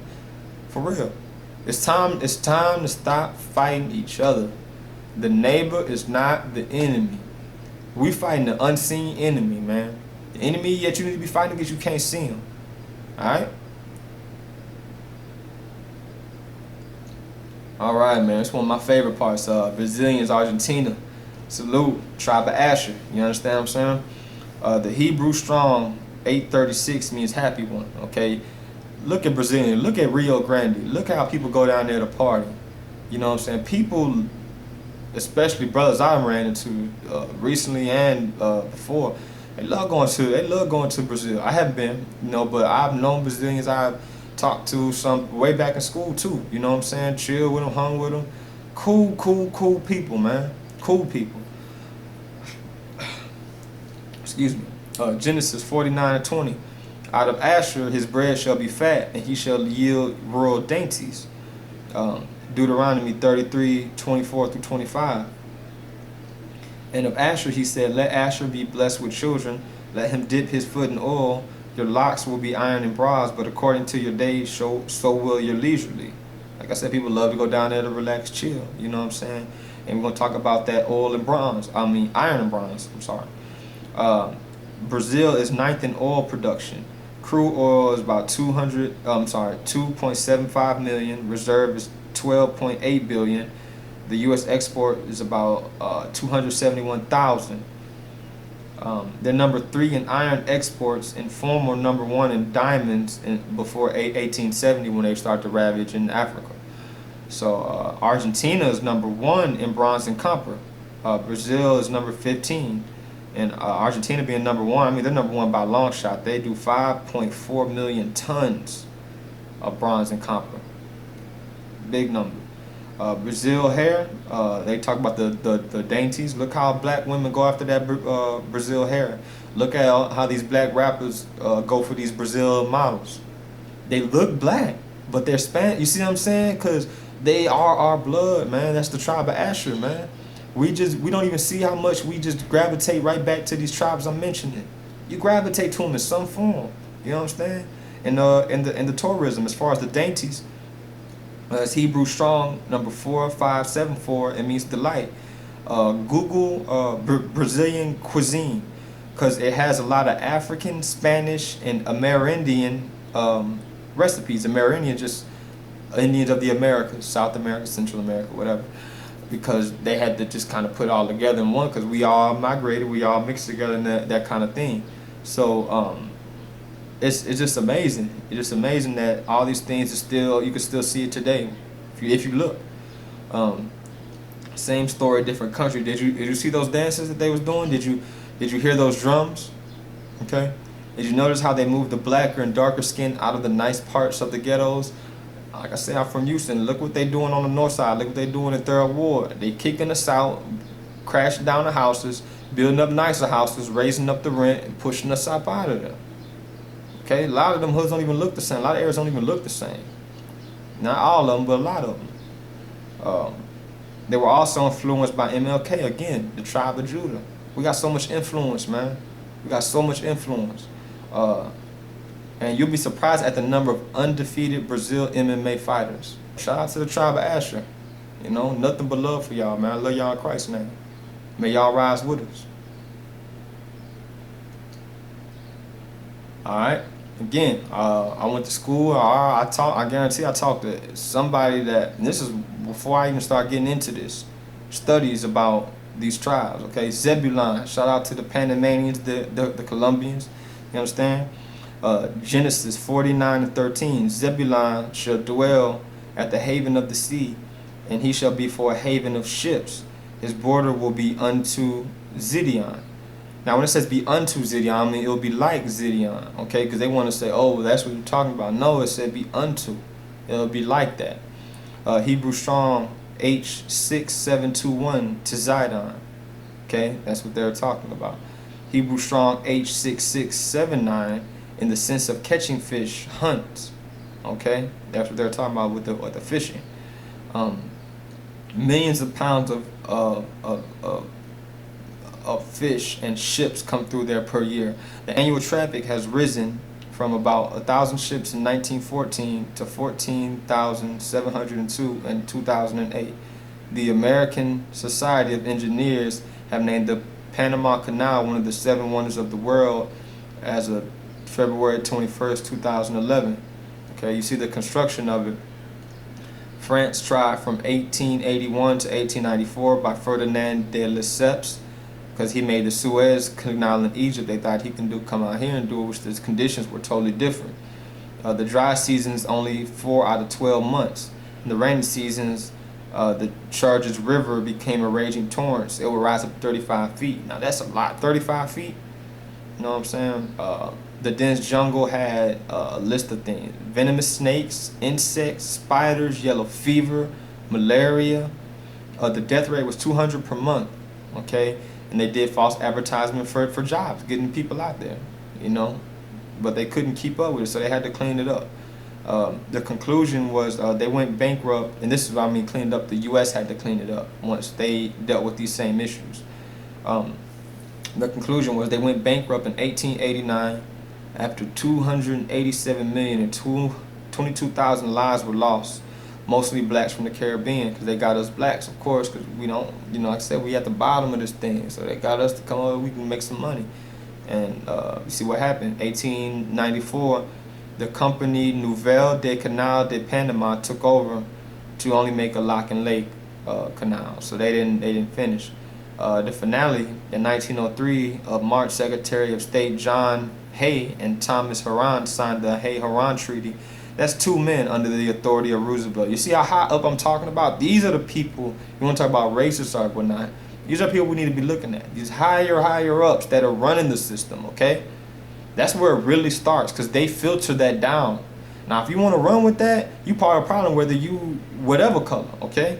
We got to look at the higher ups, the people that's making us fight, okay? I bring this up. They just making us fight each other, not looking at who's controlling all that. Rejected by the Colombian Congress in August, the Panamanians launched their revolt in 1903 in November. One day, the new Republic of Panama was born. Second agreement was the Hay-Bunau Vanilla Treaty, November 18th, was the right to the canal to protect it, respect Panama's independence, 10 mil for it, along with 250,000 per year, and it took 10 years to complete. Okay. First Chronicles 6 and 77 of Zebulon, such as went forth to battle, export in war with all instruments of war, 50,000 which could keep rank and were not of double heart. And that's why I showed the gangs on there. I know a lot of people, what that got to do with it? Excuse me. These people, just like I said with the Haitians, the Levi, Judah, you see, we are all warriors. You understand what I'm saying? We are warriors. But we war for the wrong reasons. That's the biggest thing. Imagine if all those gangs and all these people I'm talking about were warring for the Lord and for getting this word out, for coming together and getting out of these places that's oppressing us and standing as one. Imagine that. They would not know what to do. They would not. They would not know what to do with us. Like the MS-13, actually, one of my first girlfriends back in middle school, her brothers were members of this. I didn't know it then, you know, like I know it now, but them boys ain't play. You know what I'm saying? I was, of course, I wasn't scared of them. Like I said, I feel the Most High. Whatever happens, happens. But they ain't like me at first, but they got to respect me again because I was black. And I would think I was her first black boyfriend. She was from El Salvador. She repped it crazy. They repped it crazy. And then you look at M18s, which is the Mexicans, okay? And you see, just like they say the Africans sold us out, you gotta understand the Israelites sold us out too in Africa. It wasn't just the Africans. We got sold out by our own people too, just like we're getting sold out by our own people today. Lil Wayne is selling people out. Talking about he's the New Testament, he's God, and people getting up and cheering and jamming that. You getting sold out. He's selling you out your heritage, man, and you don't even realize it. But just like I said, the Mexicans, those so-called wolves that bring the girls over here and sell them in a sex slavery, I mean, it's the same thing. It's the same thing. So we get sold out by people that we allow to have control over. Just like the girl Brenda. They got all that information from her, and she died because of it. And they're just like, well, we got some information though, but wow, that's crazy what you get. Like, man, what about the hurt? What about the hurt of all these people that's dying? You see, they shot up a whole bus. It's so much death and destruction and it's all wrong, man. It's all wrong. I'm never gonna side with that. Okay, that's never gonna be something I'm gonna encourage on this channel for y'all to go out there and do that, man. Go out there and shoot or stab. We're not fighting with flesh and blood. We need to sit down. We don't need no march. We don't need no riot. We need to sit down. But I don't want to sit down because people got the attention span of a gnat. Okay? We gotta sit down and build up, man. Period. What's the next move? We've been doing the same dance for over 500 years. The same dance, and we keep thinking fighting and warring in one little area with a few people gonna get us out of it. We're gonna rise. Kwame Yasharala. Naphtali. The Hawaiians and Samoans. Genesis 49:21. Naphtali is a hind let loose, he gives goodly words. Think about it. Aloha. Hello and goodbye. Hello. People go there, they the women dancing, the men on the drums. I mean, it's culture. You know what I'm saying? That culture dates back. They're the children of Israel as well. Okay? A hind is a doe or a female deer, hind let loose. Think how it just prances like through the it's a hind let loose. It's free. They were free over there in Hawaii before Christopher Columbus, counterpart James Cook, and all of them came over there. Okay. Deuteronomy 33:23. Of Naphtali, he said, "O Naphtali, satisfied with favor and full of blessings from the Lord, possess thou the west and south. They're west of California and the South Ocean." So they're in the South Pacific, right there, west of it's right there. They arrived in boats, they said about 80 feet long, with livestock and with seeds and plants to harvest. So people always say, these things weren't indigenous to Hawaii, these plants and stuff. They brought them with it. Okay? The language is the oldest Polynesian tongue related to a Hawaiian. A number of words reflect maritime traditions, including names for ocean winds, currents, landforms, stars, and directions. So why would they know all that about the sea? Because that's what it was going through the sea to get to the islands, okay? Again, just like the other tribes, they slipped into pantheistic worship. Every tribe I'm bringing up, from Judah on down, they and I'm not talking about all, okay? But for the most part, just like the Indians, they did. Some of them, praised the spirit of sky and kept the Hebrew. A lot of them, like you see, they had the peace pipe that was smoking. You know what I'm saying? They wasn't, they had these little, different idols and things they was working with. Just like you'll see the totem pole came from these Naphtalis. There were different gods that they had the god of the sea, and they kind of got back on their old ways. They came out here and got back on their old ways. If you look, when they did a lot of the excavations and they dug up, those regions of the Fertile Crescent, which I'm going to talk about later, they found all these little idols. That's why in the book of Ezekiel it talks about in secret they worship these idols. God can see that. It's in history. When they dug it up, they found all these little idols, little action figures, stuff that they used to worship. Okay, and what happened is that's what they put in the books, that the Hebrews worshipped everything. No, the ones that went astray did, which is why we're in the condition we're in right now. As you notice, the righteous kings that there were in the Bible, which there was only a few, but they had great reigns. Like I said, they had other practices such as the tatel, which is the tattoo, and the eating of pork. Okay, so like I said, they slipped back into those pagan ways that the Lord told them not to do. In January 1778, Captain James Cook arrived from Britain, described the island as abundant, fruitful, handsome, and healthy. Think about it, honeymoons, where everybody want to go to Hawaii. We'll get into Jamaica too. They part of this too. Others said a tropical paradise. So they had nothing but nice things to say. The people there were peaceful, you know what I'm saying? The Europeans brought along as many diseases and wiping them out to about 130K by 1832. You see the pestilences and the famines? See how this hitting these different cultures? Euro-American immigration began, and American-style plantations were formed that required extensive labor. So who do you think they got to work on with that extensive labor? They came there and made plantations. The several waves of workers came from China and Japan. So China actually has a hand in this. This is Japan in Japan, coming over there and oppressing those Hawaiian people.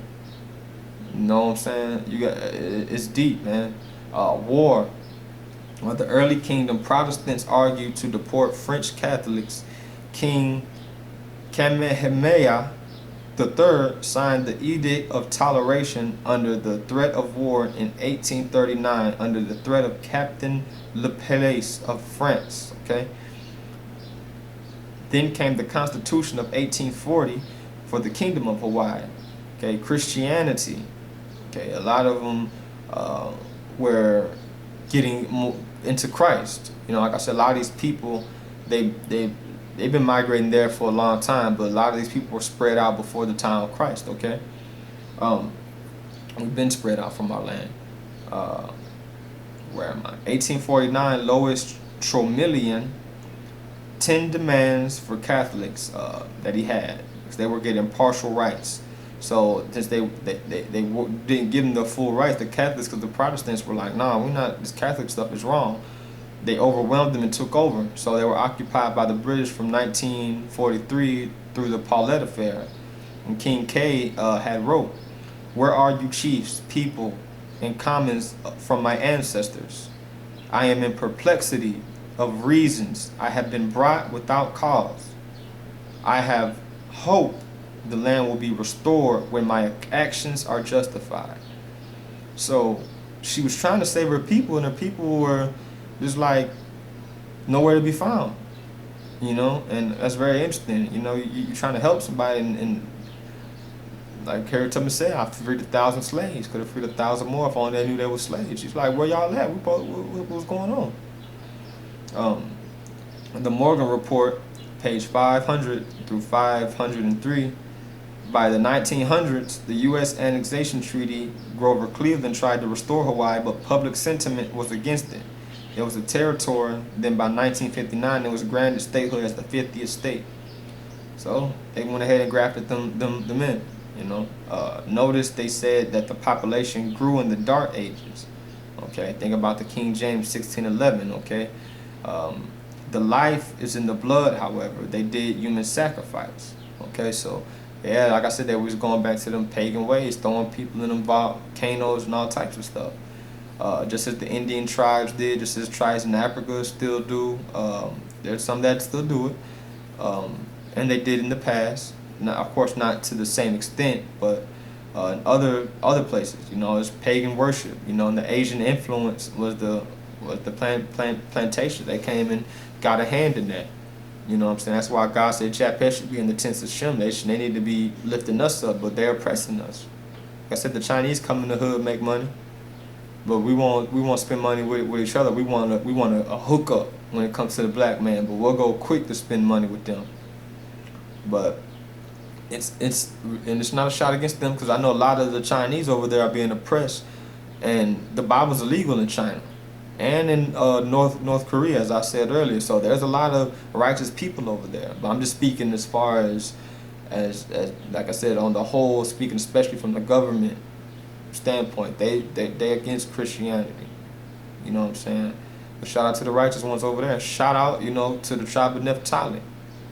You know, look at how the woman dances. All the dances, all these drums you're hearing, they all sound similar, man, because they all from the same forefathers. Kwame Yasharala. I'll move on to the next one. All right, Reuben, the Seminole Indians, okay? These are also the Aborigines, all right? The tribe of Reuben, Deuteronomy 33:6. Let Reuben live and not die, though his men will be a small number. Now, you know Reuben is a very small tribe. The Apalachee, situated along the Apalachicola River, were in Florida at the time of the Spanish contact. Like I said, Spanish had Florida first. In 1707, 10K to 12K, which 12,000, were taken away as slaves by the province of Carolina and the rival Yamasee Indian tribes, virtually depopulated Florida by 1710. Now, this is interesting. Many Africans would escape if they made it to Florida. They were granted freedom. So we were running south at first. You see how it says we were running to and fro. We ran to Florida trying to get freedom. Then when the Civil War broke out, we ran north. Still in the same oppression, though. You know what I'm saying? But God bless the ones that made it. You know what I'm saying? Many Africans would escape, and they made it to Florida. They were granted freedom. While some joined the Seminole tribe that was left, others formed their own militias. At Fort Most in 1760, they had many conflicts, and there were only about 25K in number of the Seminoles. Okay, the first Seminole War was 1816. Andrew Jackson's had excursions into North Florida against the Seminoles beginning in 1816. The conquering Spanish gave Florida to U.S. Adams on his Treaty of 1819. Give away land they ain't have. You know what I'm saying? That's what that Baycar kind of tripped me out, because that Baycar show is just like how Christopher Columbus discovered America. He's seen a land that seemed like it didn't belong to somebody, but it belonged to somebody, and he just took it. But anyway, that's another story in itself. But we shouldn't be stealing. I'm not saying we should be stealing stuff. Where was I? Okay, they were required to live on reservations from that treaty. You know what I'm saying? They'll take your land, hey, live over here. It's like they take you out the hood, they'll knock down the houses, build them back up, higher rent. The same, it's just a different beast, man, but the same spirit in it. The Second Seminole War was from 1835 to 1842. The U.S. tried to remove the Seminole Indians altogether. Okay, through the Treaty of Payne's Landing, 1832, which Seminole leaders signed under duress and were forced to an unofficial reservation in Southwest Florida. Now, you know, a forced confession, they do that today. Not to say that some people didn't do the crime, but a lot of stuff, man, they forced the confessions on us, man, trying to get them charges on us, man. They want you to catch that F. You catch that F, they want to use that against you for life. The Third Seminole War, 1855 to 1858. The last fight for their land, many farms were destroyed. Estimated 100 stayed there on unwanted Everglades land because they didn't want it. Because, of course, Everglades, they had all types of crocodiles and things of that nature. They had crocodiles and alligators and all things of that nature. They didn't want the Everglades land. And the rest they shipped to Mississippi with the agreement of a safe passage. So in the 1940s, the Indians began moving to local reservations, and you can look that up in the Bureau of Indian Affairs. The Bureau of Indian Affairs by Congress in 1857, they had a book, and I couldn't find it. Somebody must have bought it, but they had a book of this information I'm giving you about the Indians, the early Indians, how they did them, where they went, a lot of information about it, including the fact that they were suspected to be the children of Israel. Guess how much the book was? $1,500. It's sold. Somebody got it. And I mean, it had the U.S. stamp, had the U.S. All that stuff in it, man. Check out AustralianGeographic.com. I went on there. Also found some information about the Aborigines. The Indians, their DNA traced back to over 4,000 years ago, okay? Lieutenant James Cook, 1770, he renamed it the South Wales, the New South Wales, in the name of Great Britain. Like I said, they take the name, they take the land, put their name on it. Forced the people off their land, harvested their resources. They also brought them chicken pox, smallpox, influenza, and measles. Sound like I'm saying the same thing over and over. I know, because these are all the 12 tribes. They went through the same thing.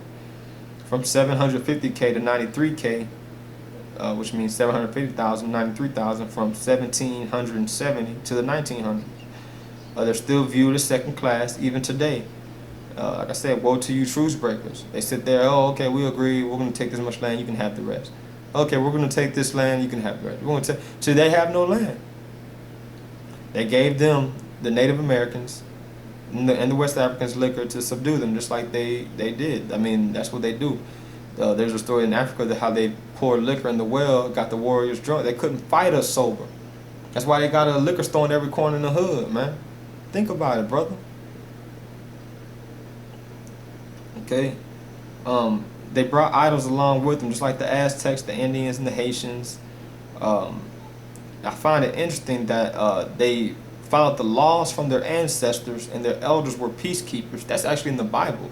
You have a disagreement with somebody, you take it to an elder and let the elder help y'all sort it out. Not to say the elders, but the elders supposed to be a higher up, that can see things where both parties is fighting. The elder can break it down like, hey, y'all don't, you on this and you on that, but y'all both wrong, but this is why we can, or whatever the situation. So I thought that was very interesting. Okay. And shout out to Ruben, man. Shout out to Ruben Kwame Yasharala, man. I know y'all going through it. I actually want to add this on it. I found out about Ruben one day. Like I said, I do a lot of studying, just different things, before I got into this, you know, through the grace of the Lord, all praise to be to a higher. I was looking into it, and I seen it was a commercial or a show or something, and it was about Australia. And me learning from a European mindset, I thought white people was always there. I didn't know about it was a tribe there. I could tell you where else is like that. Canada had tribes. Okay, Canada had tribes. Some of the tribes went up north. The Canadians got them. Okay, they moved off the reservations. This goes deep, y'all. Y'all really got. That's why I say y'all really got to research this stuff. But the commercial or the show I was watching, they had all these white people in the front, they're partying, you know, hey, shrimp on the barbie and all that, you know, British, whatever they was talking. And then I looked in the background, I seen some black people. I was like, what? Like I said, we everywhere. I was like, oh man, so who is them people? And they didn't look black like me or black like any like African per se. They looked blackish, you know, like I could tell they had some kind of black blood in them, or Israelite, I should say Israelite Hebrew blood in them. And I was just like, that's what I would call now Hebrew or Israelite blood. And I started to look into it, and I'm like, wait, these people were here before the Europeans came here. Who are these people? Because they don't even talk about them. We don't. I'm guaranteed I didn't learn this much about these people I'm giving you. They told y'all the Indians was savages, and that's all they said. When they didn't say that they took over the land, raped a woman, Pocahontas, man, they basically, her story isn't even her story as they tell it, you know. And I'm gonna have I have a video coming up about holidays, and Thanksgiving I cover that. So y'all gonna want to stay tuned to this channel, because I don't have time to get into it now, but I'm gonna show you how they did that, man. It's deep. It's deep, man. But Kwame Yasharala to Ruben.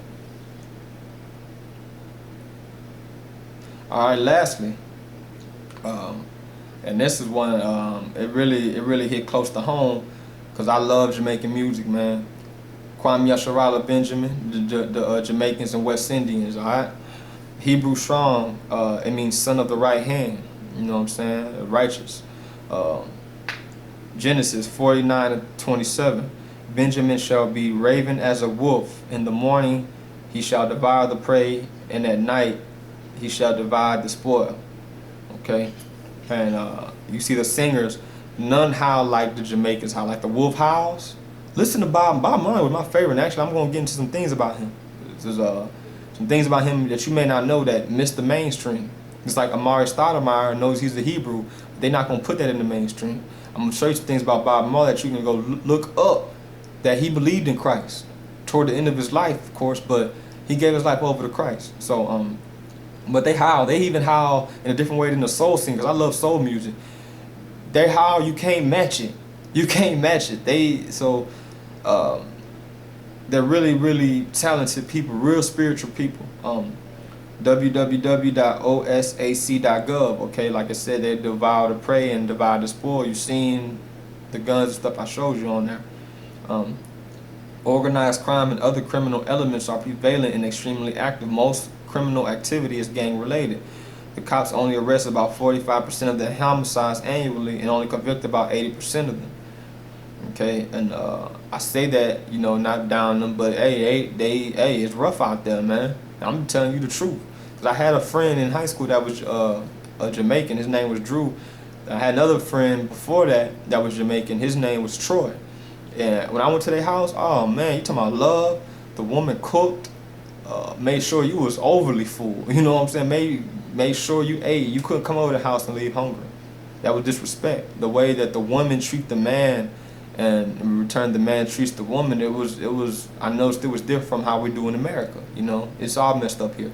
But it was just lovely, man. And Drew to tell me about how I was in Jamaica. I'm gonna tell you this real quick, but he was just talking about, because we was in high school at that time, he was talking about bros coming with the chains and the diamonds and all that. He was like, man, Jamaica, you could walk through there with some black plain Air Forces on, black, and people be looking to rob you for them. He was like, that's how hungry they are over there. He was like, he came through the mall one time. He had on some force. He's like, everybody was looking at him. He like, man, what's with that? You know what y'all looking? And he looked down, and his partner was like, man, you got them forces on. That's what they want. So he's Jamaican. So shout out to Drew, man.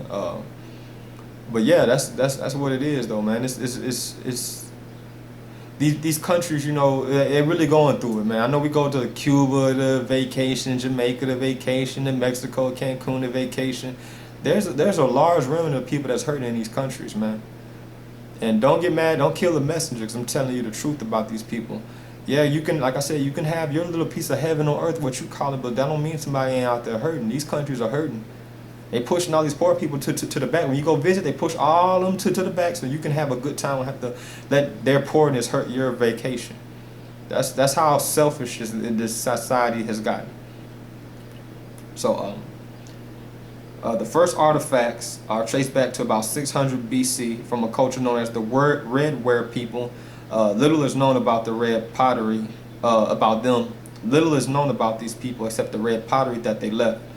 Around 800, the Iroquois-speaking Taino eventually settled that island. The economy was based on fishing and maize, which is corn.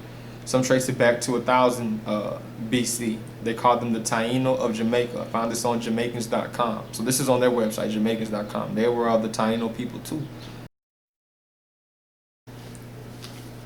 All right, fam, I just want to throw this in about Benjamin Bob Marley, okay?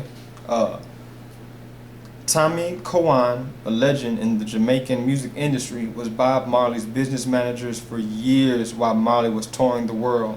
Cowan, who was a staunch Rastafarian, recalls the time of Marley's conversion. Bob Marley himself, before he died, got baptized in the name of the Lord, says Jesus Christ, but we know it's Yeshua Christ.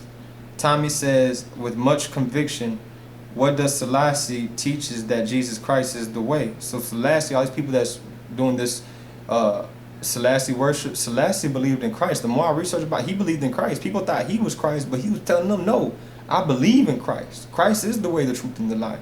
I know Christ exists. Selassie teaches that Christ is the way. As a matter of fact, in one song you have heard him militantly saying how they crucified my Jesus Christ and they sold Marcus Garvey for rice. One of his songs says, give us the teachings of His Majesty because we don't want the devil's philosophy. Okay? The Majesty is the Most High. Okay? Bob, Tommy recalls, called the bishop of the Ethiopian Orthodox Church and told him, I need to be baptized now. Just recently, Tommy was speaking with the said bishop who described Bob's baptism. At one point, Bob cried for 45 minutes non-stop. His tears wet the floor, and the Holy Spirit came down upon his body, and he cried out for Christ 3 times. Christ is my Savior. Jesus Christ, which we know is Yeshua. Mowat is now a gospel reggae performer, and when he asked the story of Marley rejecting the Rastafari for Christianity, is not well known stated. She said if people knew, they would be drawn to Christ. Nobody wants to promote that in Jamaica. I said it on a popular television program over there, and a Rasta man met me, asked me why did I have to say that.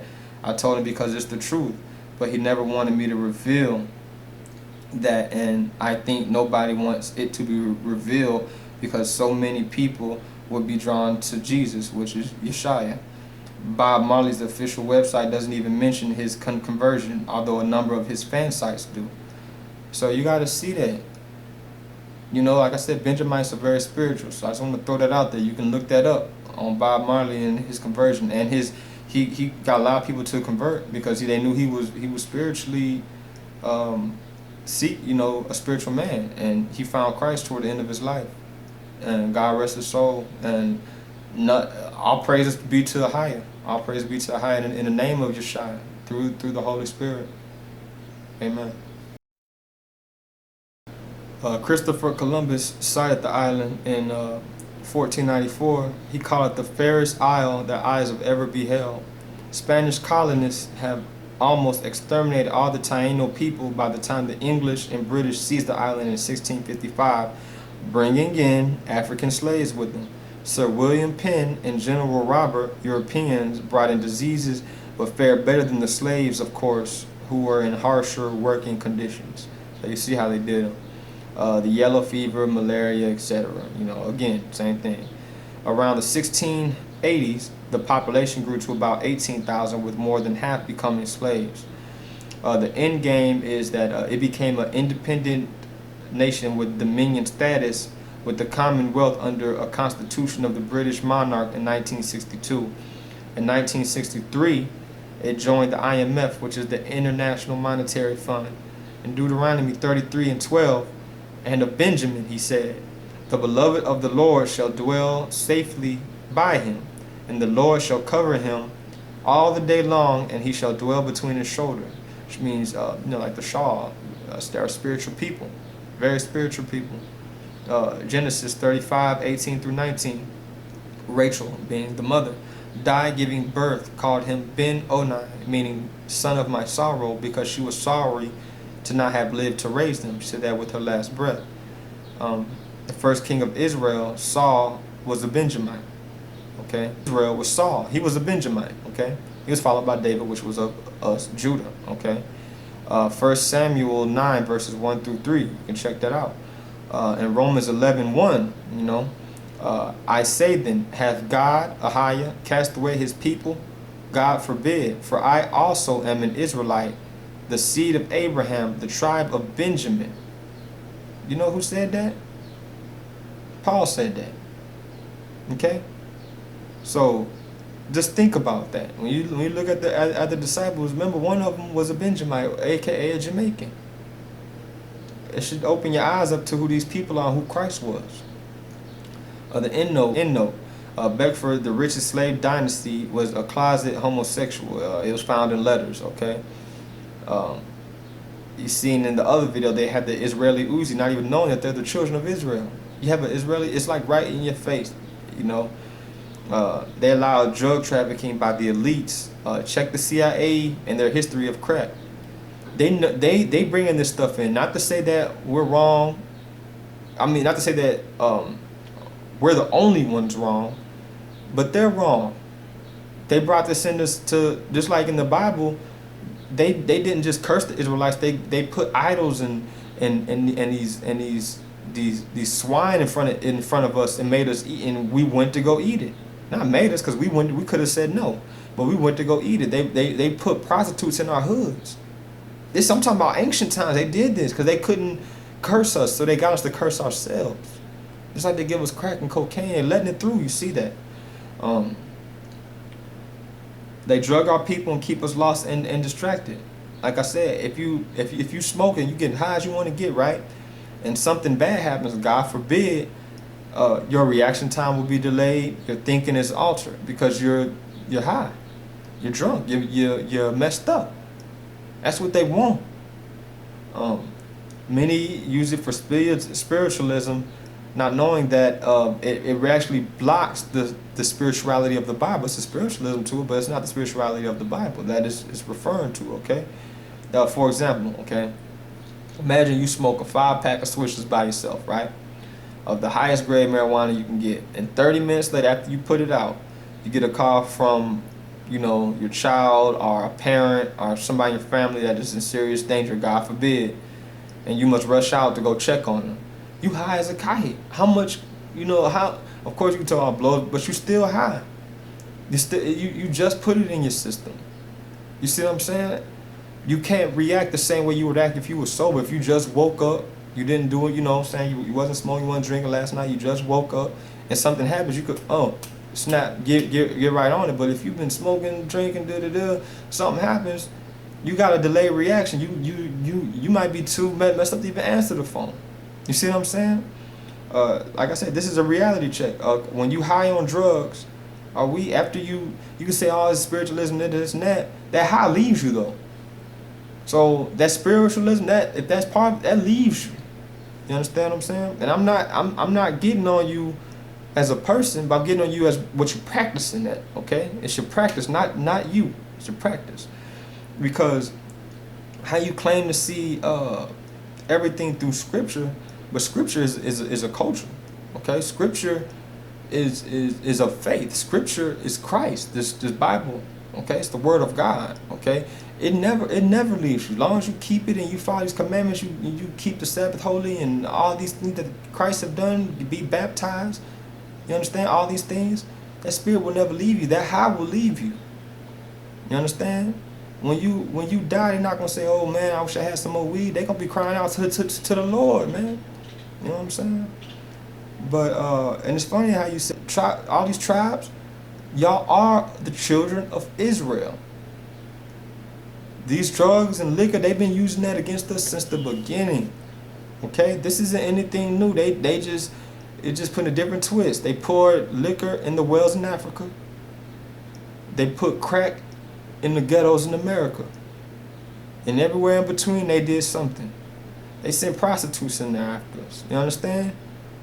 Back then, you know, women was covered up. So when we see how women walking down the street now as regular, back then we wasn't seeing no women with shorts all up their behind and tube tops. So when we see that back then, we was like, man, we ain't know how. They took over whole cities like that, man. You wonder why we have AIDS and diseases and babies that the parents ain't around, whether it be the mother or the father. But if we follow these commandments, that wouldn't happen. You see what I'm saying? So, children of Israel, you gotta understand this war is against you first. Yeah, they getting some Gentiles and this and that, but it's against you first, man. They want you out of here. So all these people talking about it's a war on black people, it's a war on black people. But why? I got to touch that. Why? Why do you think that though? It's a war on black people because you are the children of God, man. They already own everything. They got all the money. They got all the land. They got all the resources, but they still trying to kill you. Doesn't that sound crazy? If a man rob you, does he come back and try to kill you? Doesn't he rob you and go on about his day and enjoy your goods? But they still trying to kill you because you are true. Whether you know it or not, they know it. It said it in the film. The Europeans knew that these tribes that was over here before they got here was the lost tribes of Israel. They knew who you was, Judah. They knew, they call you Negroes, man. From West Africa, not Africans, they called you Negroes, Hebos, man. Okay? Africans over there know about the tribes, okay? You seen the Limba tribe. The DNA don't lie. Dana don't lie. And that's just one tribe. There's several. So I hope y'all get this and wake up, man. Because right now, we're going to delve into who claims to be Jews, who Christ was talking about in Revelations 2:9, 3:9. Okay? Because if we don't know who's claiming to be us, then we can understand, because we know there's a war on us, but there's a war on them because they're claiming to be us. But at the same time, they're running everything. Nowhere in the Bible is saying the last times the Jews will be running the banks and everything. The real Jews, okay? So those who claim to be. So we're going to go into what Christ said, all right? And I hope y'all take this down and really look into it, because we're going to go into a little bit of the government ideologies, because the government does have a religion. Everybody claim to be Christian.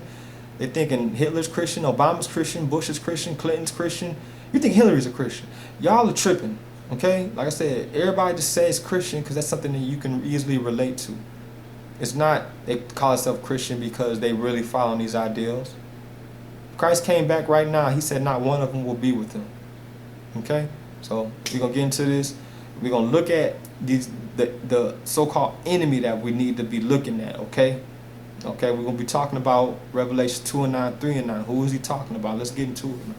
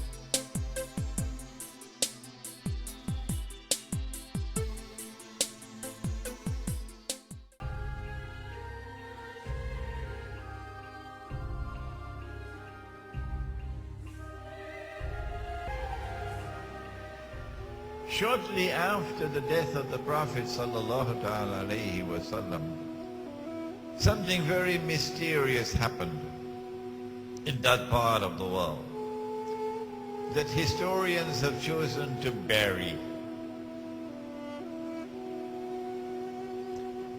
A tribe called the Khaza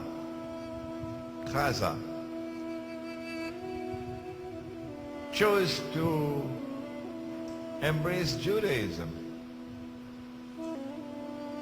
And so the world witnessed for the first time the very strange phenomenon of a non-Semitic people becoming Jews. Non-Semitic becoming Jews. The genetic research is available on the internet. Anyone can study it. You had conferences, medical conferences, which were organized to study these people, their genetic composition. They had a genetic composition which was unique in all of mankind. No people in the world were like them. This is scientific research. And these people, the Khaza, chose to convert to Judaism, but they did so not for any religious reasons. They were not so much interested in the Kitab and to follow the law. They embraced Judaism for purposes of political expediency. They were sandwiched between Islam and Christianity, Byzantine Christianity, and they chose Judaism. These European Jews who have no racial, biological connection with the Banu Israel multiplied. وَهُمْ مِنْ كُلِّ حَدَبٍ يَنْسِلُونَ. They multiplied and multiplied and breeded to such an extent that today 9 in every 10 Jews in the world, 90% or more, are European Jews. They outnumber the Semitic Jews by 9 to 1 or 10 to 1. These European Jews, if you look at the list of names of Nobel Prizes for science, for literature, would you name it, you will find that these are people who far exceed the rest of mankind in their intellectual brilliance, in their academic achievements, in their scientific research.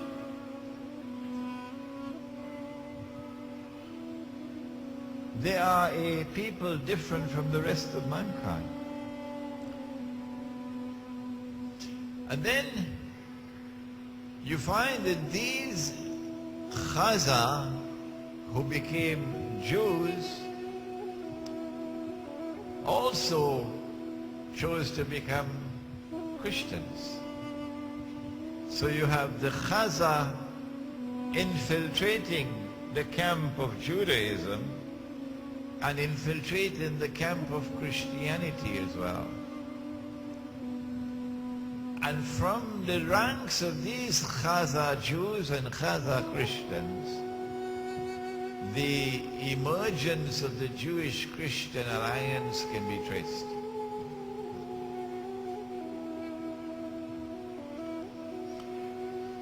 It is this Jewish-Christian alliance, Khaza,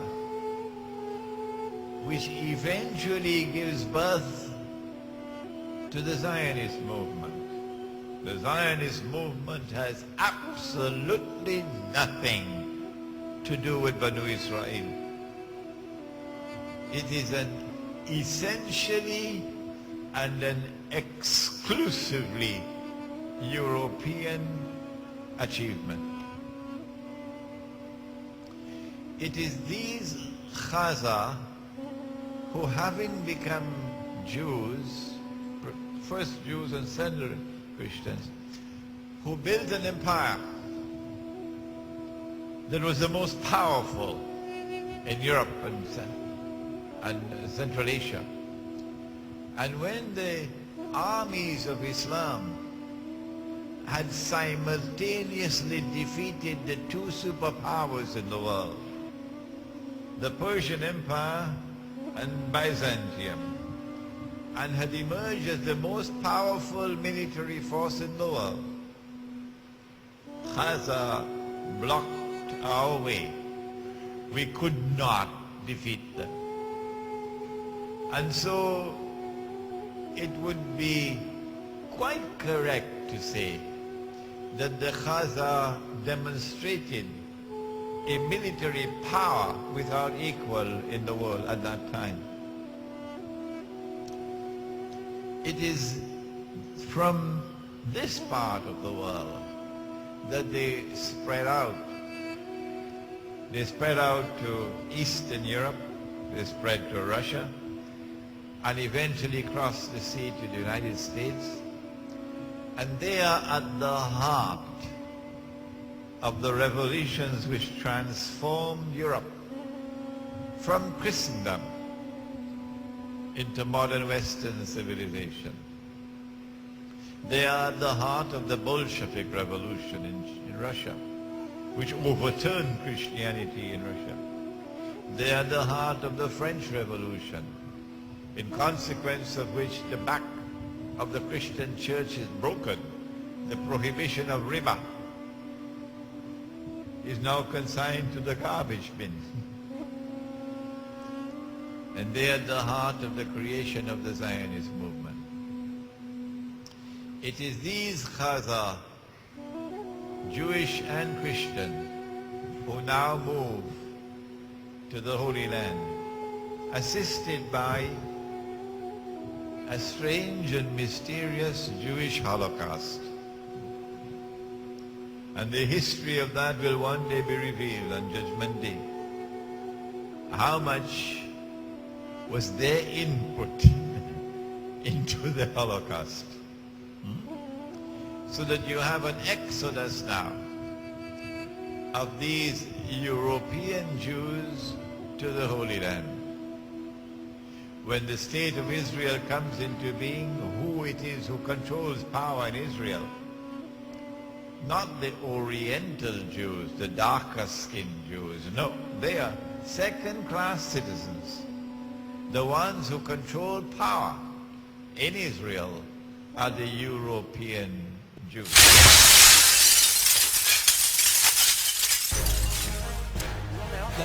Appropriately. I've been in Yemen, in Morocco, in the Jewish communities. In all the communities, Jews have been living up to the creation of the State of Israel, till Zionism came about rather around 100 years ago. They have been living in peace without any human rights groups watching us. It is not a religious conflict on the continent. Not a religious conflict on the continent. Not a religious conflict on the continent. There is no specific discrimination against Palestinian Christians as opposed to Palestinian Muslims. It's a shared suffering. Palestinian Christians have difficulty getting to churches on Sunday morning if they wanted to come to Jerusalem because they don't have that permission or that legal right, according to the Israeli government, to come to Jerusalem for worship.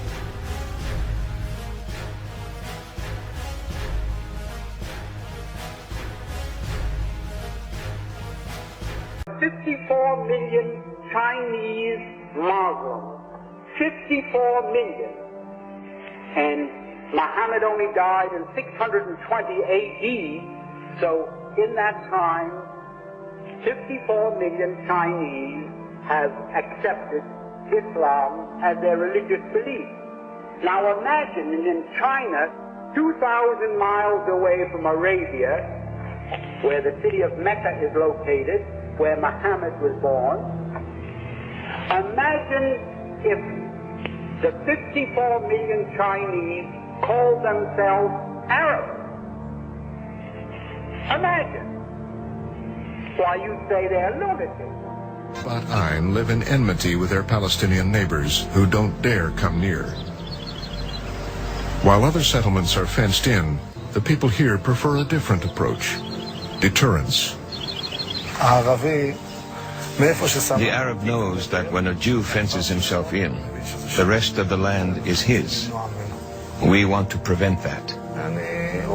He puts his plow next to the Jew's fence and starts plowing all the way to his village. And that's unacceptable. If I don't have a fence, it confuses him. Our fence, in fact, goes as far as an M16 can reach. The range of an M16 bullet is our fence.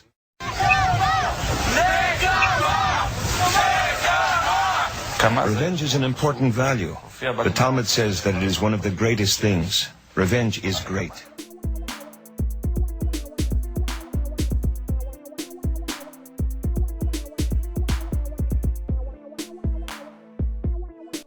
Almost every one of the Psalms mentions revenge in one way or another.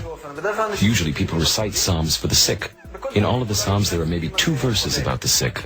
About revenge there are hundreds of verses.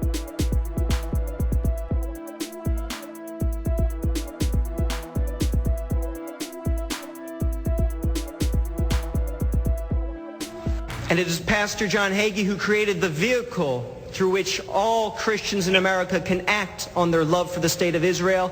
Christians United for Israel, which, as you can see by looking around this room tonight, is rapidly becoming the most powerful Christian movement in the United States of America.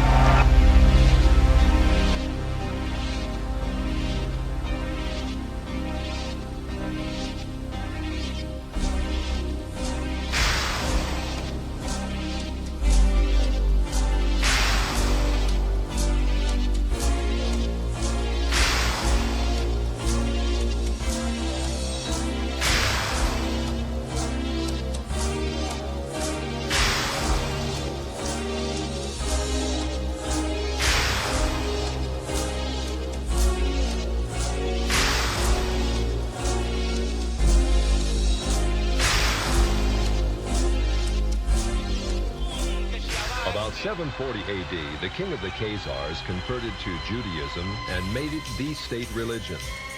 Incredibly, within a few centuries, the people of Khazaria convinced themselves that they were not Gentiles after all.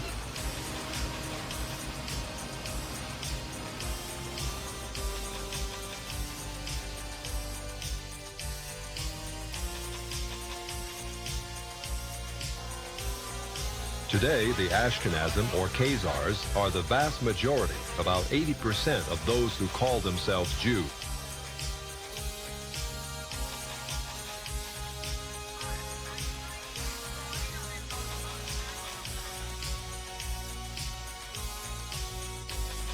The Lord God has his hand on Israel, and God sends help for Israel when it is needed.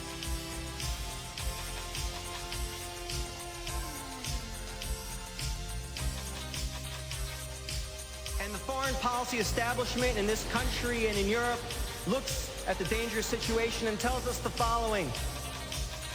There are simply too many Muslims living on too much land, sitting on top of too much oil.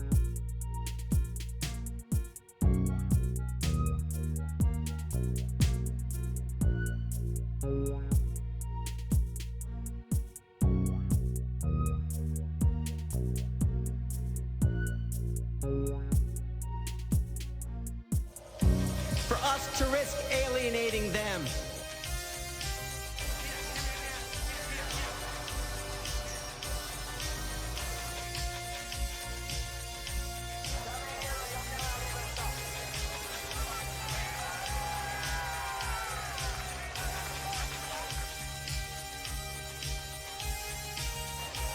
According to author Simon Schama, the Rothschilds own 80% of the land of Israel. Even the flag of Israel flies the hexagram symbol from the Rothschild family's red shield. The hexagram has 6 points, 6 triangles, and 6 sides on the central hexagram. The numbers 666 are associated with the biblical prophecies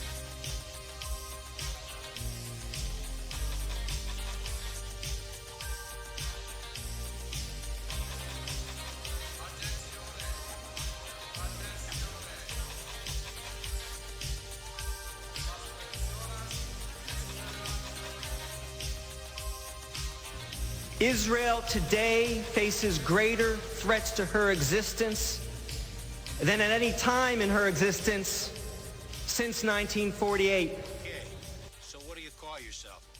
¿Cómo se llama?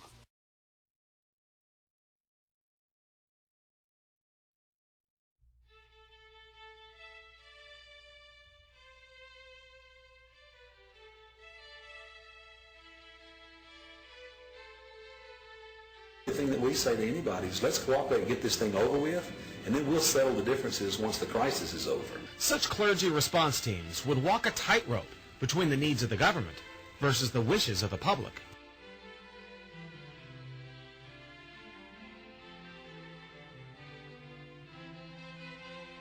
Because the government is established by the Lord, you know, and that's what we believe in the Christian faith. That's what's stated in the Scripture. In the 1930s, scientists wondered how Hitler could rule Germany and Stalin could rule Russia. These were vast territories. He could rule them with practically no army. And the answer was they had discovered during the 1920s that adding sodium fluoride to drinking water made the people very passive. Stalin found out that in his concentration camps, where you have to have guards, I mean nobody's there because they want to be, that by adding sodium fluoride to the drinking water to camps, or the gulags, he could reduce his guards by an average of 4. You only need 1 in 4, 25% instead of 100%, which comes to quite a bit of money.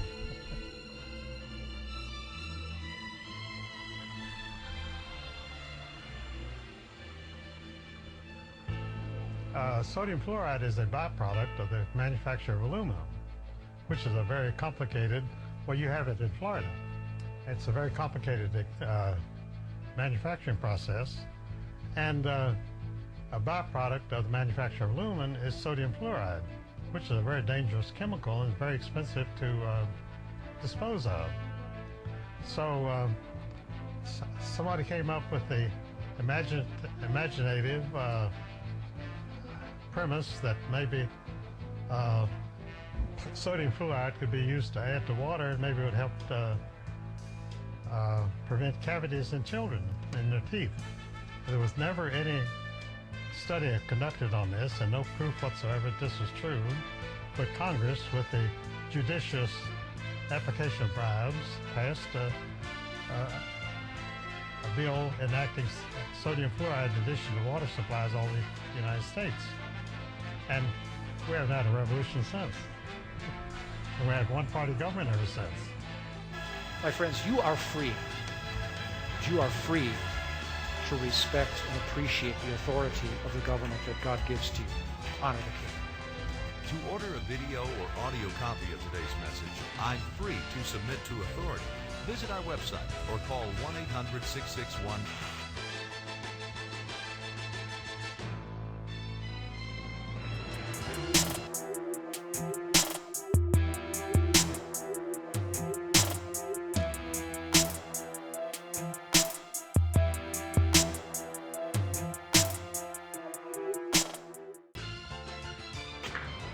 You are the seat. Hear me. You are the focus, the seat of the adversarial Antichrist. You are the chosen nation of God. Why are we here? Because this is now the focus of the battle.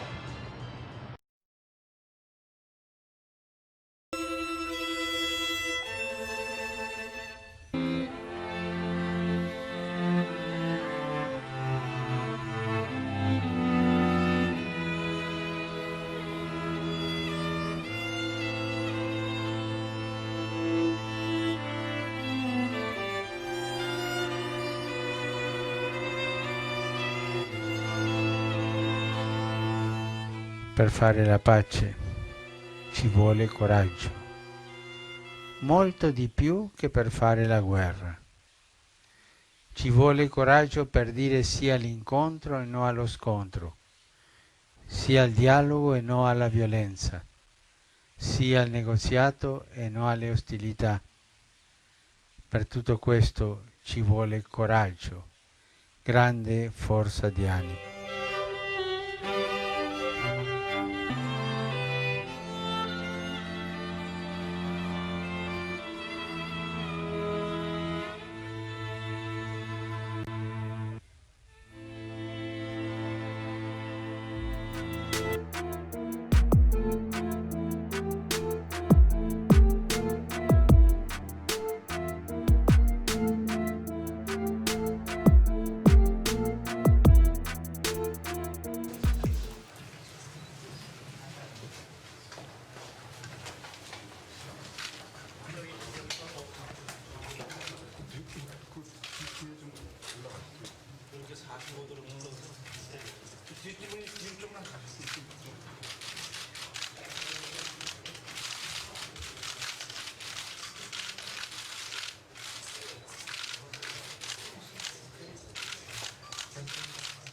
Amid heavy security and curious looks, Pope Francis visited the Blue Mosque and Hagia Sophia. Later, he visited Patriarch Bartholomew first. With these visits, the Pope showed the Vatican's desire to improve dialogue between Islam and Christianity throughout the centuries. The Pope is the messenger of peace for Christians towards other faiths. It's great. I think it's a great idea to visit a mosque and that we visit mosques and Muslims visit our churches. The Pope is scheduled to hold a joint ceremony on Sunday with Bartholomew to renew their commitment to reunite the eastern and western branches of Christianity. Following an invitation to the presidents of Israel and the Palestinian Authority. Here's Alan Pizzi with more on that.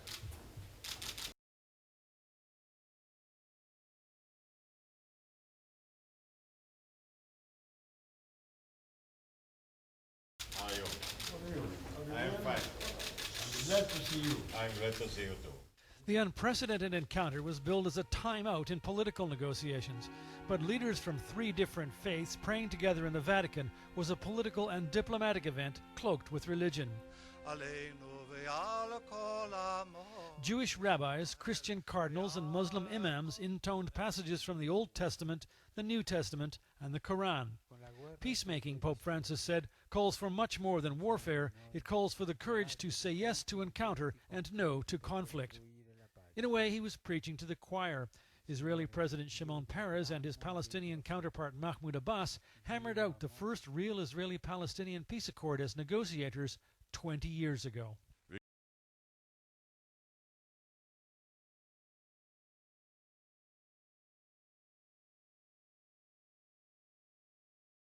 Today at St. Peter's Square in the Vatican, what started out as a peaceful gesture ended in a fury of feathers. Tens of thousands watched as 2 children stood alongside Pope Francis at his papal window. The children released a pair of doves. But the birds of peace were quickly attacked by 2 birds of prey. One dove lost some feathers as it broke free from the gull, but the crow pecked repeatedly at the other dove. It was not clear what happened to the doves as they flew off. This came as the Pope made a plea for peace in Ukraine.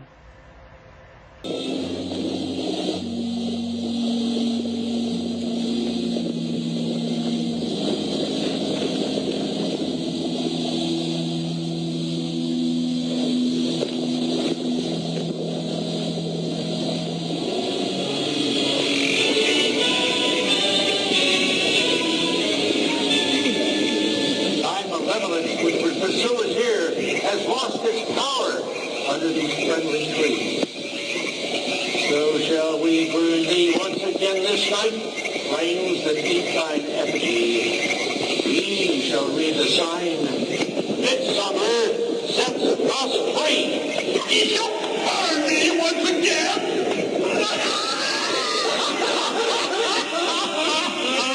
Not with me, flame, which hither ye have brought from regions where I reign. Ye fools and priests, I spit upon your fire.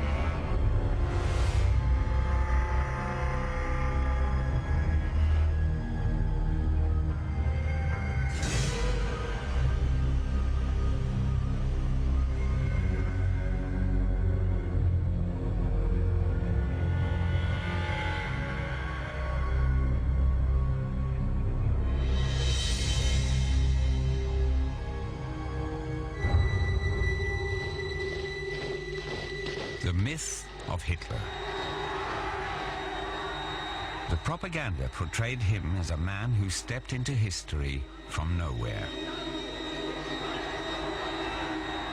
A man who wanted to be above everything, without ties, without ancestry. There was no place in this myth for a family. No one was to know about them.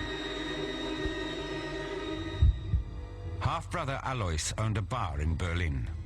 His sister Paula was engaged to a mass murderer. One nephew went to fight for his uncle, another nephew took up arms against him. I hope to take an active part in the liquidation of this man, my uncle, who has unleashed such misery upon the world. A family with skeletons in the closet. Recent research has shown just why the dictator denied his origins. He was afraid that his family left him open to attack.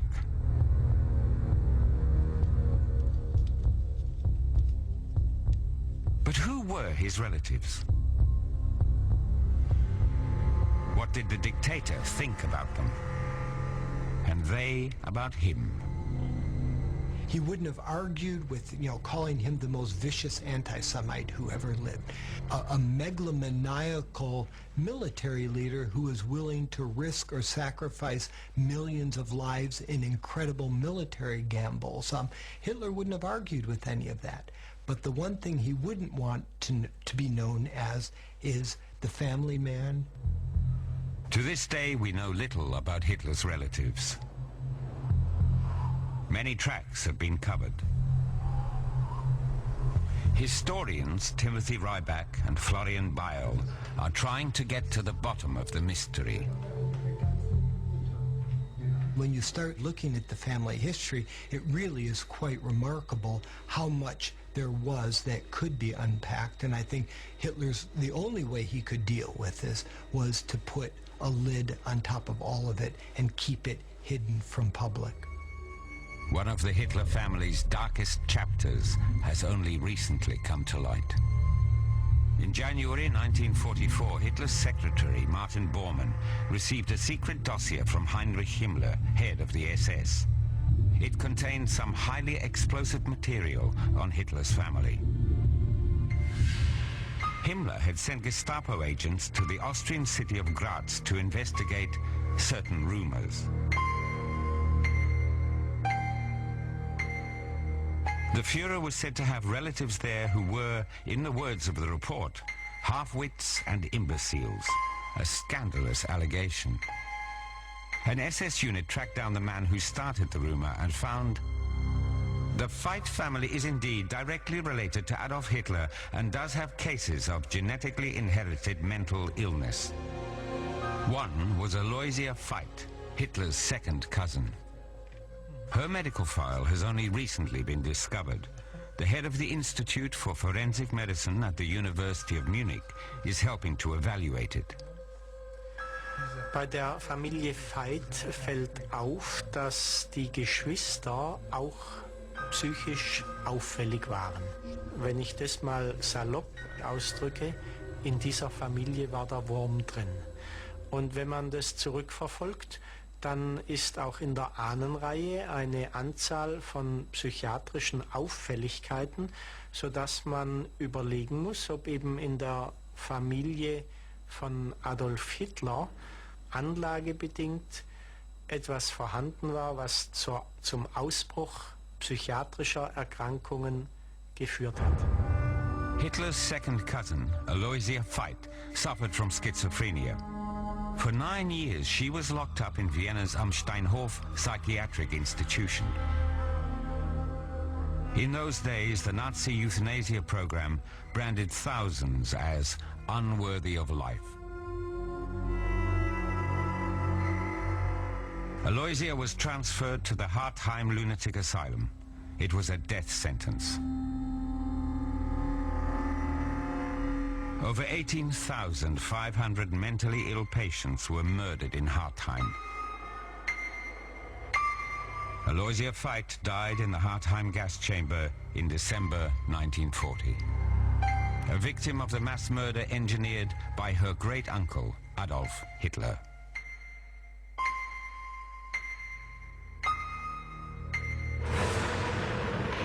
April 1945. With the final battle raging in Berlin, Hitler was thinking about the survival of his own legend. None of his personal effects were to be left behind.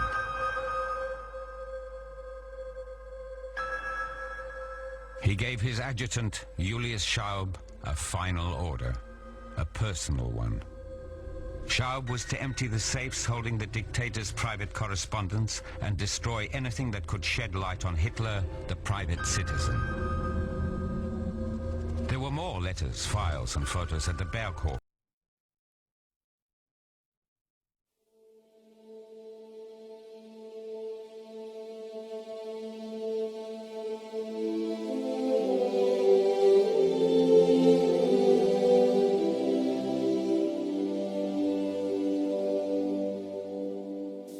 I know from years of my own research and the research of others that proofs of the Holocaust are few.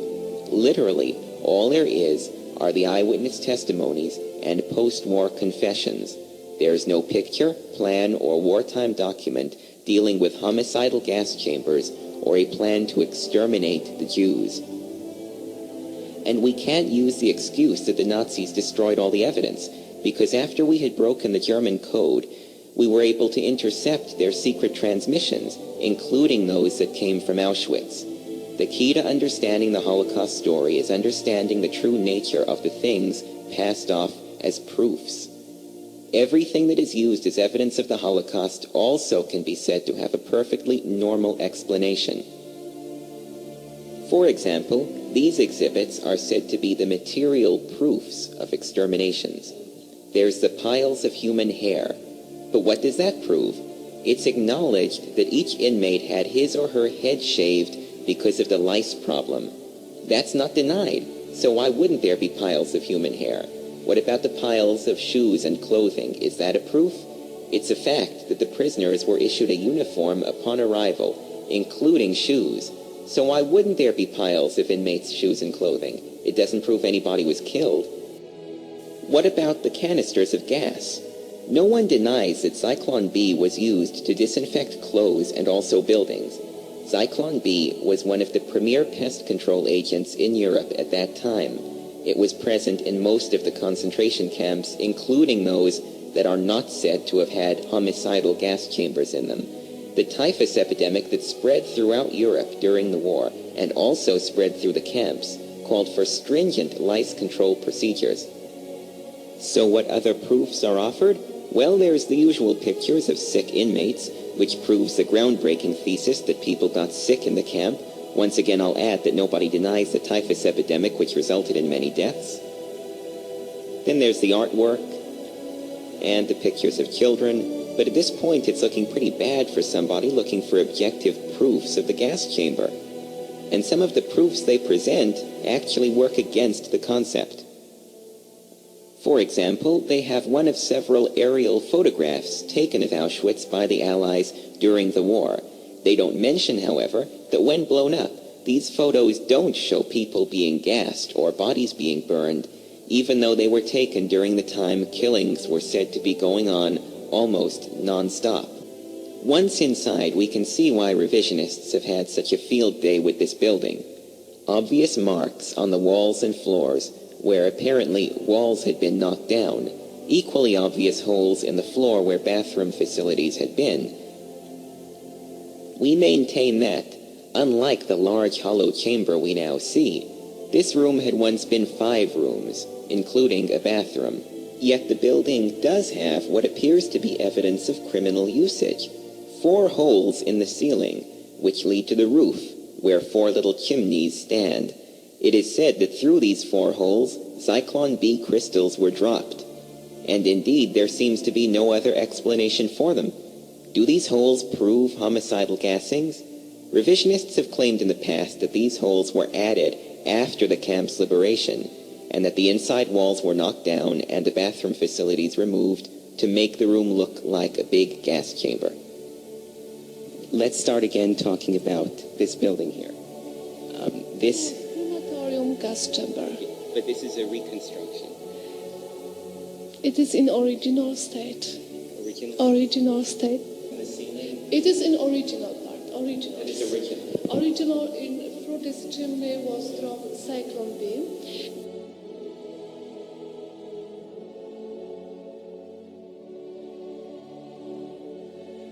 Are those the original holes in the ceiling? No. They've been rebuilt? Yes. Okay. After the war? After the war, yes.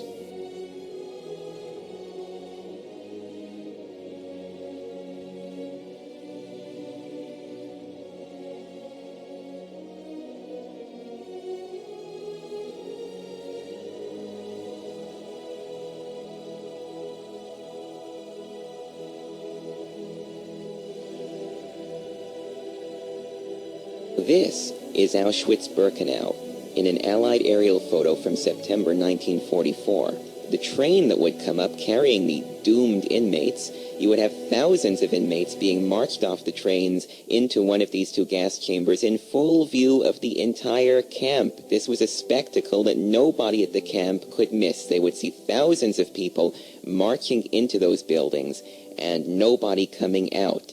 These were gas chambers that were not isolated from anyone, and indeed, when these aerial photographs were released in the late 70s, they contradicted many supposed eyewitness claims about how the Nazis had tried to camouflage the gas chambers at Birkenau. Another question that should be asked, is there any Zyklon B residue in the gas chamber, knowing that cyanide gas would, in fact, leave a residue? In 1988, execution equipment expert Fred Lucher conducted forensic examinations on the gas chambers at Auschwitz. To answer that question, he took samples from the 4 gas chambers at Birkenau, the one at the main camp, and a control sample from one of the disinfestation chambers that we know did use Zyklon B. Now, the gas chamber samples showed almost no appreciable traces, whereas the disinfestation sample literally went right off the scale. In 1990, the Institute of Forensic Research in Krakow decided to conduct their own forensic tests to see if they could refute Fred Lucher's findings, and their own tests got back the same results.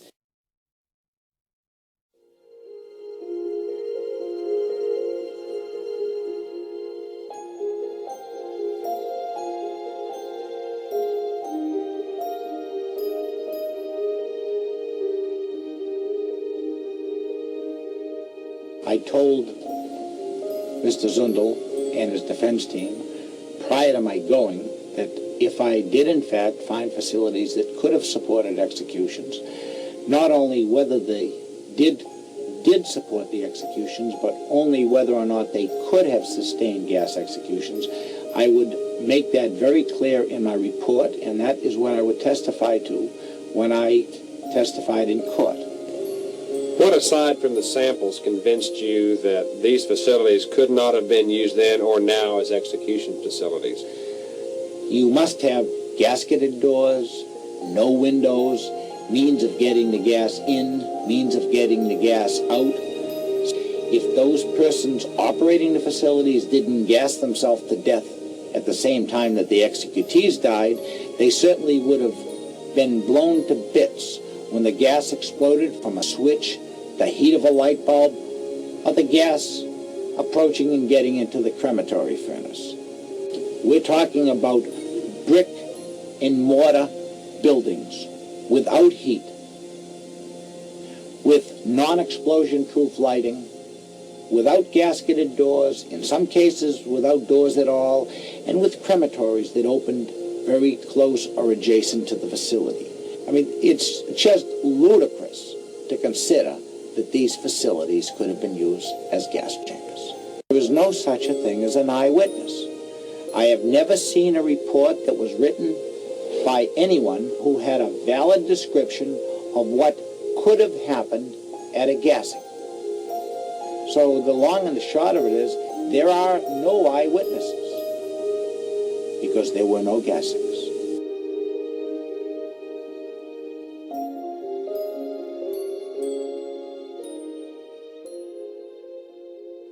I think it's necessary to put this matter in its proper historical perspective.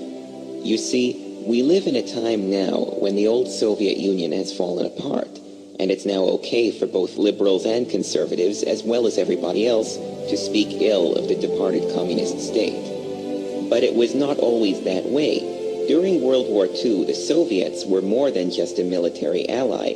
Their anti-Nazi propaganda was readily accepted by the other allies because it served all of their purposes. The point is that as the victors, the Soviets got to commit their propaganda to the history books as fact. With the 2020 hindsight we now have, the knowledge of Stalin's despotism and the KGB's history of misinformation and deception, as well as the other camps in Poland, Majdanek, Belzec, Chełmno, Treblinka, and Sobibor, we've had to rely on the Soviets for most of our information.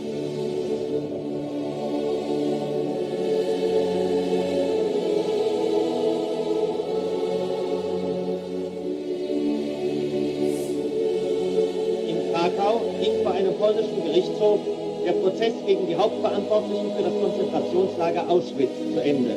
Insgesamt kamen nahezu 300.000 Menschen verschiedenster Nationen im Konzentrationslager Auschwitz.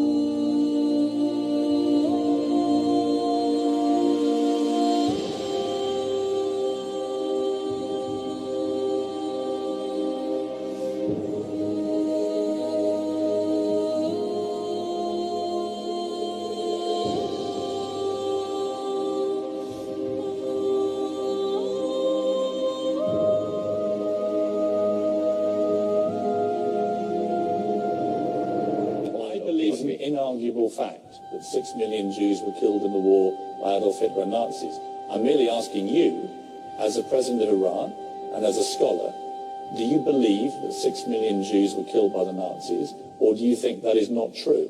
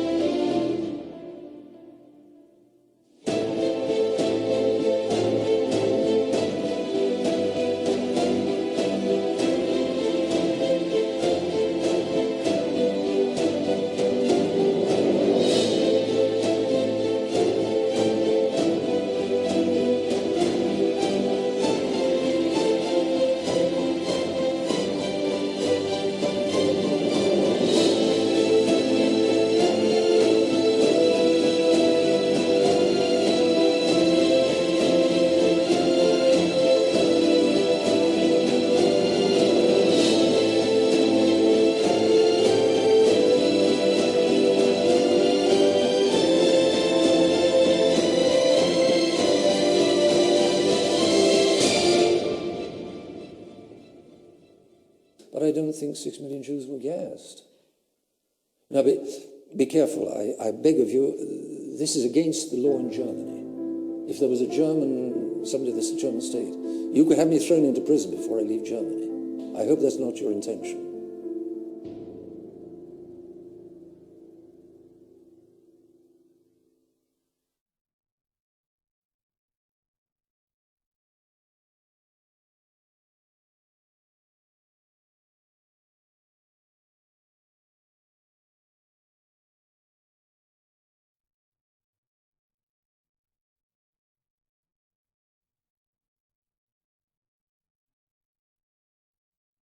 אז השאלה הבאה ממישהו נוצרי, והוא רוצה לדעת מה יהודים חושבים על נוצרים, ישו ומריה.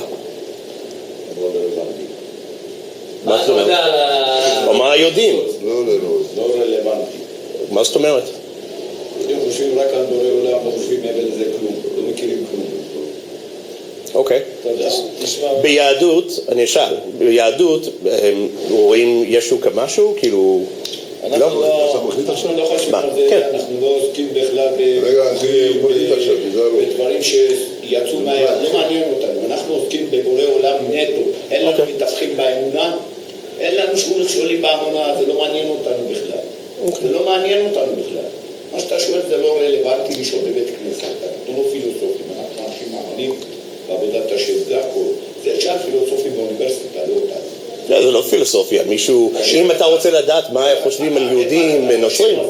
מה זה ייתן לך שנכון שתדע? סתם? בדעת? זה לא מעניין אותך? יש מה שנקרא חופש הבחירה. הם בחרו להיות נוצרים, אנחנו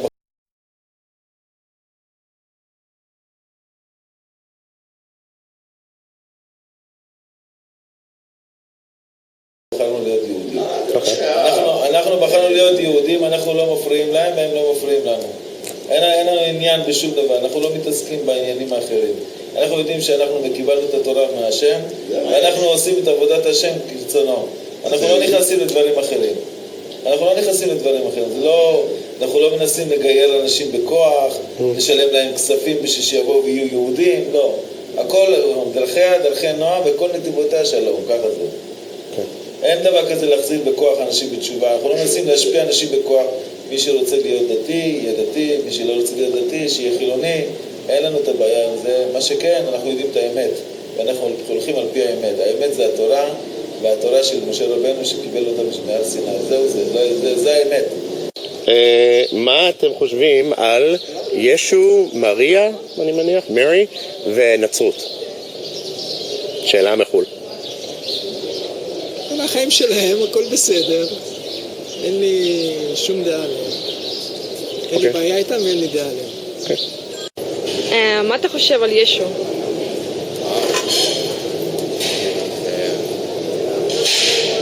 אני מכבד את כל הדתות ואת כל המינים.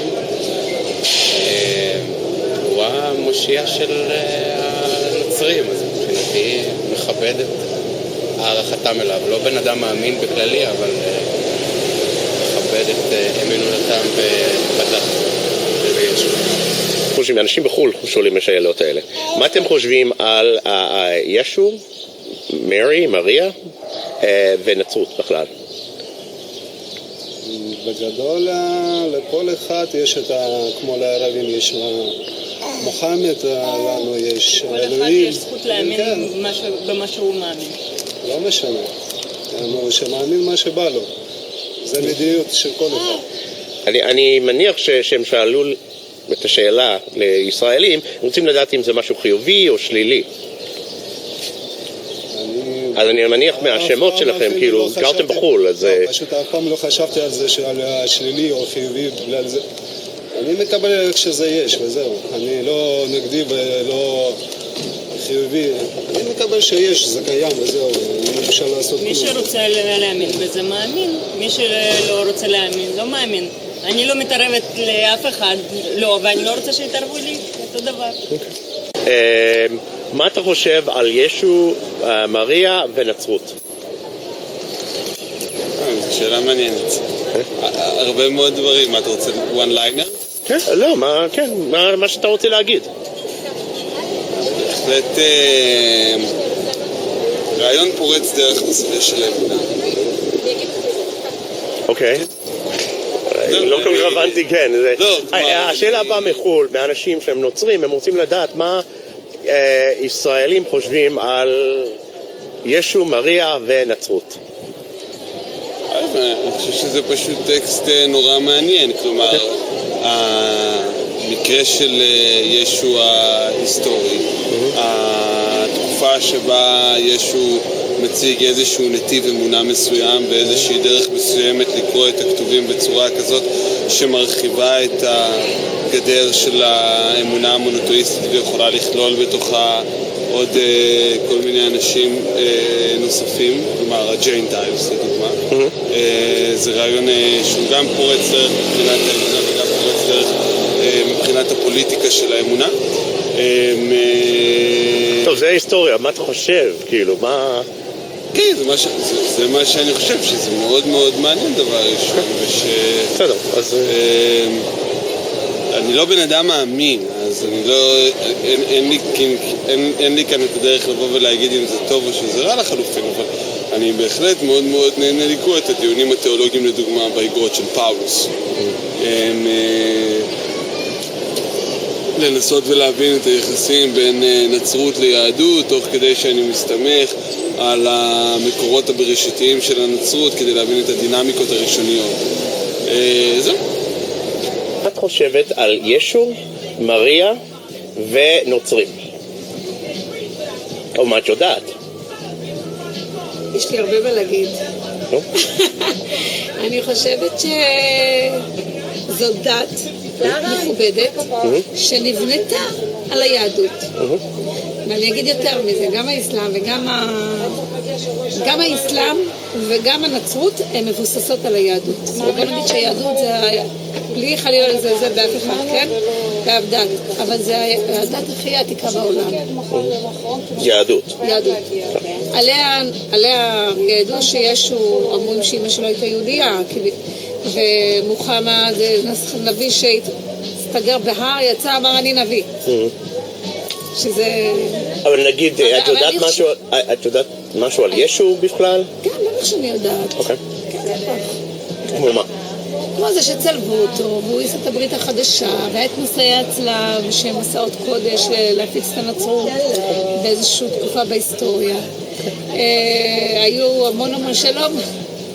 אני יודעת דברים, הוא הלך למים, יש להם את המקומות הקדושים להם במדינה, לנצרות, אצלנו גם, הנוצרים, כמו כפר נחום, נצרת, יש לי ידע, אבל אני בן אדם יהודי ומאמין בדת היהודית, ולגמרי בקטע של... מה אתה חושב על ישו, מרי, מריה והנצרות בכלל? מה אני אמור לחשוב? לא יודע, כאילו... מה אתה יודע על ישו ו...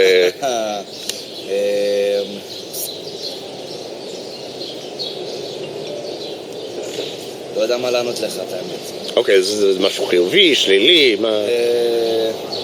מבחינתי זה לא משהו שלילי. אני חושב שזה משהו שכל הקטע בין היהודים לנצרות זה משהו שהסתבך בדרך. בגלל, לפי דעתי, פרשנויות וכל מיני דברים כאלה. סך הכל, גם ביהדות, גם בנצרות, שתיהם מכוונים לדברים טובים, אז... The question comes from outside of Israel, and people want to know, what do you think of Jesus and Mary and Christianity? Nothing in particular. Okay.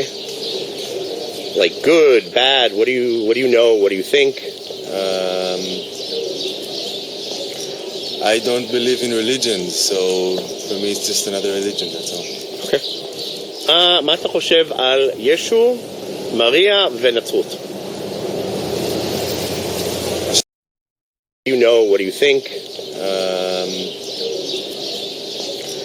I don't believe in religion, so for me it's just another religion, that's all. Okay. מה אתה חושב על ישו, מריה ונצרות? אשרם שהם חיים. מה? אשרם שהם חיים, טוב להם, זה בסדר. הם גם בנים של אלוהים. Who is Jesus to you? מי זה ישו בשבילך? Who is Jesus to you? מי זה ישו בשבילך? ישו זה... Jesus to you. מי זה ישו בשבילך? Who is Jesus to you? מי זה ישו בשבילך? ישו זה הנביא של הנוצרים. אתה רוצה להוסיף משהו? לא, אבל זה בכלל לא. הנביא, האלוהים של הנוצרים. בן אדם טוב היה, אללה ירחמו. הוא היה צדיק. כמו משה רבנו שלנו. מה? צריך לכבד. כמו שיש את מוחמד, יש את ישו, ויש את האלוהים שלנו, ויש את משה רבנו שלנו. היה בן אדם טוב, הוא היה איתי בקייטנה ביחד. Who is Jesus to you? Oh, it's a hard question. A cousin? No. I don't know. Okay. I guess, for me it's nothing. Okay. I guess it's someone for people who consider themselves Christian, but for me it's nothing. Okay. Now I'll explain why I asked that specific question. People outside of Israel who are Christians, very religious, they don't really understand how Jews live in the... this is my impression. They don't understand how Jews live in the land where Christianity was born and don't know much or follow Christianity. So they ask me to ask Israelis, who is Jesus for them? What is Jesus? Why don't they believe in Jesus? I don't look at Israel as a Jewish state. I look at it as the country that I've been born, and I love it because I grew up here and I love it and I got used to it, let's face it. But I don't look at this country as something religious because thank God it's going the other direction now. I'm not religious at all. Okay, so you're not religious, so... I do have a lot of family that they are, but I'm not religious. Okay. מי זה ישו בשבילך? ישו זה מייסד דת הנצרות. אוקיי. אני חושב שמה שהם רוצים לדעת זה למה אנחנו יהודים לא מאמינים בישו, שהוא המשיח, כאילו. קודם כל אני בחורה דתייה. מאמינה במה שהיהדות שמה לפנינו.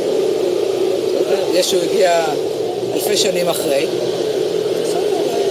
כולם היה יהודי, אבל הלך לדת אחרת. הקים דת אחרת.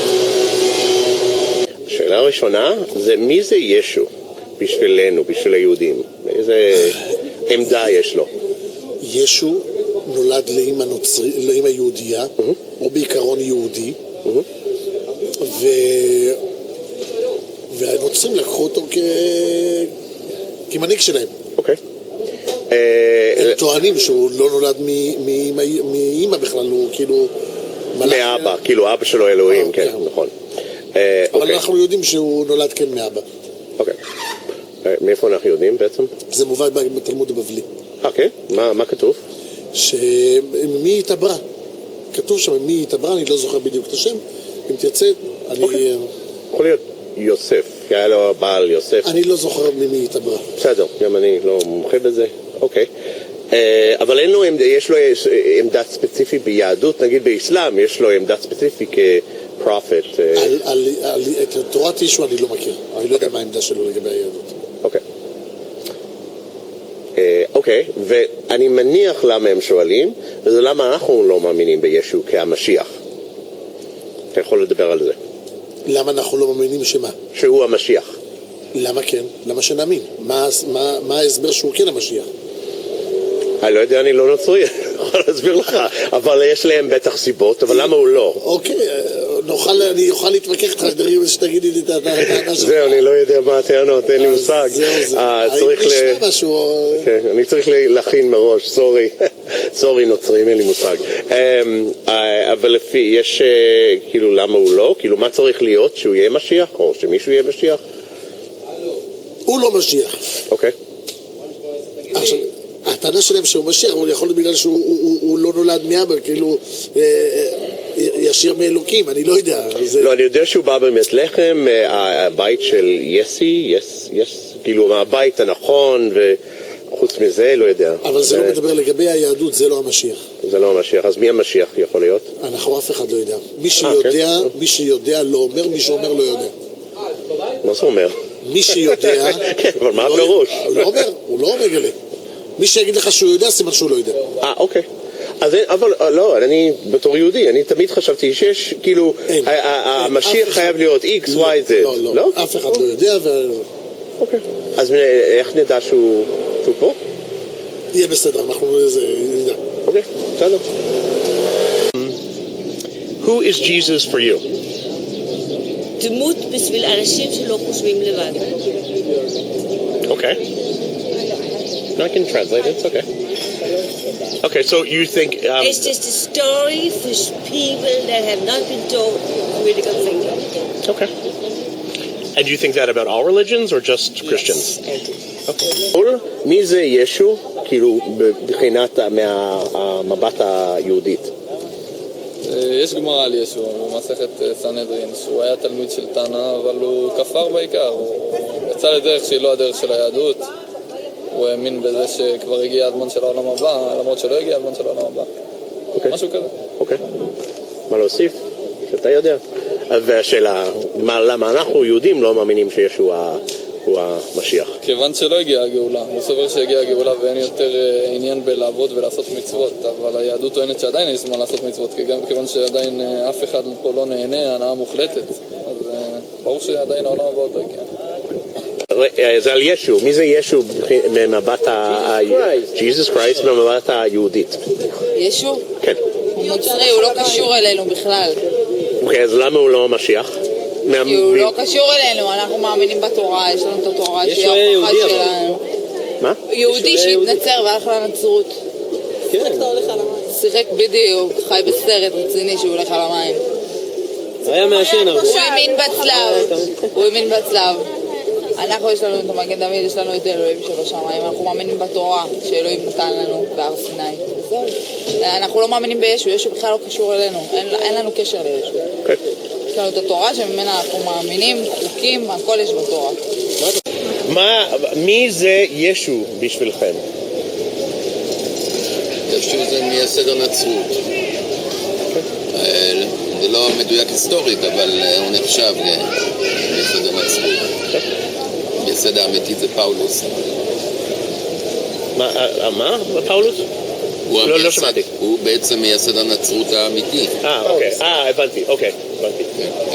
עבור איזה פרויקט זה? זה פרויקט שלי. שאני עושה, אני לומד ומלמד קונפליקטים, למה אנחנו אוהבים, ובחול יש הרבה מיתוס על הקונפליקט ועל ישראלים ופלסטינאים בכלל, יותר על ישראלים, הרבה יותר, ואז אני אומר לאנשים, תשלח לי שאלות, אני אלך, כל שאלה, אני אלך לרחוב, שאנשים... שבוע אני עובדת בארגון של... English? Even better. I can speak English. I work in an organization that gives help to pregnant women who have financial difficulties. Okay. And some, I think they were making a donation.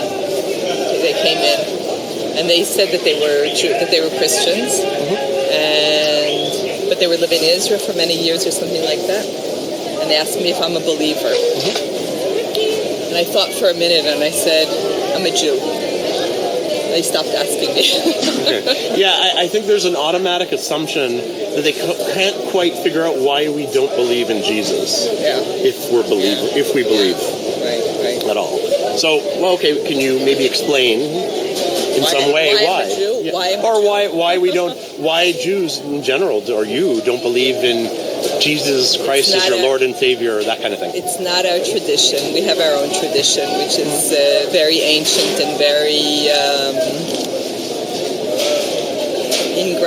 how would you say? Ingrained. Ingrained. And part of it is not believing in Jesus. Okay. Do you happen to know why we don't believe Jesus was the Messiah? Do you happen to know why? Because we have different picture of what Messiah is. We see Messiah as something that's going to happen in the future, and it's going to fix the world. The world's going to be the way it's supposed to be when the Messiah comes. and it hasn't happened yet, so pretty simple. But the stronger answer is that it's just not in our tradition. מי זה ישו? יהושע שברא הכל. לא, ישו. של הנוצרים כאילו. רבי יהושע שברא הכל, היה יהודי וברא הכל. זה רבי יהושע בן חנינה. הגמרא אומרת, יהושע בן חנינה שהיה יהודי, והרב שלו עשה לו ככה, והוא חשב שתלך, אבל הרב שלו התכוון, חכה נגמור קריאת שמע, אני אתפנה אליך. והוא לא הבין אותו טוב, אז הוא אמר לו, אז הוא חשב שהרב דוחה אותו, אז הוא הלך ופרע הכל. והקים דת חדשה. כן, ככה סיפרו לכם? סיפרו לנו, זה הגמרא. התורה מספרת. כן? זה בגמרא? תורה שבעל פה מפורשת. תורה שבעל פה. לצערנו מצנזרים את זה, אבל זה תורה מפורשת. אוקיי. מי זה ישו? Who's Jesus for you? זה מהאנשים שלו. I think that Jesus is like the postmodern of the Judaism, really. Like, even, אני מדבר עברית, אז ישו בא ועשה משהו נורא סציוני. ביטל את הכל, השאיר ואהבת לך כמוך ותאהב את אדוני בכל לבבך ובכל מועדך. זה היה באמת איזשהו פיוז'ן, איזשהו שינוי לחלוטין של התפיסה היהודית שהיא מאוד נחרצת ומאוד זה, ואז בישו רק peace and love ורק אהבה ורק שפע. זהו, זה מה שישו בשבילי, לא איזשהו, אני לא באמת מסתכל על כל הדברים האלה של דתות בשבילי בכלל, זה לא משהו שהוא נקרא לזה, זה יותר סיפורי ותובנות ומעשיות ולא איזשהו משהו עובדתי. וישו מסמל את אמרתי, את הפוסט-מודרנה הזאת, את השינוי. שפוסט-מודרנה זה משהו שחזר, זה לא רק עכשיו התקופה הזאת ב-2000 לא, זה היה גם פוסט-מודרנה לפני 1,000 שנה וגם לפני 2,000 שנה. איזושהי רפלקציה שהוא עשה ליהדות ואמר לא צריך להיות את הנחרצות הזאת, אלא... אז למה אתה לא מאמין בו? כי אני לא מאמין באף אחד, גם לא אתה יודע, בכלל לא באנשים, אלא נטו, אתה יודע מה, אני מאמין בטבע, אני מאמין בקרמה, זה כן. אבל לא באנשים, לא במשה, לא במוחמד ולא בישו. בעיניי just symbols. מי זה ישו בשבילך בתור יהודי? זה סיפור ארוך, השאלה מה אתה רוצה לשמוע? זה סיפור או בקצרה? לא יודע, כאילו מישהו מחול שואל שהוא נוצרי כמובן, ולא, כאילו הוא רוצה להבין מי ליהודים, מי זה ישו? ישו כעיקרון הוא היה כהן, הוא היה כהן גדול אפילו, כהן גדול. הסיפור אומר, כאילו בקבלה או בכלל, שפעם הם היו נמצאים בתוך בית מקדש כלשהו, זה לא היה בית מקדש בדיוק, זה היה מקום כזה שכל הגדולים היו שם, והם נושאים את שם השם עליהם, על השרשרת, על הטבעת, והם ידעו את שם המפורש. וישו היה אחד מהם. רק כשיצאו החוצה, אז כאילו היו אומרים תמיד להתנקות, כאילו גם במחשבות, במים, ויכולים לצאת החוצה לקבל כאילו, אתה יודע, להיות עם שאר האנשים.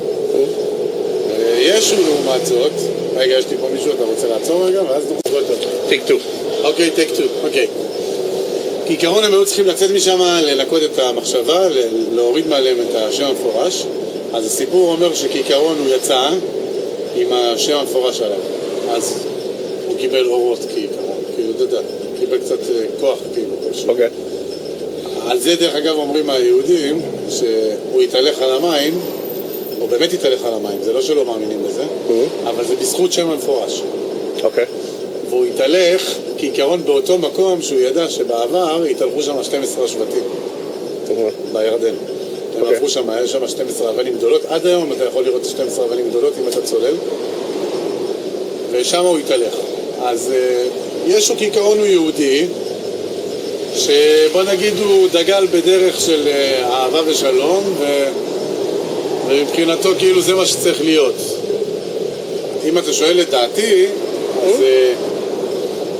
הוא סחב אחריו כאילו זרימה מאוד חזקה שהיום הם הרבה,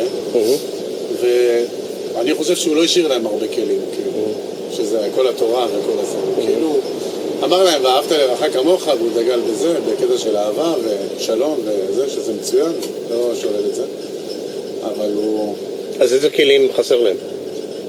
כל התורה, כל הסודות, כל הדברים האלה, איך לעבוד את זה, בוא נגיד. בסדר, יופי, אז תאהב את ההוא, תהיה לך שלום, אבל אתה צריך לדעת איך לעבוד בזה חדש. שמופיע איפה זה... כאילו זה ב... איפה הכלים האלה? לא רק בתורה, כאילו התורה יש להם. יש בקבלה, בפרשנויות יותר. כן.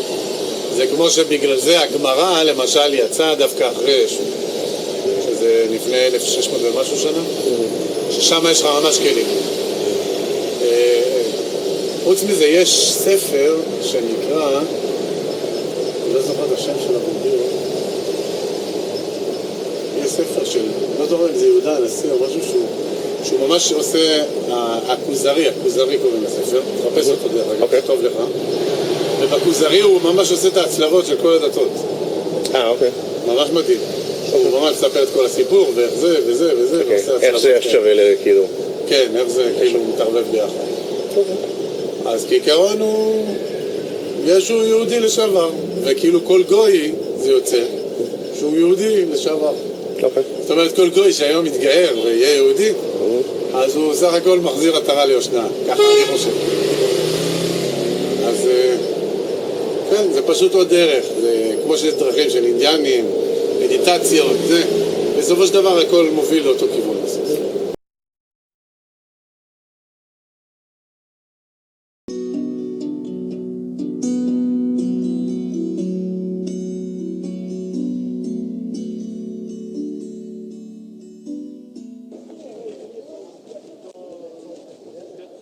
Hi, Joel. How you doing? How are you, Rabbi Locks? Welcome to Yerushalayim. Well, we appreciate it. Rabbi Locks? Hi. Call me Goodford if you like. How can I help you? Well, we're looking for an honest response to the teachings of Jesus. And That's good. Okay. Let me explain to you. An honest response. A little story to explain it. Once upon a time, there was a king. The most special, beloved king you could ever imagine. Now, this king had many, many, many children. But for some reason, one of his children became the most famous. And much of the population called him the prince. One day, the king and the prince came to a village. And the whole village got so excited, they went out and they welcomed the prince.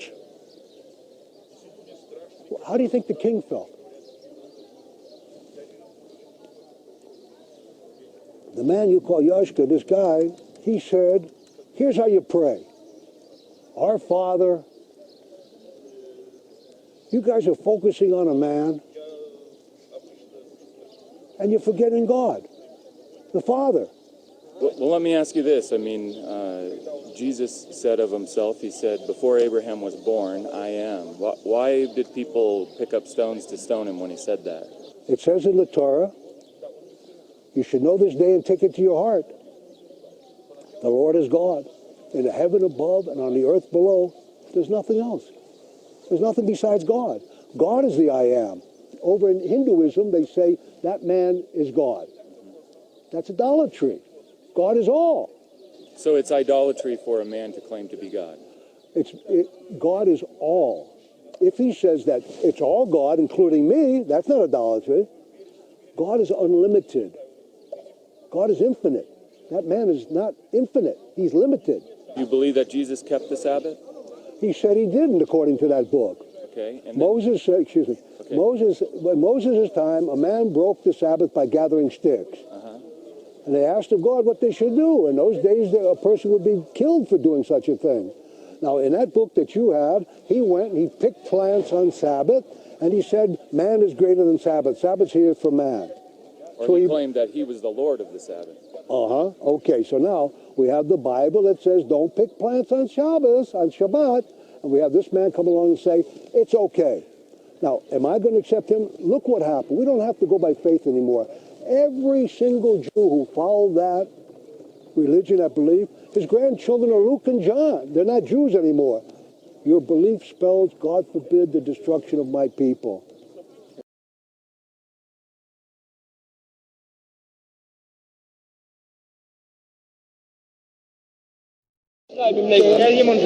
שילמתי 139 שקל, ככה. If she's got water in her hand, you have to be careful, because she'll scatter it at if she has Coca-Cola, then she'll make you into a black Christian. Became blessed Christian. Rabbi. Don't come close to Rabbi. מה את מצלמת לי? מה את מצלמת? מותר לה לצלם אותי? אנחנו הולכים עכשיו להגיש תלונה נגדו. תגישי. מה קרה כלום? מה קרה? מה הוא עשה לה? מה עשה לה? אז היא אנחנו עדים. מחוצפת. מחוצפת.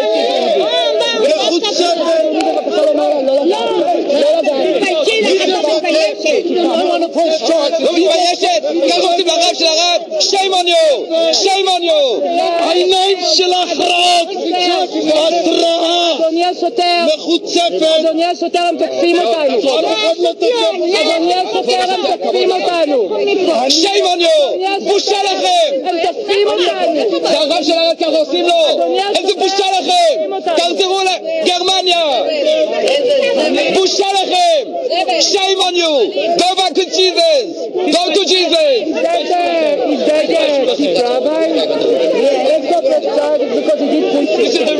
shame on you!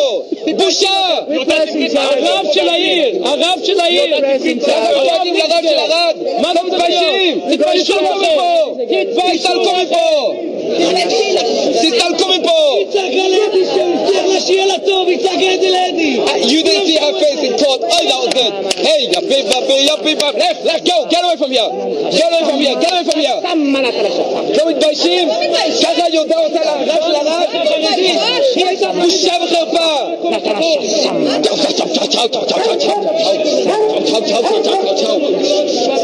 יזבן יהודים לצעוק על הרב של הרב. ככה היא עושה.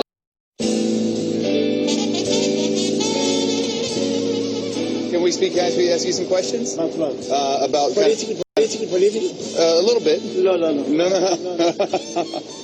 I'd love to hear your thoughts on the current conflict. With everything that's happening, it's all an illusion?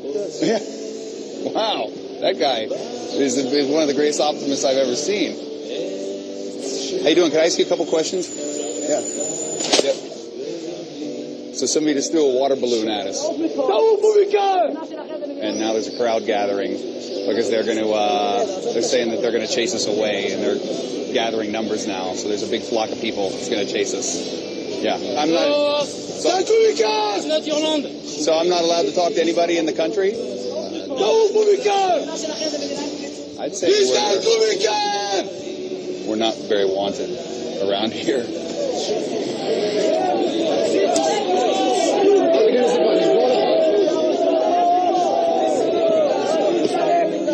This place is no joke.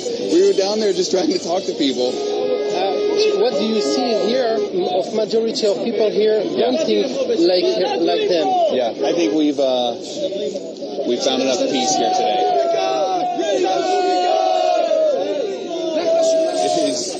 It's no joke. I'm going to my car. I'm going to my car. Dude. Yeah. Jewish? I'm going to my car.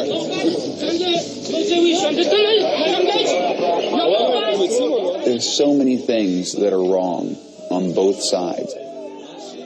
If this was solved tomorrow, if suddenly there were two states and people were living in peace, would bin Laden go away? I don't think it would happen.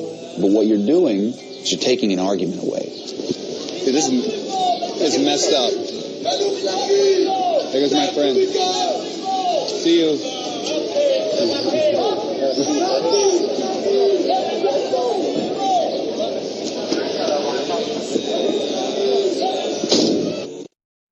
An emotionally charged case of he said, she said, tonight putting New York City's first Hasidic police officer right in the spotlight.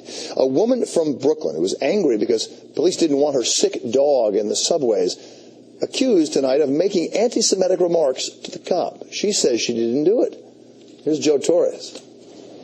Chrissy Brodigan had one of those days Monday. Her dog threw up while in his carrying case on the subway ride home. Then she had a confrontation with police. Then she got arrested for disorderly conduct. As she exited the Bedford Avenue subway station in Williamsburg, a police officer cited her for not having her pug, Dempsey, inside his carrying case as required in city subways. Pug vomit was on me and the bag. And it's sort of like a mom with a child who's just thrown up. You just want to get out of the subway. The 32-year-old says sexist remarks by Officer Joel Witriol, the city's first Hasidic cop, prompted her to get a little heated. Moments later, she was in handcuffs and up against the wall. The whole time he kept saying, if you're going to act like a woman, I'm going to treat you like a woman.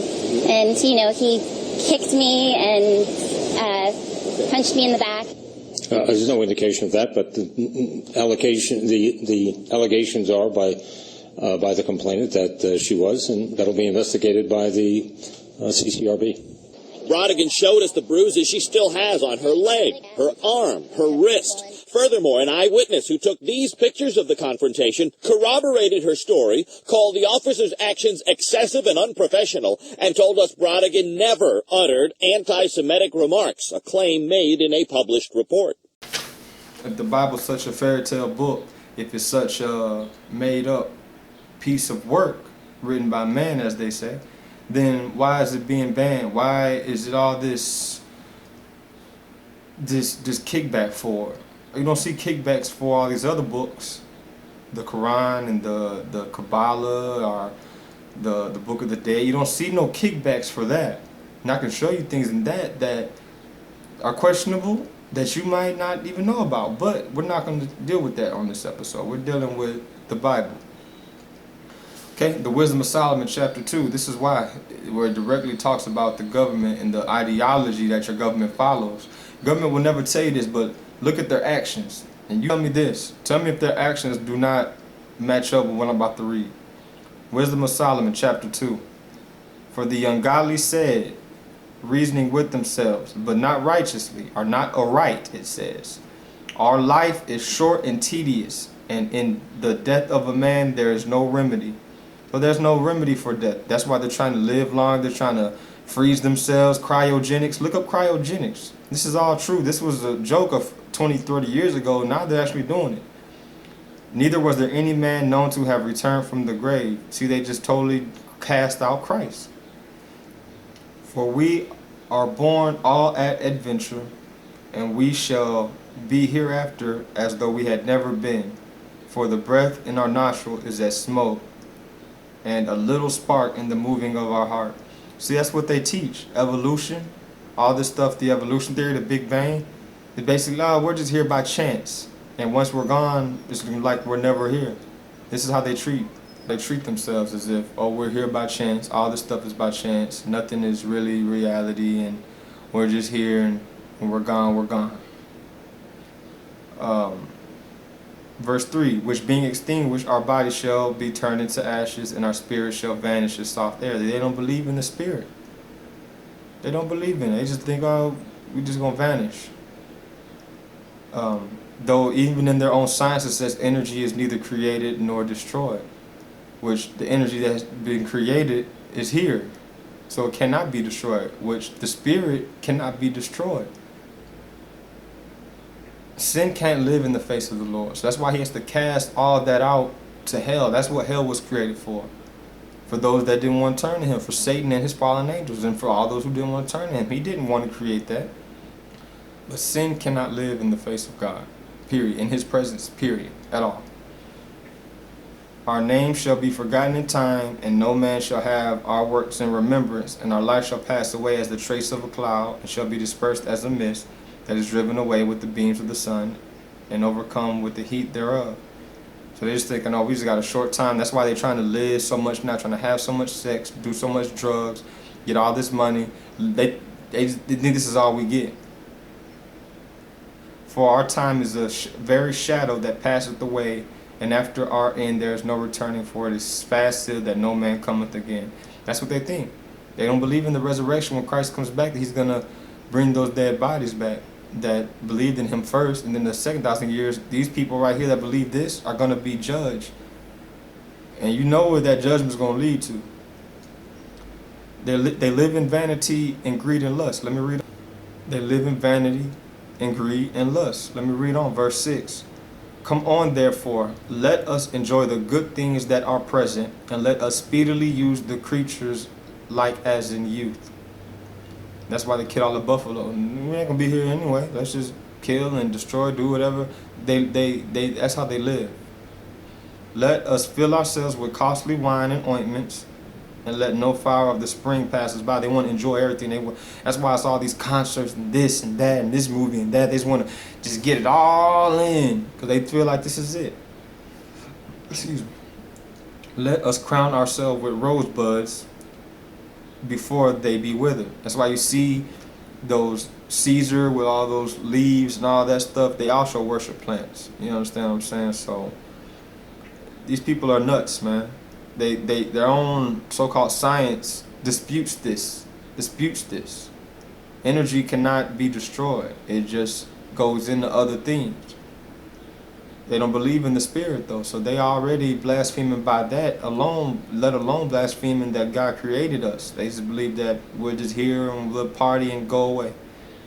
Let none of us go without his part in our voluptuousness. Let us leave tokens of our joyfulness in every place. This is our portion. Our lot is this. That's why they conquered the land and named themselves after it. That's why they build these statues and all these things and expect people and force people to reverence them. People do, because they think that this is just some great thing when it's nothing but something built by man and in his own vanity at that. It's not, there's no Lord in that. Like that Rio with the Christ with his arms out, that's vanity. God never said to create that. Oppression of the government. Let me read on. Verse 10. Let us oppress the poor righteous man. Let us not spare the widow, nor reverence the ancient gray hairs of the age. Don't they take away their social security? Don't they take away all the things that the old have worked for? Don't they not spare these widows when their husband dies overseas and things of that nature? These people have to get, they ask us for our donation. That should tell you right there. Let me read on. Verse 11. Let our strength be the law of justice, the strength. Just like manifest destiny, the strength. If they didn't have the strength to do that, they couldn't did it. But since they had the strength to do it, they said that was the law. Just like putting people out of their home on reservations. That's craziness, you know what I'm saying? For that which is feeble is found to be nothing worth.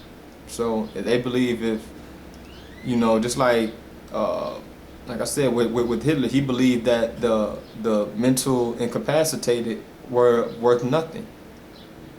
Not true. Therefore let us lie in wait for the righteous, because he is not for our turn, and he is clean contrary to our doings. He upbraideth us with our offending the law, and objected to our infamy and the transgressions of our education. D. They teach us this wrongful European evolution, theory of Big Bang stuff in the schools, and anybody that speaks against it. Look at Kent Hovind. He's been in prison almost 12 years going on. I know he's been at least 10, and he's still in jail. They put him back in jail. He got out and they put him back in jail because he preaches against evolution. Look at JFK. He spoke against this system. They took him out in broad daylight to show you that they will take you out in broad daylight. They don't have to kill you behind closed doors. They're going to kill you and let everybody see. Look how many bullets hit his car. There's more than one gun, more than one shooter. They talk about the Israelites in this. He professeth to have the knowledge of God, and he called himself the child of the Lord. That's us. He was made to reprove our thoughts. Am I not reproving what they are doing? He is grievous unto us, even to behold. For his life is not like other men's. His ways are of another fashion. This is why they hate you, black people.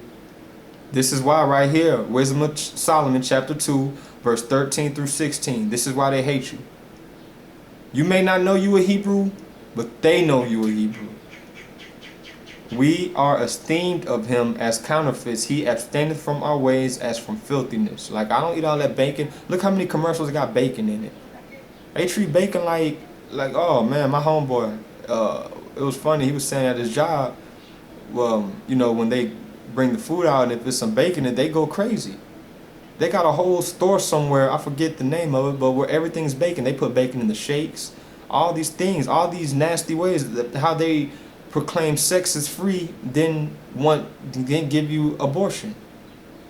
These are all the adultery to murder. You're doing two things right there. Transgression, man, of the law, man, big time. He pronounces the end of the just to be blessed and maketh his boast of God that is his Father. God the Father. I boast in him. I don't boast in myself. I keep saying this ain't of me. This is of him. He is the Most High. He put this on me to do. Then we skip to the persecution, verses 17 and 18. Let us see if his words be true. Let us prove what shall happen in the end of him. So because we love God, people hate us. And this is for the Hebrews that's righteous right now I'm talking to, okay? The first part was just about the Hebrews, period. But the ones that's doing what I'm doing, is preaching up against this is what they doing. For if the just man be the son of God, he will help him and deliver him from the hand of his enemies. So this is why people, they get on my nerves with this. They'll be like, oh, look at this baby died. Or look at this person died. This woman died. Where was Christ? How come Christ didn't come in and save him? How come? He gives us free will. So that means if you want to go out and rob people and stab people and steal cars and you're gonna do that. But best believe you're gonna get your judgment in the end if you don't turn your life around. Not by me, by him. Him that liveth forever. He's gonna judge you. Through his son Yeshua, with the rod, he is gonna. Y'all gotta understand, this judgment is real. You can keep living your life and thinking this, but you are gonna find out, and in the end, it's gonna be a greater judgment. More than any judge on earth could judge you. And this is like I'm saying, they say, oh, why is it evil here and there's a God? Why does God allow this evil? No, you humans, you people are turning over to the evil side. Why don't you follow God and then see where that goes? You always follow you look at the people following the evil. Those people aren't following God. That is what happens when you follow the evil one. When you do the things of the devil, devilish things happen. Rape, crime, war, terror. Look at that section 3 when I was talking about Enoch. Those people that say they have demons, those people that was conjuring those spirits. Look how they were acting. Okay, that's what happens when you give over to the evil one. You're not going to give over to the devil and somehow live a good life. That's foolishness. Look at these stars that say they sold their soul. Are their lives good? They got drugs, prostitution, all types of things. They're getting arrested back and forth. I mean, it's foolishness. People think they can do wrong and do right. That's dumb. Evil dictatorship, verses 19 through 21. Let us examine him with despitefulness and torture. Don't they torture us? Ain't they killing us, beating us down behind closed doors in these streets? Even in the open. That we may know his meekness and prove his patience. They want to prove your patience. Why they keep showing these riots? Why they keep showing all these things? They want, okay. Oh, so you the child of God? Okay, we gonna test you. Just like Satan was the accuser. They are the accuser. Y'all people don't bother me trying to test my faith. Yes, I know I may slip, but I'm never gonna sit up here and curse you out, call you a name. I'm not gonna let you try my patience. I'm not gonna give you that power. Let us condemn him with a shameful death, just like Christ. Imagine how Christ died for a second. They beat him up in the streets. They whipped him with those tails. They tied him up. They stripped him naked and hung him for everybody to see. Imagine now, just imagine, because like I said, there are people that hung to the cross that was next to him. One was righteous and one was unforgiving. Imagine if they did somebody in your family like that. Imagine how embarrassing that would be. Along with the pain that goes with that. That's the worst way. It's not like he just came in and just stabbed him and let him. No, they humiliated him. But he overcame death, so he got the last victory. He got the victory over death. For by his own saying shall he be respected. Such things they did imagine and were deceived, for their own wickedness had blinded them. Because they're so wicked, they don't understand that through their wickedness, the dollar is failing. Through their wickedness, people are losing jobs. Through their own wickedness, people are burning down the infrastructure, but they don't care. Evil don't care. We know it's when, like they said, a woman score had fury. Like, you ever seen that show Scorned? Those women will go through anything to get back at them. They'll even at their own demise, even at the demise of their children, just to get that man back. Because when you're focused on something like that, you'll do anything to get it. When you're focused on just hating, being hateful, you'll do anything to get to do that, to get revenge on that person. When vengeance is of the Lord. And they plan to avoid death at all costs. Let me read verses 22 through 24. As for the mysteries of God, they knew them not, neither hope they for the wages of righteousness. They never wanted to be righteous. They never even wanted to see what being righteous is about. That's what some people look, my video, they'll watch 2 minutes and be like, nah, he talking about being righteous and putting down drinking, putting down smoking. Nah, I'm going to stick with this. They only want to try to be righteous and then see where that takes you. Nor discern the reward for blameless souls. For God created man to be immortal and made him to be an image of his own eternity. That's why people saying you're a God, you have the power. Where does your power come from? Like I said, if I give you $20 million right now, what could you do in one day? You could still only do so much in this world. They're going to put restrictions on you because you're a child of Israel, man. That's why these stars is doing all this stuff. They only doing what they allowed to do. Think about how much money that they had. They can go and save a lot of people, help a lot of people, like talking about the Creflo Dollar thing and all this thing. Imagine if he put that money into a community of black people, or T.D. Jakes, or Joel Osteen. If he put that into a community of Israelites to get us farming, we can grow our own food. If we can you know, get some water system, we can have some fresh, good water, not this hard water we have. They're never gonna do it, because if they did do it, trust me, they would get taken down immediately. Okay. Nevertheless, through the envy of the devil came death into the world, and they that do hold of his side do find it. So they gonna find their end. They gonna find it. Because they trusting in, like I said, trusting the evil side. These people that's out there doing all these atrocities, they gonna find their end. They gonna find it. God gives us free will because he wants us to come through him as faithful ones. Not because of this or that, or because, you know, it's about faith. Just like you want your wife to be faithful to you, not because you threaten her with, or your husband, you might threaten her, oh, if I catch you doing this, I'm going to do. Is a threat love? It's not love. And no, he's not threatening us by saying, hey, if you do wrong, you go here. It's like the cops say, hey, if I catch you doing this, I'm going to take you to jail. Is a cop threatening you? He's just telling you what's going to happen. So peep that, all right? Erelson, Germany, the official IRC records 271. The official IRC records show the death toll as 271,301. I got that from beforeitsnews.com via the Red Cross. The Red Cross, that's another shady organization, but they told the truth right there. The Catholic Church, they caused confusion regarding Hitler. Hitler walked around with those Catholic priests just to throw off the public.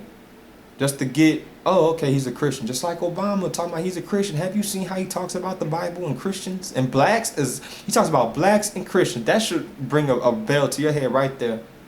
The government hates the Bible. You need to look into it. I just read you why. The number of dead was changed at Auschwitz, was revised in 1989 from 4.1 million to 1.5 million. And they never changed anything else. They never went back and said, oh, the 6 million wasn't real. You've seen the 6 million number. So the gas chambers, they look like holding cells in the counter. You got to think about it. Go look up a real gas chamber. That stuff got to be sealed off. You can't, I'm not saying that people didn't die from gas or he didn't kill. Obviously, you see he killed people, but they inflated it. And this is something I want to bring up too. Where is the remorse for the Indians that got killed off their land and forced to small reservations and were still oppressed? Where's the remorse for the West Africans, the Hebrew Israelites that were swimming in their back that they threw off of that ship? 90 million. Where's the remorse? Between the two, there's almost 200 million people right there that is documented on plenty of history books. Not the ones in school, of course, but where's their country? Where's their, what sent us back to our land? There's none of that. You notice the people that they're doing this for are converts. I'm gonna get into that. Facilities were altered post-war. Hitler's remains were never recovered. And I also want to bring out the CIA actually hired some of those Nazi scientists that were performing experiments on the Jewish people. They were performing experiments. The scientists were hired with the CIA. And guess where they worked into? Television. You wonder why television is hypnotic. Don't believe it's hypnotic? Okay. Put on your child's favorite cartoon or show. Put it on, walk out the room for 3 minutes and walk back in and just look at them. Tell me that's not hypnosis. staring at it. You can call their name, scream in the ear. What they be doing? Think about it, man. That television is a weapon. I'm telling y'all, man. Turn the TV off, man. And I got this information. When they got Hitler's skull, it was a woman's skull. They're lying. I got this from phys.org. Phys is phys.org. News 173-421-782.html. You can go check it out. Shows how the facilities will alter things about the war. Why are they lying? People die. But you notice they'll stick to that, but they won't talk about when people of color die. They won't talk about all that carnage I just showed y'all in the last section with the 12 tribes. They won't. What happened to the Jamaicans? What about the Puerto Ricans? They're still suffering. What about the Zebulon, the MS-13? If they actually had a structure where they can go to work and do all that, there's a big possibility that they wouldn't do that stuff that they're doing. If you question anything about the Holocaust, it can land you in prison. Now, I'm gonna give you the countries: in Austria, in Belgium, in Bosnia, in Herzegovina, in the Czech Republic, in France, in Germany, in Hungary, in Israel, in Liechtenstein, Lithuania, Luxembourg. Now, I'm not talking down on those people that died. God rest their souls, okay? I'm talking about telling the truth about what happened. Telling the truth. Just like 9/11. You see how they brought that into it? Because they're lying about that too. A building has never been brought down by fire, for one, and a building has never been brought down by a plane, for two. Look it up. I researched this for almost 2 years. A building has never fallen because of fire. A building has never fallen because of a plane. I asked people one question about 9/11 because that's a whole nother episode. But this is stories I heard. Like I said, I got a lot of people in New York. Shout out to my people in New York. You know, when the plane hit at the 70th, 80th floor, somewhere in there, right? Why were people on the 4th and 5th floors and 6th floors talking about they heard explosions? How can something that hits way up there cause explosions almost 70 floors below it? Think about that. Just think about that. The Netherlands, Poland, Portugal, Romania, Spain, and Switzerland, okay, where Russian lives lost range from 5.5 to 26 million, including many Christians. But they don't talk about the Russians though. So and these are European people. So you can say, oh, you can't say, oh, he's just getting on the Europeans. They said 5.5 to 26 million, which I don't know if that's true either. But if that's the case, how come? Where's their Germany's doing better since the Holocaust, the so-called Holocaust. They're doing better. From the American Jewish Committee, 1939, the population was 15.7 million. Then the same committee in 1945 published 15.6 million. Now some people were saying, oh, they didn't do it because they were still counting the number. Why didn't they just put a blank there then? Why did they have to put a number there? Because they lie. When you lie, you got to remember the lie. That's what happened. Oh, yeah, I forgot. Hey, what about the Holocaust? Man, put that number down. That's what happened. Craziness. World Almanac, same thing. 1940, 15.3 million. World Almanac, 1949, 15.7 million. Again, they changed the numbers to fit their lives. Think about it. These people I'm talking about, these Zionists, okay? I'm not talking about the regular Jewish persons. I know some Jewish people. And they actually know this truth, okay? Some of them, well, the ones I operate with, they know about Christ, okay? But let's get into it.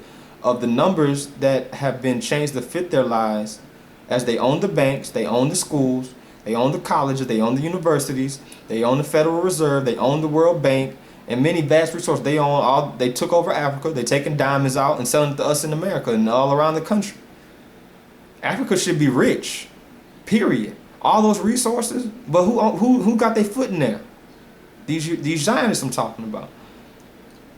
Obama speaks more about people criticizing Islam, about people criticizing Jewish people, about gays than of blacks.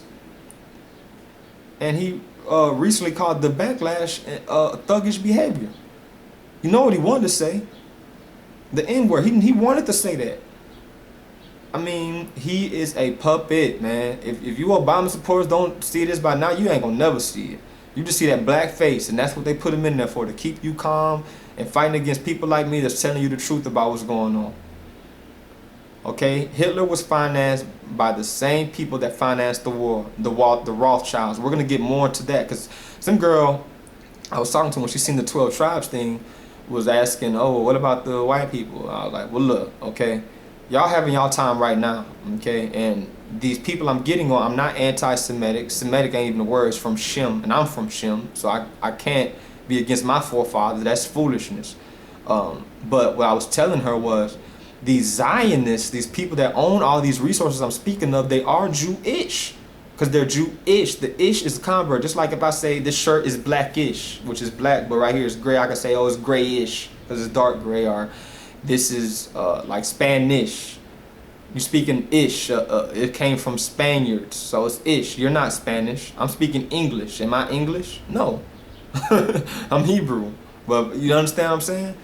So it's that ish is a suffix, okay? Look up what ish means.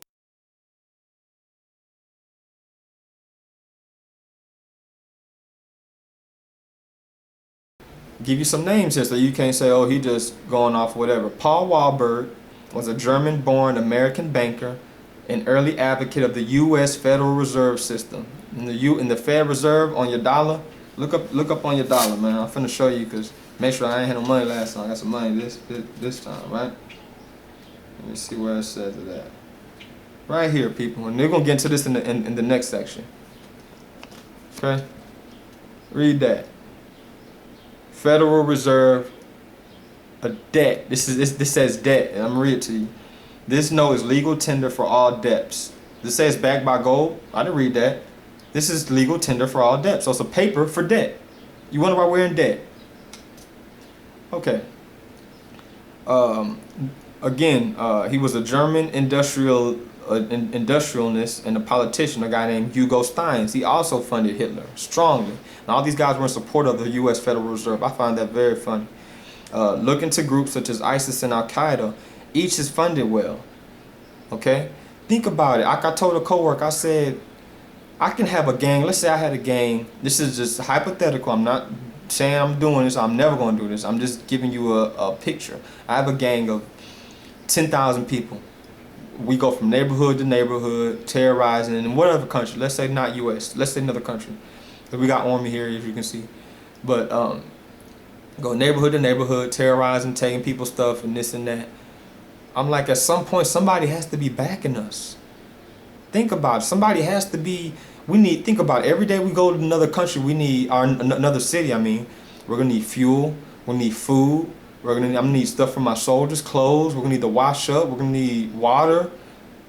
Yeah, we're robbing people taking their stuff, but at some point, if you know about being in the kickdo game or being in the robbery game, then you know that stuff don't last long. You can rob somebody and get $1,000 from them, but you're going to have to do that every day. And the chances are you're not going to find somebody that has a amount of money on them, especially when these countries are hurting. So somebody's funding these people. Al-Qaeda, ISIS, somebody's funding these people. And let me ask you this.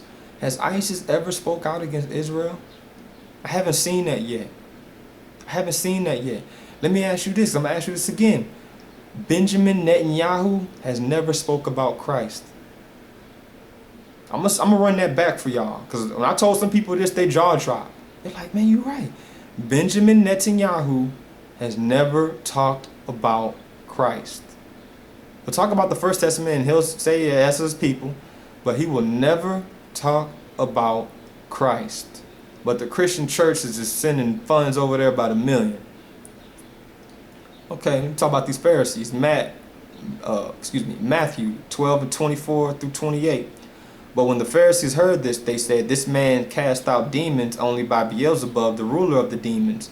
And knowing their thoughts, Yeshua said to them, any kingdom divided against itself is laid waste, and the city or house divided against itself will not stand. If Satan cast out Satan, he is divided against himself. How will his kingdom stand? That's why this kingdom they have is falling. America is falling, man. Everybody rushing to get houses. I really encourage y'all to keep renting. Save up your funds for Exodus, man. Okay? Do what you got to do for your family. Keep your ears to these current events, what's going on. Take care of your family. Be righteous and spread this truth of the gospel, because America, man, we really out of there. You know how much hatred they have against us? With all as much they follow us, they hate us. And then they divide. It's not we. They divide against themselves. They're the ones that spend all this money that I just showed y'all. We in debt.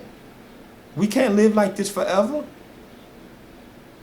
With all these things going on, I mean, I don't see how y'all can't see it. Christ said, "If I by Beelzebub cast out demons, by whom do your sons cast them out? For this reason they will be your judges. But I cast out demons by the Spirit of God. But if I cast out demons by the Spirit of God, then the kingdom of God has come upon you." Okay, because that's basically when he told them, you blaspheme the Holy Spirit, there's no forgiveness for it. If you call something that God is working through, if you call that evil, then what hope is there for you? It's to call him Beelzebub, like you're calling the most righteous person that ever walked the earth evil. You are the one that is damning yourself by doing that. By blaspheming the Holy Spirit as he told them. Because they will never receive salvation if they don't know God. You can't receive salvation you can't call on he whom you have not known. I'm gonna keep touching on that because you gotta understand that. People just thinking that I'm doing these videos for the clicks, for the likes, for the people seeing I'm getting more views, and they're thinking I'm not trying to be famous, man. I was already on the avenue where I was on some worldly stuff where I could have kept going. I had people, and I'm not name dropping nobody because I'm not going to do that. But I had people I know that's on the scene right now, that invited me to be with their camps, and I, through the grace of God, I turned it down. I just knew it was something it was something else. I just knew it was something I wanted to do, and it was something I didn't want to be with that. I seen where it was going. It was just like, nah, someone just sent me something else out there, something better out there. This is what it is, man. And it's not for fame. It's to wake y'all up. You ain't gonna learn this in school. Evil rulers explains why the kingdoms of this world are falling. Okay, Christ is the only kingdom that is to come, and the kingdom, if you have him, is within you. Okay, you gotta walk like he walked. St. John 18:36, Christ Yeshua answered, "My kingdom is not of this world." You see what I'm saying? My kingdom is not of this world. I'm not of this world, man. I'm not accepted by this world. I never have been, and I'm cool with it. It bothered me for a while growing up as a kid. Kept thinking it was me, and it was me. But I wasn't being harmful to nobody. But the world never accepted me. All praise to the Most High for that. Because if I was been accepted by the world, I would have probably looked like, oh, I don't need the Bible. I'm getting love out here. But I need that love of God, though. That love of God ain't gonna never change on you. Never. Don't you ever forget that, man. He said, "My kingdom were of this world, then my servants will fight that I should not be delivered of the Jews." He's delivered by his own people too. Even though the Pharisees were some Edomites, he got delivered by his own people. I get the most kickback sometimes from people that look just like me. He was delivered by his own people. He was delivered up by his own people. So think about that, you know what I'm saying? But he said, "If my kingdom were of this world, then would my servants fight that I should not be delivered of the Jews. But now is my kingdom not from hence." So his kingdom is not here. He's telling you that. So these people that's ruling today, this is their kingdom, but this ain't Christ's kingdom. This is their kingdom. That's why it says in Luke 1:52, he has brought down rulers from their thrones and has exalted those who were humble. In Revelations 19:12, it says Christ has many crowns. So he's taken these crowns from these people. They say the Lord has brought down rulers from their thrones. Why would it say that? Are you on the throne? Who's on the throne? Think about that. Not us overthrowing them, the Lord. Okay.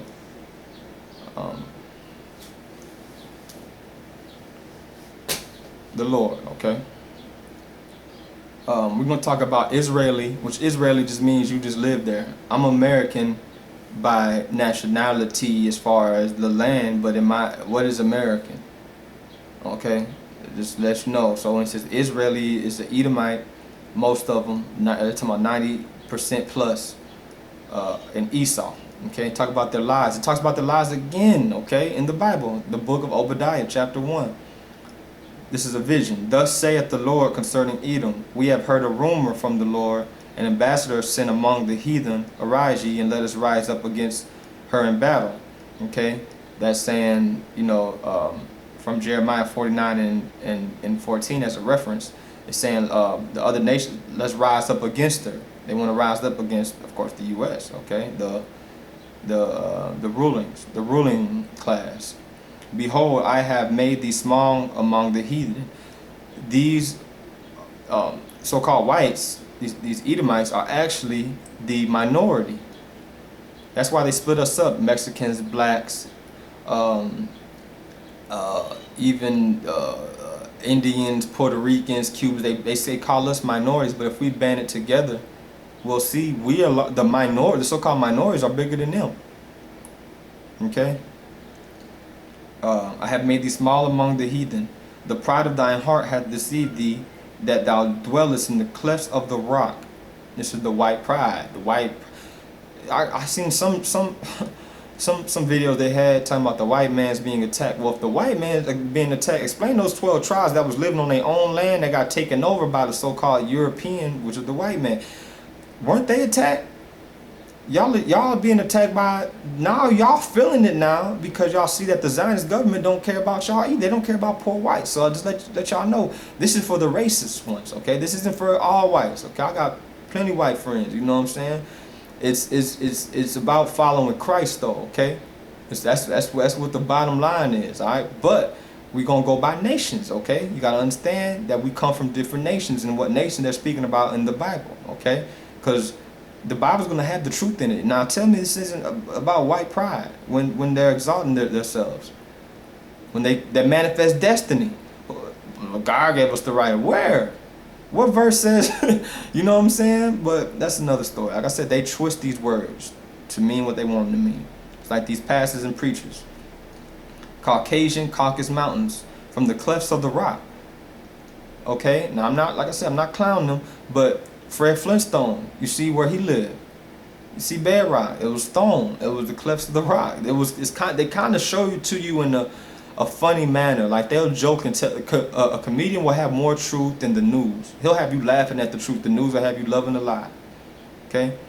Say, whose habitation is high, that saith in his heart, who shall bring me to the ground? Look at the arrogance of the USA.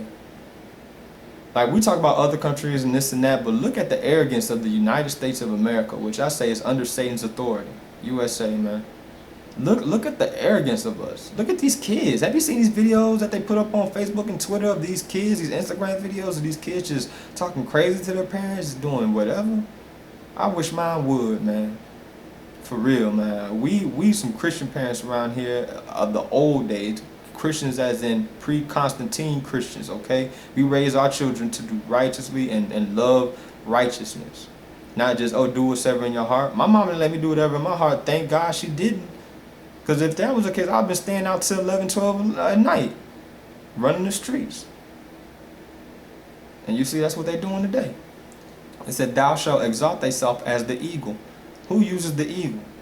Now I've seen, and I'm not clowning all the preachers, okay, but I've seen plenty Caucasian and even, you know, from different parts of the world, but I've seen them skip over this verse so quick. I'm like, hold on, man, come on. Just if you're not like that, then it's not talking about you. But you gotta understand, it's talking about this ruling class of people that's been doing this since Christopher Columbus, especially Christopher Columbus. You celebrate Columbus Day, man, you need to wake up, man. Wake up. That's all I gotta say. Who uses the eagle? The Romans, the Nazi parties, the USA. The national bird is the eagle. And though thou set thy nest among the stars, NASA and the satellites, which we're gonna get into that more in the next section about the cost of that stuff, because he said when they go into heaven, thence will he bring them down. That's when it says right here, thence I will bring thee down, saith the Lord. It's the prophecy of the end times. Now that y'all up there, y'all trying to see, okay, so now y'all trying to get back into heaven, just like Satan said he will go back into heaven, exalt himself above the Most High. That's what they were doing. It took me a while to really, grasp that, because I was like, man, they're really doing the same thing that Satan said. I didn't think that astronauts per se were evil, but you see, they come back and lie to us. What y'all see out there? It won't tell us. They won't tell us the truth. It said, if thieves come to thee by night, how art thou cut off? Would they not have stolen till they had enough? Don't the thief just take to what he need and then bounce? No, they take everything, keep taking. They'll take your land, they'll take your children, they'll take your Social Security, they'll take your taxes. They want to take your soul at the end of the day. I don't live for this world, man. I don't.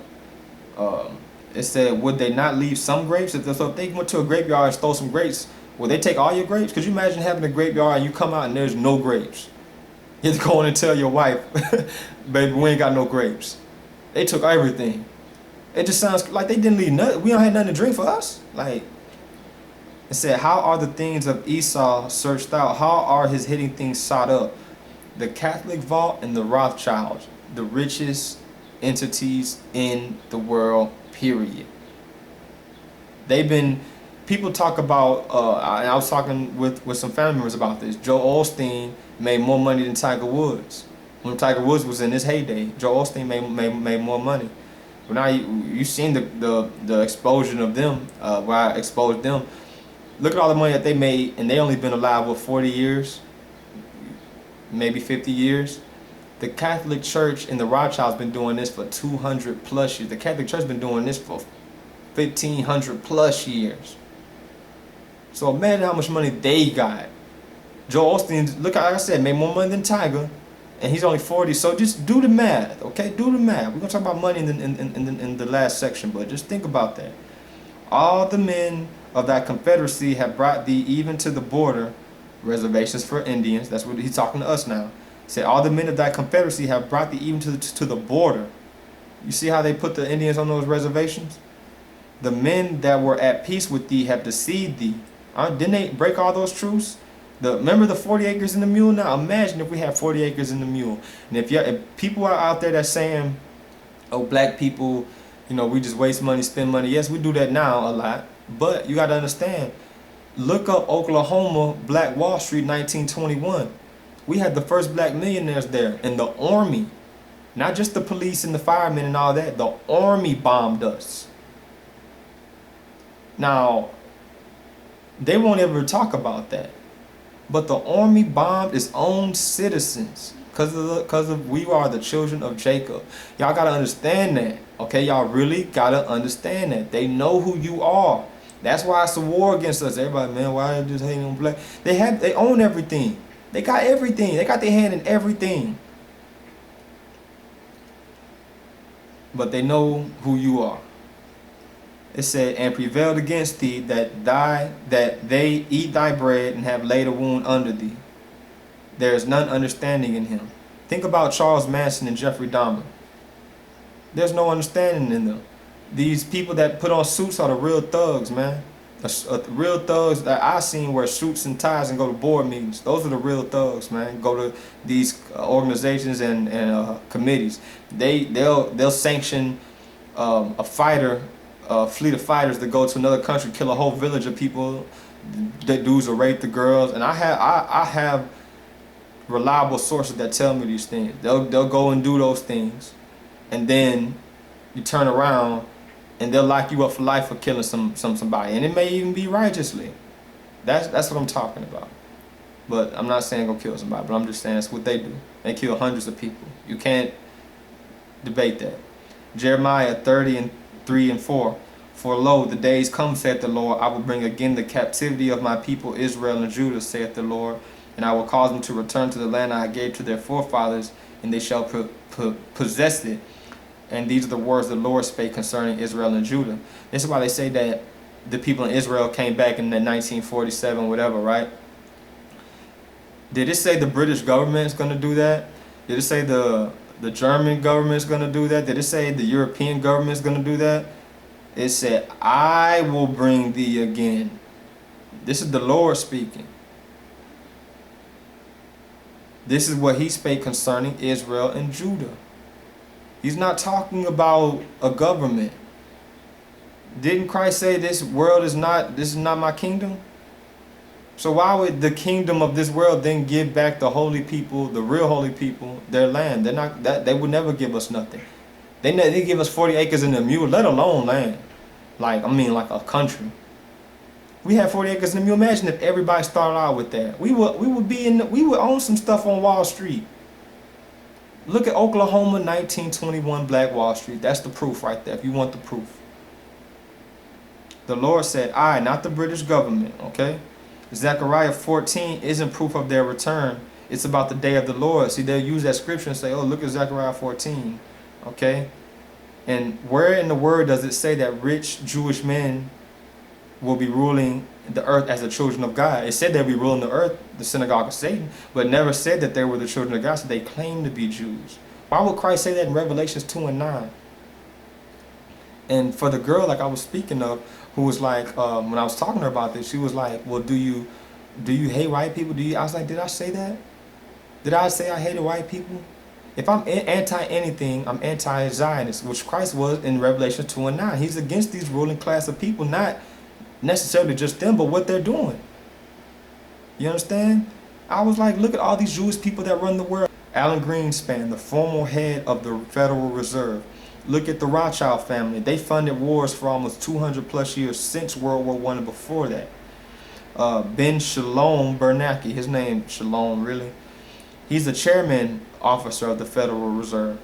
Henry Kissinger, 970th Counterintelligence, a Germanic Jew, which I don't know what that is. He said Israel will be done by 2012. He said that back in 2012, Israel will be gone in 10 years. David Rockefeller, he owns the land underneath the Federal Reserve. That money, he owns the land under the place that prints this. So you don't think he can go in and get whatever he wants? Come on, man. Let's think about this stuff, man. Harry Dexter White, he's the World Bank founder, the first IMF director, IMF International Monetary Fund. Like I said, I went to school to study this stuff, okay? Albert Pike, he wrote out 3 world wars, and they all are happening. He wrote out what happened in the First World War, the Second World War, and what we're on right now, the Third World War. He wrote it out in 1878, I believe. And check this out. He founded the KKK, Albert Pike, and he's a Mason. His statue is on federal land. He founded the KKK, and his statue is on federal land. Now, pause that. Think about this. Could you imagine them putting a statue of Huey Freeman by the White House? Even though the Black Panthers started off trying to do righteously, they infiltrated them. And there's still some that's trying to do what they do, but they infiltrate. When they're trying to put food in schools and help the children, they infiltrated them. It's all about control with these people. His statue, and I'm gonna tell you where it's at, on 3rd and D Streets in Washington, D.C. 3rd and D Streets in Washington, D.C., the District of Columbia, a few blocks from the White House. The founder of the KKK statue is a few blocks from the White House. And you wonder why it's all this racism. The dude that founded the people that killed blacks, hung them, wanted the South to rise with free labor from us, has a statue 2-3 blocks from the White House. Let's go on. John Maynard Keynes, he's the advocate of fiat money. He removed the gold standard. He removed the gold. Like I said, it says on that dollar, that $5, it says Federal Reserve note for debt. It doesn't. Before that, it used to say backed by gold. Ask any, especially those old school guys that are cool. They'll tell you the U.S. dollar used to be backed by gold. They're still alive. Some of them are still around. Look up these groups, okay? Trilateral Commission, UNICEF, UN, which spends 1/3 of its time on Israel, the Bilderberg Group, the CFR, which is the Council of Foreign Relations, the Jesuits, and the Knights of Templar, which actually have the same symbol, that cross, that red cross of the KKK. The KKK has that red cross, same as the Knights of Templar. These are the ones that did the crusades against the Muslims, which they were just trying to take their land. They're still trying to take their land. They want their oil. They want Ishmael's oil. Luke 16:15, and he said unto them, Ye are they which justify yourselves before men. God knoweth your hearts, for which that is highly esteemed among men is an abomination in the sight of God. So when people see, oh, that you don't agree with the Jewish powers, or you're anti-Semitic, or you racist, you're a racist. Why are you exhorting these people that are, and I'm not talking about, like I said, the average, I'm talking about these Zionists. These Netanyahu hadn't said 2 words about Christ. But but the Christian church will sit there and send him millions. Has a Jewish man ever stepped foot in a Christian church? I haven't seen it yet. I'm talking about these Zionist Jews, okay? Matthew 7:13, enter ye through the straight gate, for wide is the gate and broad is the way that leadeth to destruction. I said, that which is highly esteemed among men is an abomination in the sight of God. Think about the things that men praise. Men praise money. Men praise a woman that looks good. Men, as far as lusting. Men praise all these material things. God is like, that's an abomination. They praise that more than him. It said, wide is the gate, and broad is the way that leadeth to destruction, and there be many which go thereat. So many, you see, like my mom used to always tell me, if you see a crowd following something, you need to check that, because 9 times out of 10 it's wrong. When the whole crowd is just moving towards something, when everybody's agreeing with you, patting you on the back and doing, check that. Check if you're doing the Lord's will rather than doing man's will, okay? Genesis 10:2-3. The sons of Japheth were Gomer, which are many in Assyria, and Magog, and Madai, and Javan, and Tubai, and Tarius. The son of Gomer, which is Hebrew strong H1586, were Ashkenaz, which is Hebrew strong 0813. Khazaria. Look it up. Ashkenaz, these Ashkenazi Jews, they're of Japheth. Okay?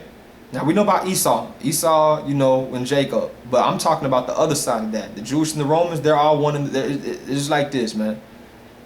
Ashkenazi, it says it right there that these are Gentiles. In the word, Genesis chapter 10, 2 and 3.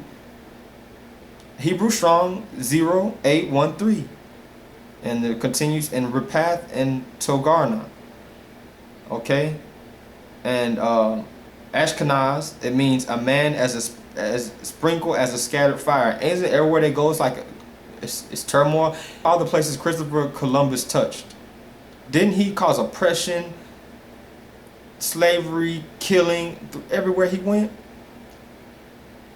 Luke chapter 4, verse 6-8. And the devil said unto him, all this power I will give thee, and the glory of them, for that is delivered unto me, and to whomever I will give it. If thou therefore wilt worship me, all shall be thine. And Yeshua answered him, get thee behind me, Satan, for it is written, thou shalt worship the Lord thy God Ahia, and serve him.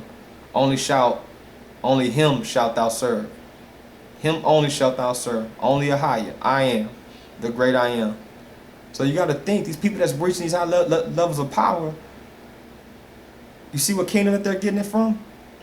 You see why all these wars? You see what is starting to connect? Because I'm going to connect it by the end. I guarantee you, once I get to these numbers, because people swear they know money. You don't know money. I'm going to tell you, for the most part, you don't know money. You have no idea. You think Jay-Z's the Illuminati. The Rothschild family would slit their throats if they had Jay-Z's money. When will they fall? Matthew 24:36. But of that day and hour knoweth no man, no, not the angels of heaven, but my Father only.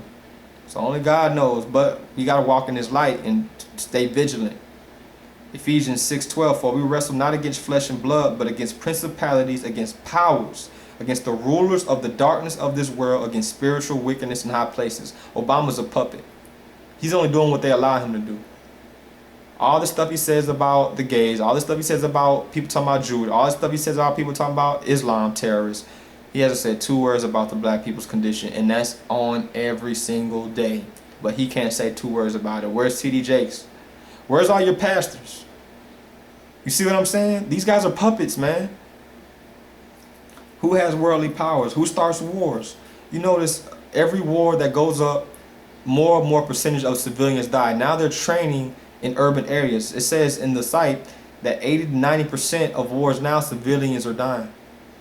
Not the army people, the civilians, innocents. Look at Jade Helm. Look at these movies about urban warfare. They've been showing this to you since Predator 2 about urban warfare. They're gonna bring it to your streets, man. We've been looking at, as the U.S., we've been looking at all these other countries where you go to a fiesta and they got a dude outside with an Uzi, another dude with an AK and an army truck, and we're like, oh man, that's their country, man. That's crazy. That's how it is down there. That's how it is in South America. That's how it is overseas. You don't think it's gonna come here? That's like you in a club, you see a fight break out over here, a fight break out over here, somebody pull out a gun over here. You don't think that's gonna come to your table, your section? It's coming. And not by my hand, but by the worldly powers that we talked about in Ephesians 6 and 12. Revelations 19, verse 10 and 19. This is for the naysayer Christians that, oh, just follow Christ, just follow Christ. Let me tell you what Christ said. And I fell before his feet to worship him. But he said unto me, see thou do it not. I am thy fellow servant and one of thy brethren, which have the testimony of Christ. Worship God Ahiah. For the testimony of Christ is the spirit of prophecy. So testifying of Christ is the spirit of prophecy of things that are to come. He said, as in the days of Noah. Do you know what the days of Noah was like? I had Christians tell me, I don't need to talk about Noah and the giants and all that. Just love Christ. Prophecy. Hosea 4:6, my people are destroyed for lack of knowledge. How about that one? But I'm telling you this all in love. I'm not trying to get on you, but you got to peep this.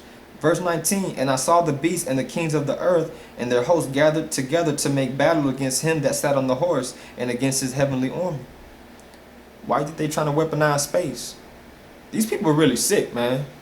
These people want to fight God, literally fight God. I know it sounds crazy, but why would you need a big nuclear head on a satellite in space? Why are most of the satellites pointing away from the earth? The ones that point to the earth, they're trying to scan and see where we at. That's what that grid is. Let me talk to you about these satellites. The Goddard Space Flight Center has 2,271 satellites. Russia has 1,324 and the U.S. has 658. And the cost is about 50 to 500 mil per satellite. So from 50 to 500 million. Let me do the math for you people that's talking about, oh, we in debt. Where is the money coming? I did the math. If I just did the average cost, I didn't do 500 million, I do 50 million. I did about 250 million, 200 million for each satellite, all those satellites. You know how much money that added up to? $625 trillion is in space on those satellites. Think how much it costs to not just put the satellite out there, but to operate it. It just costs $625 million to get it out there.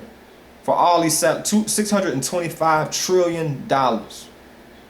How much is the national debt? 18 trillion. That makes it look, they putting the money where they want to put it.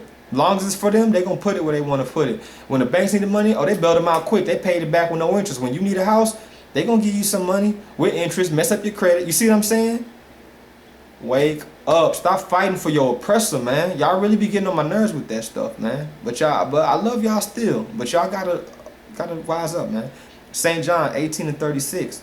Again, Yeshua answered, my kingdom is not of this world. This is in the New Testament. Again, Revelations 3 and 9. Behold, I will make them of the synagogue of Satan, which say they are Jews and are not, but do lie. Behold, I will make them to come and worship before thy feet, and to know that I have loved thee. Revelations 2 and 9. I know thy works in tribulation and poverty, but thou art rich. And I know the blasphemy of them that say they are Jews and are not, but are the synagogue of Satan. The last book of the Bible is what he's saying. There is no such thing as a Jewish bloodline. If 5 million Russians converted to Islam, 5 million, and they got another 50 million to convert, so they got 55 million Islam worshippers in Russia. They started calling themselves Arabs or Arabic, and they said that their forefathers were actually the first to conquer, you know, the Middle East, and that's actually their land, that land over there, and they went over there and took it back. You would call them crazy. Well, that's what they're doing. You can't convert. You can convert to whatever religion that you want to. You can't convert your blood. You understand what I'm saying? These people are from Khazaria. You never learned about Khazaria. And what's funny is if you type Khazaria in any Windows, and I'm telling you, Bill Gates is also Jewish. He's with their schemes. He's in Africa killing us right now. Killing us Israelites and you Hamites out there. Because we look like y'all, so they trying to just wipe us all out. Okay?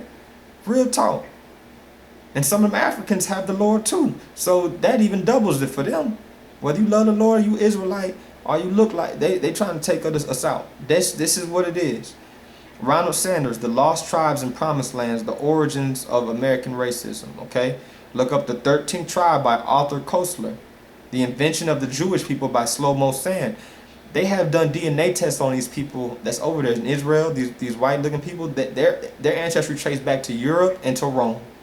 That's not me telling you that. That's this DNA telling you that. You've seen where the DNA from the African tribes ended up, okay? Matthew 21:24, and they will fall by the edge of the sword, and they will be led captive into all nations, and Jerusalem will be trampled underfoot by the Gentiles until the time of the Gentiles be fulfilled. What's the time of the Gentiles? This got to be it. Because we ain't been there. We ain't been in Jerusalem since 70 AD. And before that, we was even leaving. The second president of Egypt, for all my Egyptologists out there, the second president of Egypt, Gamal Abdel Nasser, and I quote, "You will never have peace here because you left here black and returned white. We cannot accept you." He was assassinated shortly afterwards. Now they'll say he died, but many people have brought up he died under suspicious circumstances. And I can believe that he died, because most of these people that speaking out like this, why would they kill him for that? This is the research. Why would they ban the Bible if it's fake? Man, they know what's up. You know, that's the second president of Egypt that said that, okay? Assassinated, gone. They don't believe in the First Testament. Just like the pastor will use the Bible to get money out of you, they use that Bible to get that land. Can't put it any more simpler than that, okay? They put up a people that converted to Judaism and called them Jewish. That doesn't mean that that's their bloodline. If you convert to Christianity and you become a Christian, does that mean you are the tribe of Judah? You see what I'm saying? If you convert, like I said, they converted to Islam, does that make them a Arabic? No. You gotta peep game, man. Peep game for real. The book of the Babylonians is what they go with. The Talmud and the Kabbalah. It's about mysticism, about spells and witchcraft. I'm going to read you some stuff out of there, because a lot of you Christians are like, oh, do not touch God's children. Let me show you what books that they are into and what they believe in, what they read. The Zohar, it says, until the birth of Cain took place, she was unable to get near Adam, but eventually succeeding in doing so, she brought forth evil offspring and flying or winged demons. Page 104 of the Zohar. So it said Eve gave birth to demons. You know how blasphemous that is? Eve is the mother of motherhood. The first mother. But she gave birth to winged demons? It said, the pleasures of man produce and bring forth evil spirits. They say Solomon said that, page 104. So this is why they think, they got people on the outside that's atheists or non-believers thinking that through Christianity, anything that makes you happy is evil. And it's going to bring forth the evil spirit. People are scared to be happy. And that's what people looking at, like, Christians is like crazy people. They're like, oh, you scared? God bring your wife, you're going to be, oh man, this must be bad. This must be bad. Oh, yeah, that's the devil. When it's things behind this stuff, people working for wickedness. Like I told you before, people are working these wicked ways. It's not the devil making them do it. They're allowing the devil to work within. They're allowing these evil spirits to work within them. When you fighting with a family member and y'all got this feud between y'all can't be in the same room, you allowing that spirit of division to work within your family. You allowing that. Don't blame that all on Satan. You letting Satan in. Okay? It said, this I entreat and supplicate, not for my own self, but for the honor and glory of Shekinah. This is Rabbi Simeon, a prayer of blasphemy, page 125. So he says the honor and glory of Shekinah. That's woman goddess worship. You wonder why the whole world is on this woman goddess worship. Woe man came from the womb of a man. Adam, that rib, God took that out and created Eve. Even a woman cannot create a child without a man's seed. Woman don't just create. A man got to put that child up in her. Okay, beware of Gnosticism and of Orthodox Roman and Greek. Beware of it, because they took scriptures, took things, twisted them, and put them. That Roman and Greek stuff. Think about it. The Romans killed Christ. What are they doing with talking about? They creating scripture. They're the ones that murdered the Son of God. But they turn around and give you scripture and you think it's holy? Come on, y'all. Give you some more quotes, okay? And I only give y'all a few, because this stuff I was reading, it was just horribly blasphemous, man. Folio 57A of the Begetting 57A said they placed Christ in hell in boiling excrement, that the people of Israel, the true bloodline, are next. It depicts Miriam as a harlot, and the Sanhedrin lied that Christ built and worshipped an idol. It said Christ went to, like, one time they put him out the synagogue for saying, when he was preaching the gospel, they kicked him out. It was saying he went to the desert or off to the wilderness or the woods and built an idol and worshipped it. Folio 57A. Folio, Folio 57A. The black box is on the head. Saturn worship. If you look at look up, just type in rabbi black boxes on their head, or rabbi black boxes. They wear little black boxes on their head. You wonder, why is it that when we graduate, they put us with that square on our head? It's Saturn worship. I bet you most people never even think about it. And I'm not condescending to anybody. I'm just telling you the truth if you haven't heard it.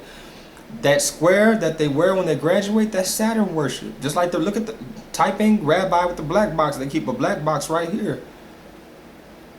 Just like the Kaaba stone, okay? Same thing. They walk around it and kiss it.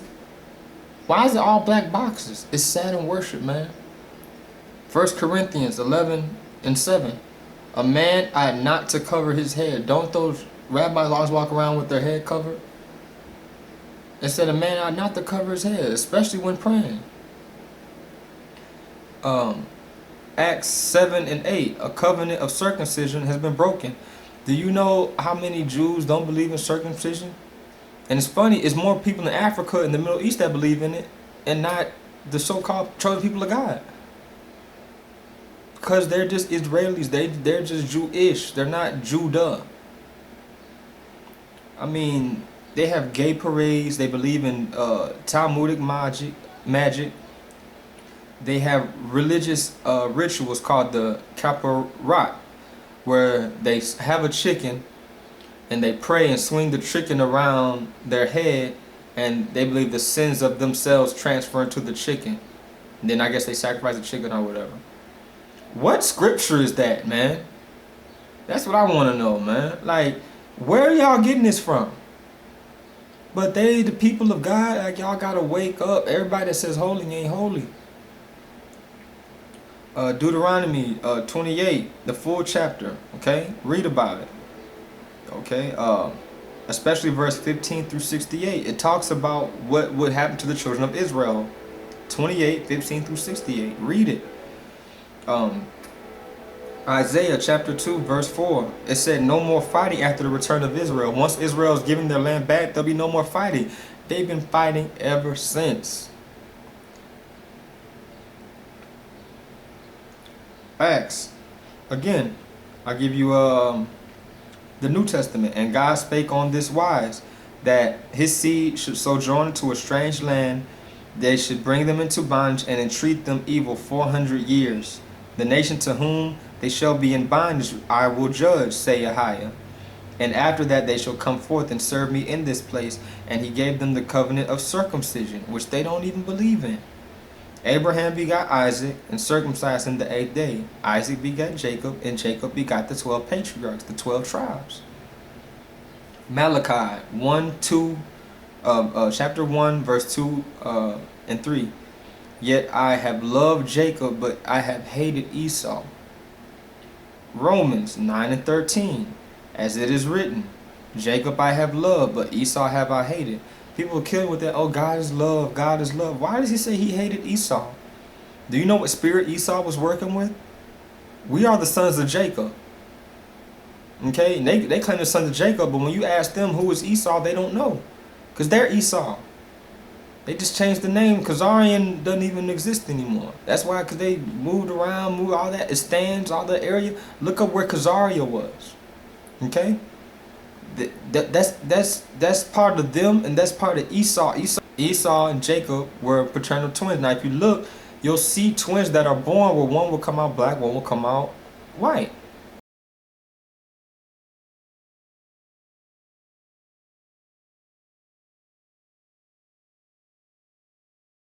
They call it albino. Two Negroes can make an albino, but two white people can't make a Negro I-no, okay? That's how that works. You know, he came out hairy and red all over. When they found those, and if you look at part 2, when I talked about the Nephilim, they had long red hair. They were hairy. Okay, that's Esau. Okay? Esau and the Romans, again, just like this. And it's the spirit that they're working with, not necessarily old Roman people from Rome people. It's not that. It's the spirit that they're working with. That's the same spirit that the government is working with, okay? They're killing us, black people, all over. You've seen the 12 tribe videos. They've been killing us. They've been doing this. This is what the Bible's trying to warn you about. You people that's throwing it under the bus, it's trying to warn you. Your forefathers are trying to warn you, and you spitting on it.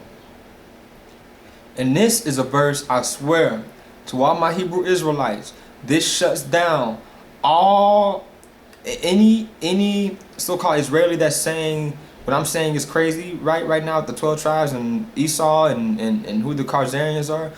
This shuts them down. The Sirach, chapter 50, verse 25 through 26. Feel free to take this from me, okay?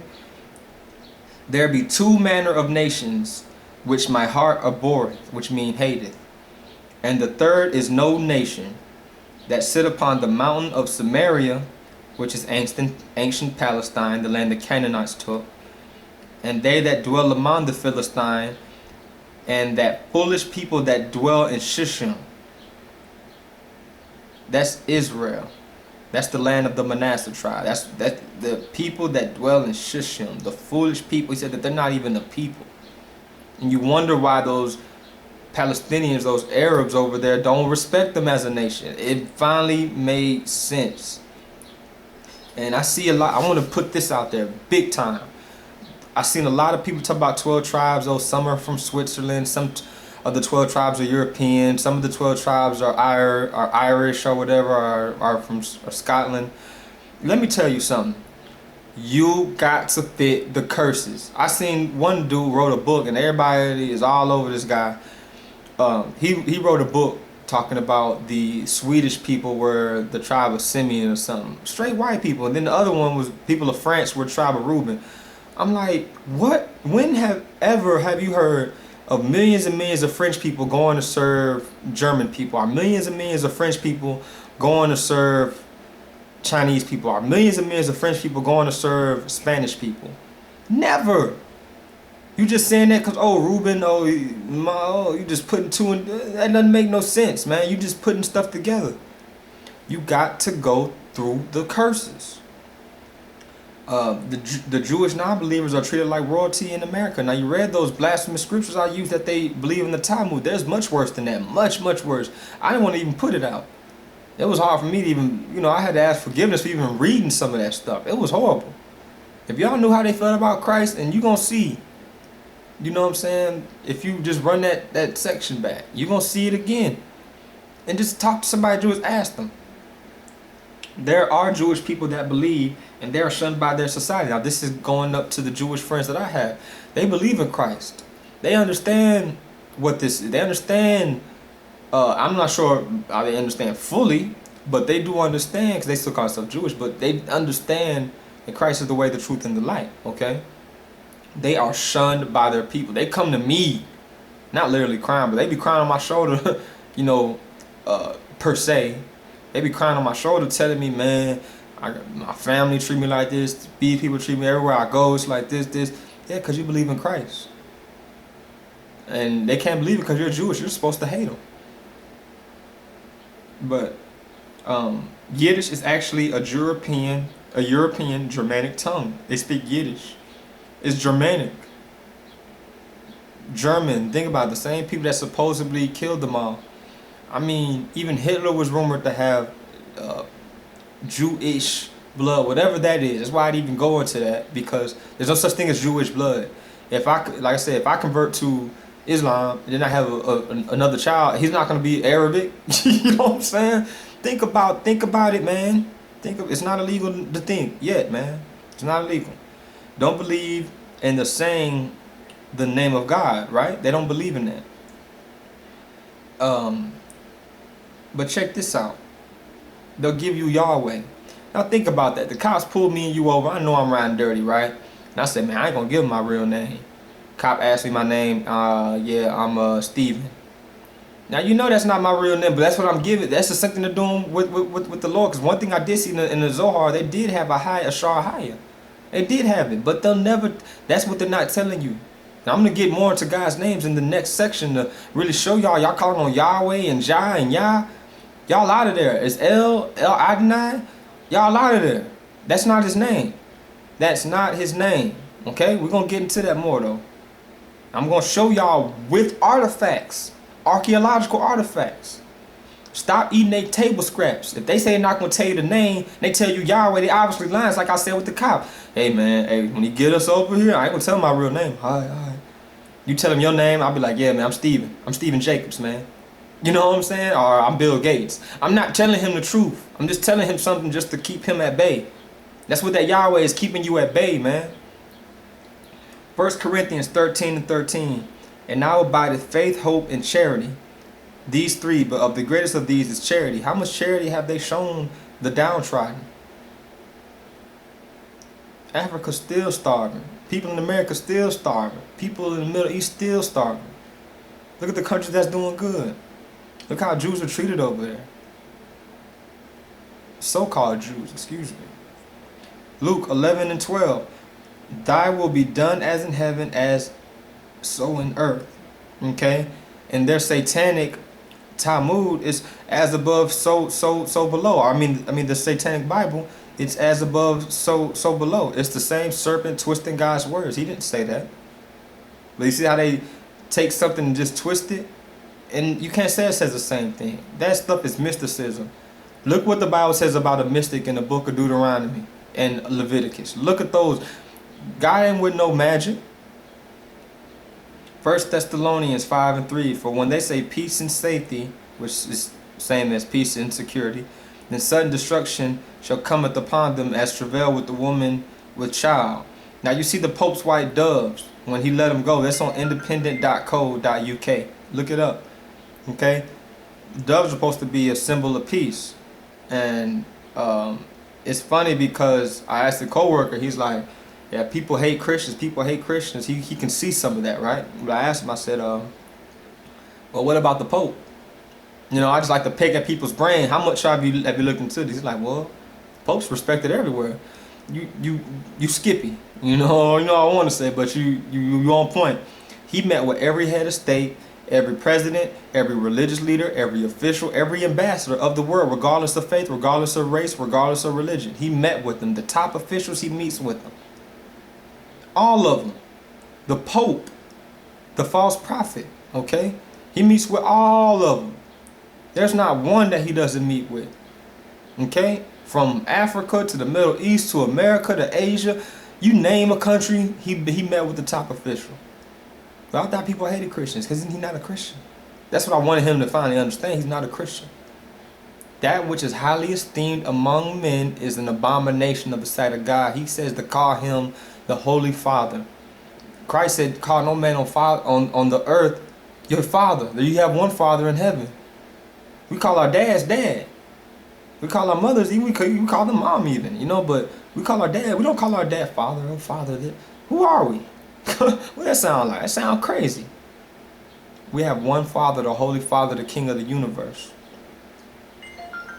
And it's funny, the next year he released balloons. You know what I'm saying? He released the doves got attacked, and then he released the balloons trying to throw people off. Because he was scared if he released the doves again, now imagine this. He released the doves again, they get attacked again. Now it's like, I'm like, all right, man, what's really going on? People might snap out of it. These people ain't dumb. These people, I promise you that. These people are, when they call evil geniuses, oh yeah, and it's funny because these movies are just playing with y'all. When it says the evil organizations come to take over the world and the Legion of Doom and Dr. Evil, it's all fun and games. It's just funny because they make it comical. But in reality, that's more than likely what's going on with these Kabbalists, man. They are looking to take over the world. Through a one world order, which the Bible speaks of, which is further proof why they're trying to ban it. They wouldn't ban a book that wasn't true, man. And if the Bible doesn't say go and kill somebody, it says love thy enemy. But you want to ban that book? No, they want you to out here fighting. Think of it. They want evil. You can't get a song or a show played about Christ, who he really was. Like, let's say what I'm doing right here. You would never see this on national TV. They would never put it on there. But you'll see it. Like, let me go to jail. Let me get out here doing Lil Wayne songs about shake that, drop that, shoot him in the head. BET will pick that right up. Because you know who's in control of this world, okay? Next time you come in contact with the Jewish person, just ask them about Christ. You know what I'm saying? Just to follow up with this video I just showed you, just ask them about Christ and see what they say. 1 Corinthians 11:4, every man praying or prophesying with his head covered dishonoreth his head. What they be at the wall doing with them hats on? Thinking they so holy. Pope, I seen him, he laid all out in front of the church on the ground, on the carpet, rolling around praying. People just, oh, he's so holy. They doing that satanic cross, whatever, that Tammuz cross. I'm just looking at it like, man, are you for real? Get up off the floor. I feel like my grandma for me. Get up off the floor.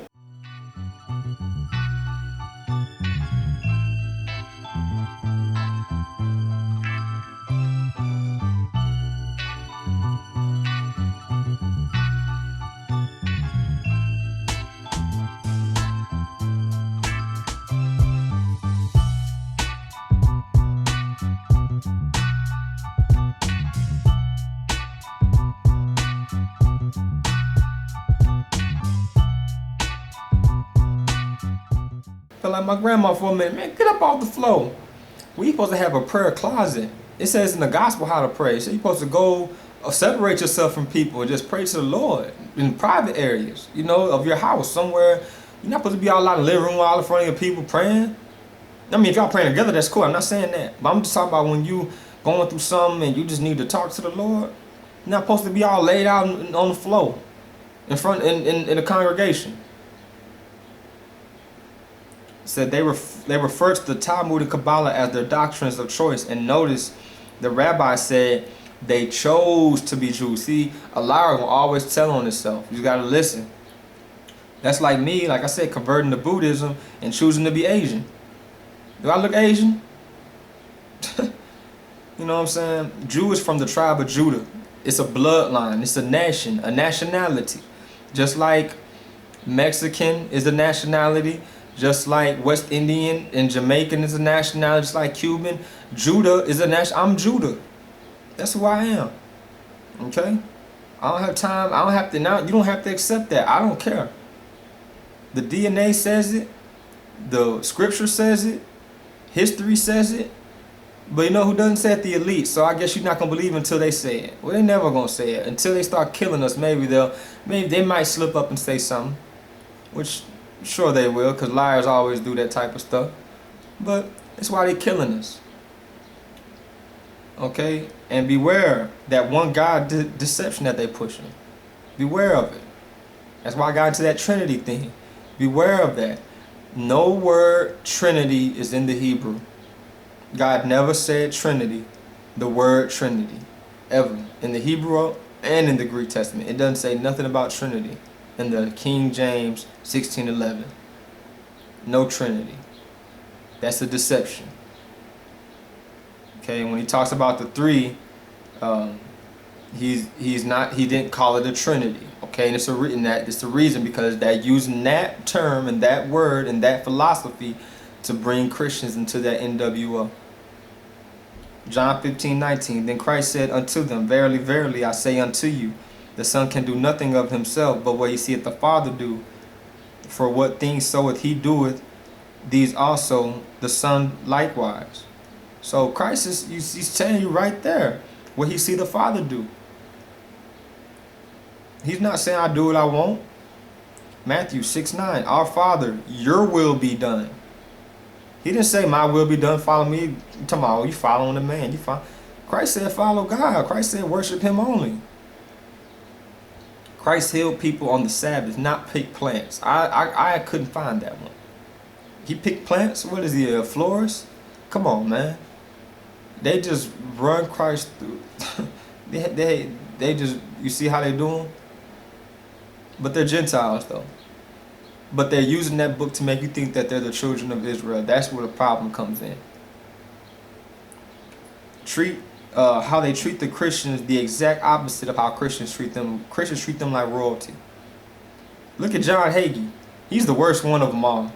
We won't stand by Israel. He thinks Israel is a land. He thinks those people really lived there 4,000 years ago.